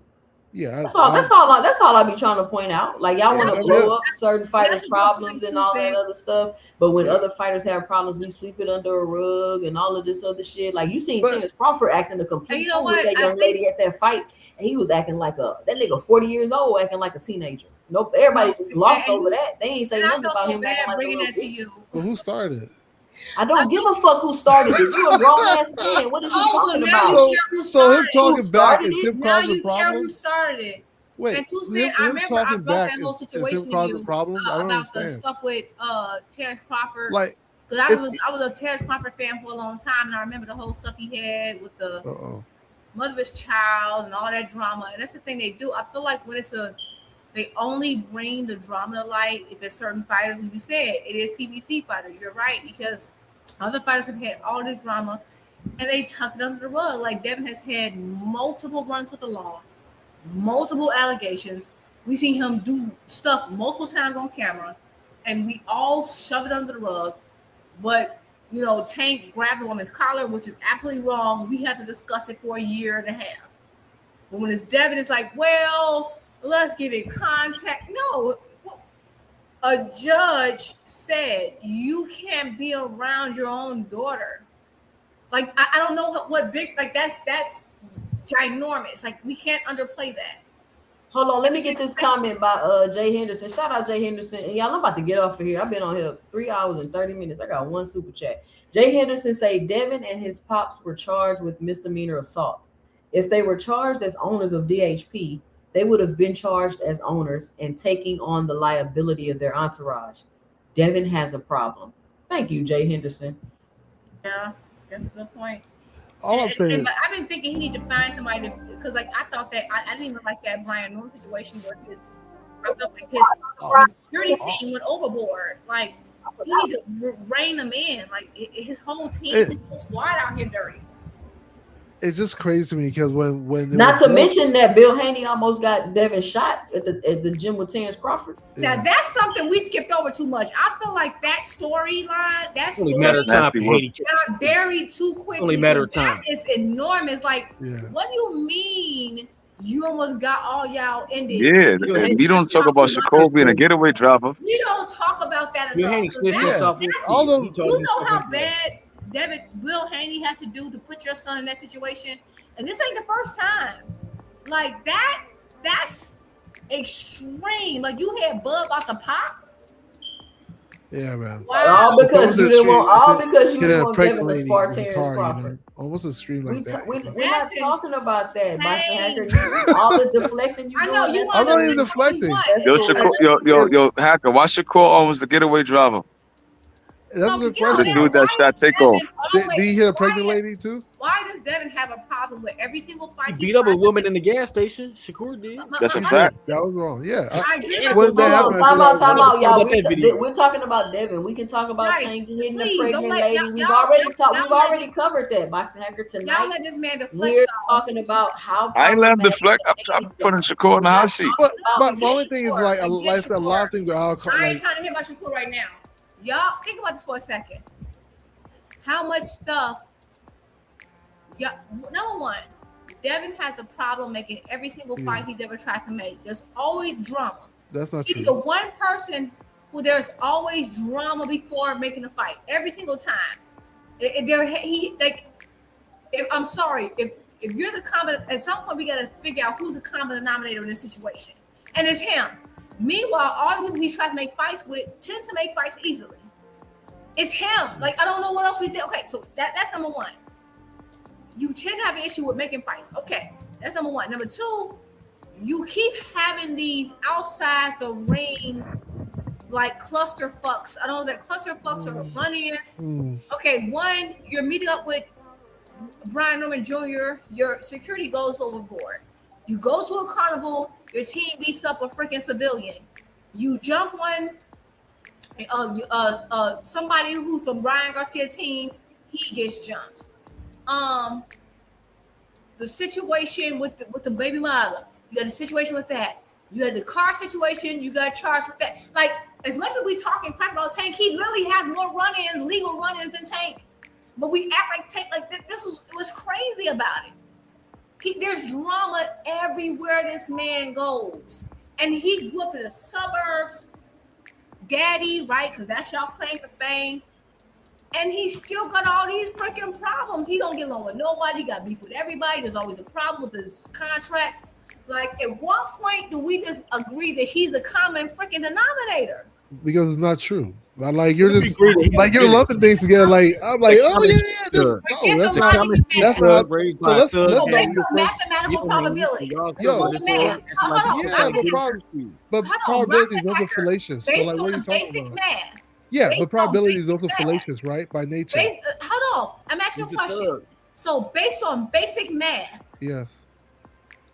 You said what's not true? I said probability is also fallacious, right? No, you said what's not true. I listed like 7 to 8 things. So and you said it's not true. You said all his fights, right? All 30 fights, he had negotiation problems. I didn't say all 30 fights. You said all his fights, right? He has all his recent fights. Hold on, y'all. No, you didn't say recent. Shout out to Jay Henderson. Hold on. You see how that Boxing Hacker. We not about to be little. Hold on, y'all. Can y'all hear me? Hello? Yeah, we can. Hello? Oh, we're not about to be done, Boxing Hacker. You know she don't mean every single fight. Stop being silly. Right. Let me get this cash up. Let me get this cash app. Shout out to Jay Henderson with the $3 in the cash app. He says for the show. Shout out to Jay Henderson with the $3 in the cash app. All right, y'all. We gotta wrap it up. I'm gonna go around, let everybody get their final 2 cents off. I guess we can start with you, Boxing Hacker. What's your final 2 cents? What you got for the show? Yeah, when it comes to all Devin's fights being because she did say all, even though 2 cents wants to change it to make it like easier not to be debunked, right? Nigga, shut up, nigga. Hold on. Hey, keep the tears, guys. Keep the tears. When it comes to Devin's fights, right? Not all his fights have had negotiation problems. At least not the ones that we know of. When the ones that did, negotiations, there's always gonna be conflict. You know, it's two different parties trying to figure out a fight that's gonna be worth probably millions of dollars. You know, so like, of course, most. So why we gotta know about it? That's a good question. Exactly. Sometimes it publicizes. Devin Haney is not the. Hey, wait, hold on. We would be excited. Lady with the kitty cat picture. Hold on 1 second. Because he calls everybody. Like, remember when, like, we it's just got surprised with a fight? Hold on 1 second. It's not your turn. It's not your turn, kitty cat lady, please. This is not your turn. Yeah. You never get that anymore. Can I reclaim my time back? All day because of can I reclaim my time no, back? Nigga, Juke gonna hijack your play, nigga. Obviously. Go ahead. Obviously. Yeah, so like when it comes to this situation, negotiations are always complicated. You know, like that's just it's not Devin Haney is not the only person who has negotiation issues. All fighters that we know of had some kind of negotiation issues one time or another. That goes for Floyd Mayweather. That goes for most fighters. Shakur Stevenson. That goes for Kenny Davis. There's always some type of negotiation issues when people Floyd never had this. Why? Why? Because of negotiations. It's two parties trying to get together to make an event, and each party is trying to like get the best out of the negotiation. Move forward when it comes to this whole argument that he's just so problematic, this and that. I'm not saying he doesn't have trouble in his life. Most people have trouble in their life. Yes, most people, but he's for somebody of his status, yes. Well, more money comes more problems. We know this, right? But to say that he's just problematic and just giving one-sided like examples without giving the context of the examples, I think it's very unfair. Because if it was one of y'all's favorite fighters, y'all would be like, well, we have to wait until we have all the evidence, and then y'all will come up with all these conspiracy theories of why he didn't do it and stuff like that, you know? Like, I think if you're going to do that for other people, you should also do that for Devin. Don't just say he's problematic, he's this and that. Like, almost like saying he's the Boxing Hacker, we're talking about a case and a court order. We're not talking about rumors. Yeah, yes, but we don't know how it even came to fruition. We don't know what. I don't care how it. What are you talking about? Yeah, but if it's somebody else, it's somebody else that you do care about, so now you'll be put that into question. Orders don't matter. No, time out. No, because okay, I'm gonna let you land your plane, Boxing Hacker. Go ahead. Yeah, when it comes to people that, because I've been in this rodeo with you guys before, where it was the Tank Davis kid. People told me I can't even talk about it. They'll block me and say, "Don't talk about it because we don't have all the evidence." Y'all be making a videotape came out, and people were like, "We don't know. Maybe he's helping her up the steps. Maybe he's helping her over here. We don't know if he's really assaulting her or nothing like that." Hacker, don't make me like that's what 2 cents. Come on. Let's be honest. Just making up stuff to complain about. 2 cents. I'm not making up nothing. You know, you know, like I know. Boxing Hacker, I don't come on here and repeat the dumbest shit that I heard. The dumbest. but you know, I ain't lying either. No, but if we're gonna start doing that, okay, we're gonna start. The dumbest things I hear from Devin Haney fans, I'm gonna come on here and act like all of y'all. Hey, go ahead. I ain't got no emotions, man. I'm all for it. Okay. But I've done heard the stuff I just said. I've done heard from people. I'm not even being like, you know, just a joking manner. I'm ready with the context and examples when y'all ready. But yeah, like we have to understand that there's context to it. Like the situation, what happened in his gym. Allegedly, the guy came in there was assaulting like the people praying because they're mostly Muslims in that gym. You know, and it wasn't Devin Haney, it was the bodyguard that like roughed him out and kicked him out. Right? Like there's so many different things that when just like the guy at the carnival called him the N-word, huh? Yeah, like so what's the antecedent? Like all these are alleged, and we just want to like let it all collapse on Devin being a problematic person. He's a listen. You know, I just think it's unfair. I think it's an unfair assertion. You think it's unfair? Okay. Yeah, I think it's like an unfair assertion because if that was the case, then people we can say it's problematic too. That you all wouldn't like it. All right, thanks. You done, Boxing Hacker? Hold on, Juke. Hold on. All right, Boxing Hacker. Yeah, I think I'm done. I didn't even talk about Shakur, but I took a lot of time. So salute to y'all. All right, shout out Boxing Hacker. Thank you. Shout out to you, 2 cents. And I don't know what Boxing Hacker talking about, but you're problematic, bro. I'm not talking about rumors or things I heard. Your own video punching the guy. We're talking about court orders and cases with the police. We're not. I don't. What else do we need to wait on? Like I don't understand. Like you're problematic. You're always involved in something, regardless of what the context of it is. You're always involved in something. I don't even like that. Don't even make any sense to me. Like now all of a sudden we got to sit and wait and all this other stuff. And we all want to talk about the Tank situation. We were saying we got to wait for all the evidence to come out because we're reading the paperwork and it makes absolutely no sense. Only for a tape to come out and the tape not be nothing like what everybody kept telling you they were seeing on the tape. I don't know why y'all don't ever just acknowledge how people was blatantly lying about what they were seeing on a videotape. They dropped the tape and it was nothing like what they said the tape was gonna be. Like I don't understand what we're talking about. People literally did interviews and told you what they saw on a tape for months before they finally released it. And when they release it, it's nowhere near what they said was on that tape. Like nowhere near. It was kicking down the stairs and punched and dragged and beat up and all this crazy shit. It was nothing. It was not what they described on that tape. And Tank got ridiculed, talked about what people described was on the tape. That's what and then when the tape came out, people just was like, oh, he pulled her hair. Okay, well, what about the kicking down the stairs, the kicking, the punching in the back of the head, all of this shit that y'all were being so disrespectful about in my chat, in my comment sections? All like the these niggas want to run around here and cry about disrespect. The level of disrespect, which is why I'm like this right now. The level of disrespect I experienced when Tank took that knee and when Tank got in trouble was unreal for no reason, unwarranted. I don't even know why people was being so fucking disrespectful. It didn't make any sense to me. And now people want to cry about disrespect because I said you Johnson bouncing. Y'all better stop playing with me. No, facts. The Haneys are problematic. I've been saying it. I'm going to keep saying it. Check my catalog. I got videos about it. I might make like a whole documentary about this on some Exodus Files type shit. Even the Exodus Files got videos about how problematic. You gotta make a video like remember the video when Haney was like, "You're too small." That's the Exodus Files. Okay. No cap. What's your final 2 cents? What you got for the show? Yeah, everybody knows that's why Devin Haney's hated. He's a fraud. He's a liar. Just like his dad.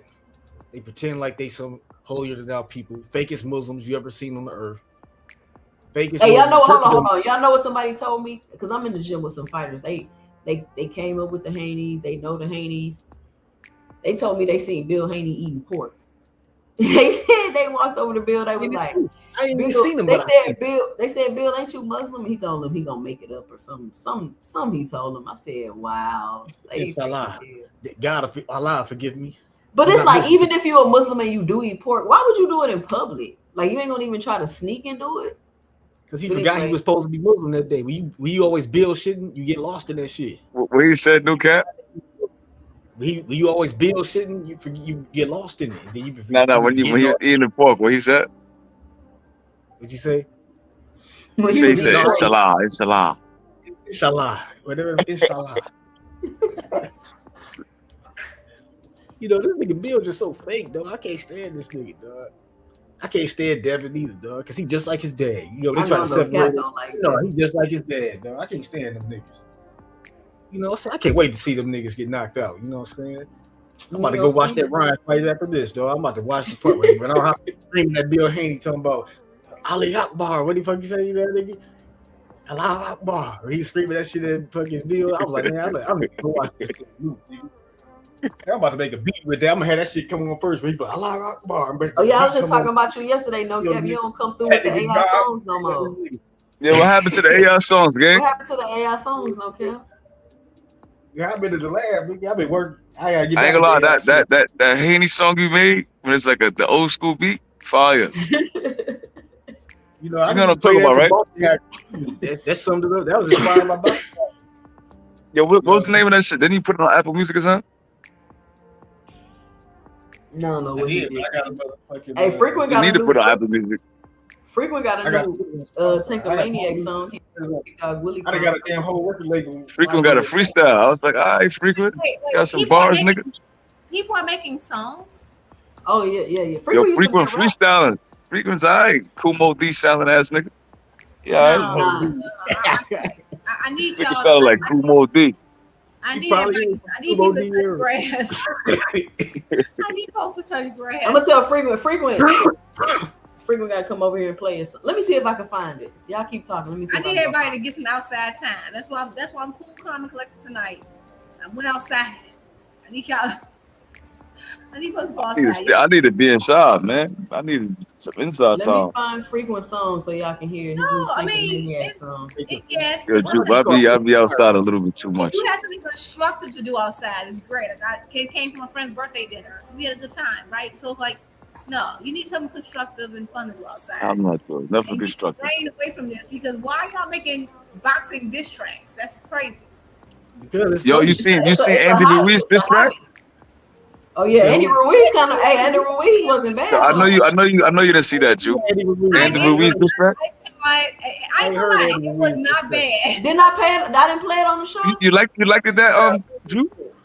No, I didn't like it, but it wasn't as bad as I would have anticipated. But it was still cringy. You thought it was bad? I ain't clicked on it. It could have been worse. My thing is that if folks are doing diss tracks to let the MC, I'm a hip hop head. Let the MCs handle that. I get the whole Roy God must have forgot. I gave him a pass. He was go at the time. I need y'all to I need y'all to go outside. Like y'all doing too much. Hold on, y'all think no frequent. Crab said that shit was ass. Frequent used to do music. And Dean does music. Dean does music. So it's a lot of people that do music. It's about to get lit. I'm about to make some diss tracks, man. I got bars though. I'm gonna disband them first. I ain't gonna lie. I ain't saying Andy Ruiz song was good, but I may or may not have tapped my foot a little bit towards the middle. I'm sorry. You ever seen that meme with Michelle Obama? She tapping her head. Yeah. That's what she was doing. It wasn't as bad. It wasn't as bad as I would have anticipated. If you saw me a rapper, if you saw me a boxer is rapping, because to me, rapping is an art form. That's normal though. Boxers always rap though. That's always been the blended thing. Y'all must have forgot. Yeah, y'all must have forgot. I just expected.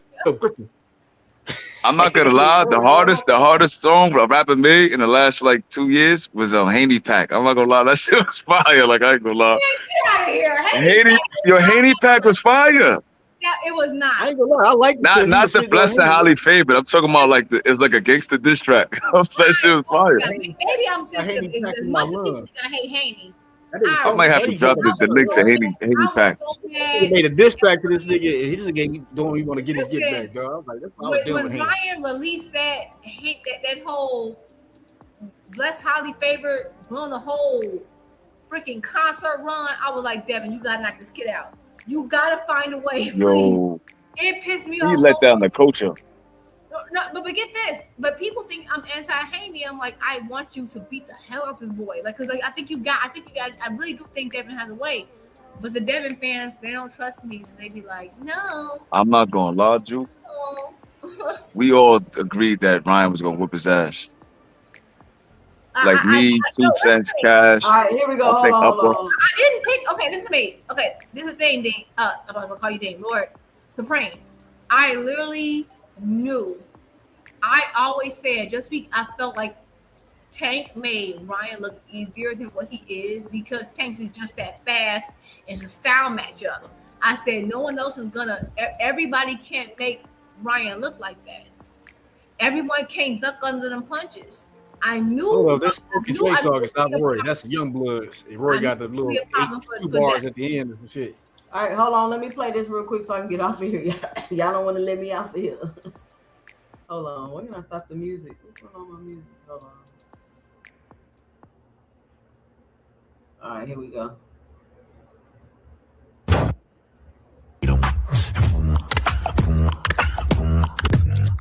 Go ahead, big dog. You gotta take yourself off mute, though. He muted you. Hey, Tank Maniac. If you don't like me calling you out Tank Maniac, stop being Tank Maniac. And that's the reason why I gotta say. Get mad. You gotta talk about hurt your feelings and all this other shit. Me calling you Tank Maniac. Stop being a Tank Maniac. Yeah, first time in your chat when I pull up on your channel, you already on attack, all flying off the handle. I'm saying you too attached to these fighters, and I clown you when you throw me in the back. When I hop up on your panel, you a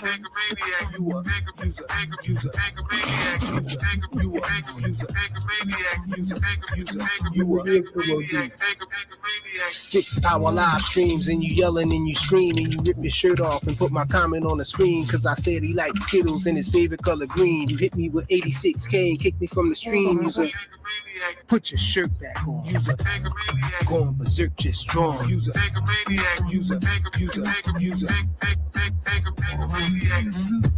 You say somebody is ducking because they signed somewhere else and you're a Tank fan, you're a Tank Maniac. For now on.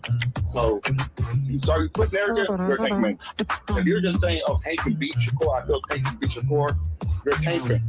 But you're a tank maniac if you start pushing narrative. That's all I gotta say. User, tanker maniac, user, tanker maniac, user, tanker I ain't gonna lie, bro. You could be a shirt off right now, gang. Just shut up and be a fan.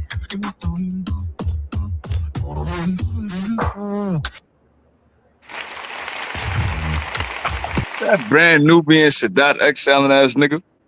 Nigga said Sadat X. That was. You know, Cap, he don't sound like Sadat X, bro. Nigga, that nigga Sadat X sound like the guy. Slow down. Shout out to Frequent. Shout out to Frequent. That was pretty Slow good, down. That was trash. That was fake trash. I ain't gonna lie. That boys, nigga. I can't say. You know what's so funny? It's trash, but it's gonna be in my head now. But how good could it be? He rapping about being Take a maniac. Take a maniac. Like, literally, like, that is so. Y'all don't think like Nigga had a spoken word verse. Man, get that nigga out of there. Not used to this new era. Like that was so weird. I don't even know what to say. That's like it's one thing. It's one thing if you insult and like degrade and trash boxing, but don't take it over to hip hop. Like you're taking my two first loves and just wanting all in one swoop. That was terrible. But I guess that nigga Flyer. That nigga might be people that have a hobby outside of the internet. Go outside. Go to their friends. Go celebrate their family. Need breaks. I promise you. I need breaks. I feel it. Yo, I'm not well, shout out to Flyer. I liked it. It wasn't. Shout out to Flyer with your brand Nubian T-Move sounding ass. It's creative. Slow down. But yo, when he said that song, no cap. It's head crack.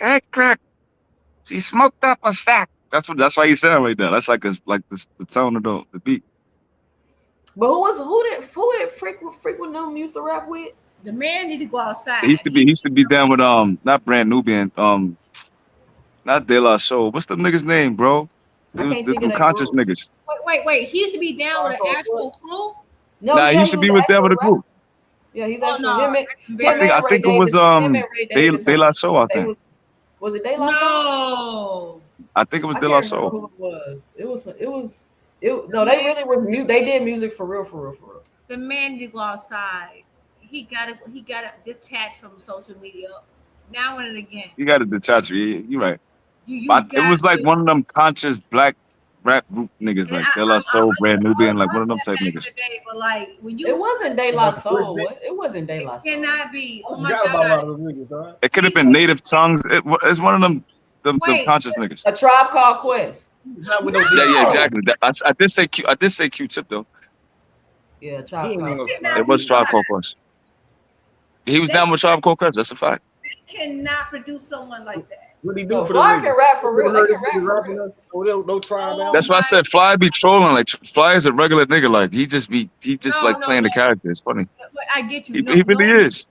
He just be trolling. Listen to me. No normal human being who has like motion comes on to troll like that. I come on here because I love boxing. I love talking about boxing. No normal person with motion comes on just to troll. I'm just telling you that right now. So anybody's like, what is he trolling? Yeah, that's because you don't get attention. Juke, you'd be surprised, Juke. I get it. I'm just saying it's because if you're coming on to troll like that. It depends what kind of trolling it is. Hey, but you know what? You know what's crazy, Juke? You're not getting attention in real life. Not to cut you off, but you know what's crazy? And I'm gonna get off here after this, y'all, for real. I've seen these stories of like parents online like acting like other people and bullying their kids, or that's crazy. Acting women like old women like at home with their husbands acting like men on the internet and talking to women, like all kind of like crazy stuff these people be doing on the internet. And I'm like, this shit be crazy. Like, all right, so let me say this, right? Let me give an alternate opinion, right? Like what I'm trying to say. So you say how like Floyd was like the good guy at first, but he realized that him playing the villain role was gonna lead him to being more famous and get more money and stuff like that. Could that be a version of trolling? Is that not trolling? If you're playing the character that you know that that's not you really. So okay, but if someone does something for money, we call them. Y'all call them what? You still trolling, right? But no, It's but like not, you trolling. no, not just trolling. If, if someone does something solely for money and not for love, that's what's so crazy. If it was a gender dynamic, we know we'd call them. We know we'd call them. So, like you'd be like, oh, you prostituting yourself, all this stuff. I know it's not that, because it's different, right? But like, they would be disrespected, and the fact that everybody like, oh, you just troll, like, but that's what's wrong with the internet. That's a deeper conversation, but I get it. Some people just do stuff for money. I get it, for interaction. Either way, if you have to do that A for sellout. no, listen to me. If you have to do that for money, right? That's your way of making money. So that trying to tell me that, like, because that still takes time. It takes time and energy for you to be online, doing something not for love to make money. That's a full-time job. So you probably not making money in other endeavors. That's all I'm saying. All right, y'all. All right, shout out to No Cap, shout out to Big Supreme, shout out to Too Rich, shout out to Juke. Thank y'all for joining me tonight. I'm sorry y'all had to get y'all off here because I ain't gonna never let me off. But shout out to y'all. I'll be live again Friday night, ladies' night. Y'all come through. We might have another paperwork party. We got to see what's going on with this Devin Haney case and this situation. You know, we're gonna break it down and get into that. Damn, it's 150. Listen, great show tonight. Fire show, 2 cents after dark. Y'all know how it go down. We didn't cover really anything too extensive today. I just really wanted to get more of the Zuffa information out there, and as far as what we know, and try to get as many facts together as I possibly can, and not my feelings. So shout out to everybody that joined me tonight. Big shout out to everybody that supported the channel. Thank you for your support to the channel. And listen, every dollar that's donated to this channel goes into improving the audio and video quality of the channel. I've been working really hard to get the 2 cents TV started up. I've been getting my clips and everything together because I don't want to just replay like one full live stream, even though that worked out pretty well. People enjoy rewatching the live stream and some people missed it. But we're going to have different live streams on there. Different segments. Like I'm working on a whole lot for the 2 cents boxing TV to be able to run throughout the night while I'm not able to be live, or maybe even times where I look on the internet and I just see nobody live. I can just pop the 2 cents TV up and give everybody something to watch. So y'all make sure y'all stick around from that. If you haven't already joined members only, become an official 2 center. Join members only. I think we got Kurt Hurd, we got Sin Ironheart, we got Boxing Hacker. And if I forgot you, my bad. Those are the people that I can remember right off the top of my dome that officially became 2 centers. So y'all be sure to join 2 centers. It's only $4.99 a month. What my outro music? It sounds so quiet. All right. Y'all be sure to go check my new content I'm dropping. I'm making sure to drop content daily for the next 30 days. So y'all make sure y'all check out my content. Dropping the videos, the shorts, all of that good stuff. Let me see what y'all saying in the comments before.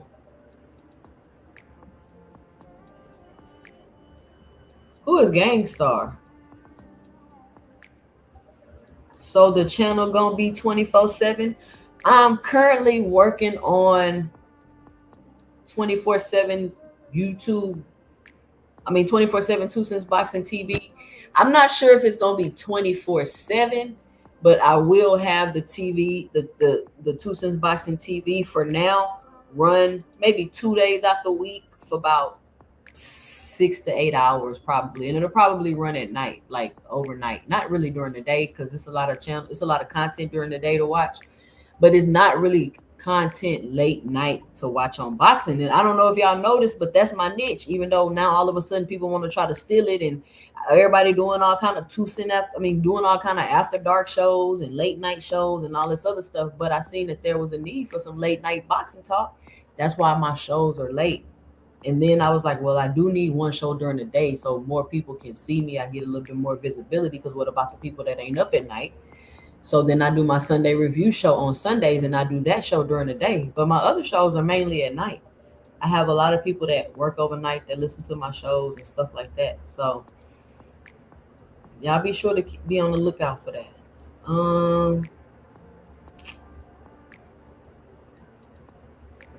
Baby, because I'm a thug. What? That's the only song from Florida you recognize? Are you kidding me? You didn't listen to Trick Daddy, Trina, none of them? Baby, because I'm a thug? That's the only song you know from Florida? That one? That's nasty work, Big Supreme. Charles Conwell back August 1st. Midwest Mafia stand up. Where has Charles Conwell been, Toledo? Where has he been? Boxing Hacker be wanting Juke to get on his ass. He love it. Boxing Hacker can't wait for Juke to yell at him. Juke say your work hasn't gone unnoticed at 2 Cents Boxing. Your content gets better and better. Appreciate it, Juke. Shout out to Juke for the compliment. Pop Smoke was New York last hope. She liked the way that I danced. She liked the way that I move. Let me see. All right. Sellout is the new troll. All right, y'all. Shout out to y'all, man. I'll see y'all Friday. Shout out to Frequent Flyer with the new Tanker Maniac anthem that he got going on. Shout out to Frequent.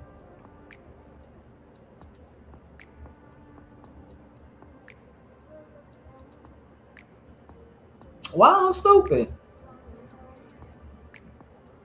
All right, listen. If you don't want your host all in the videos, cussing you out, kicking you off the panel, leaving you in the background, come on over to 2 Cents Boxing, where we talk everything boxing, and everybody's entitled to their own opinion.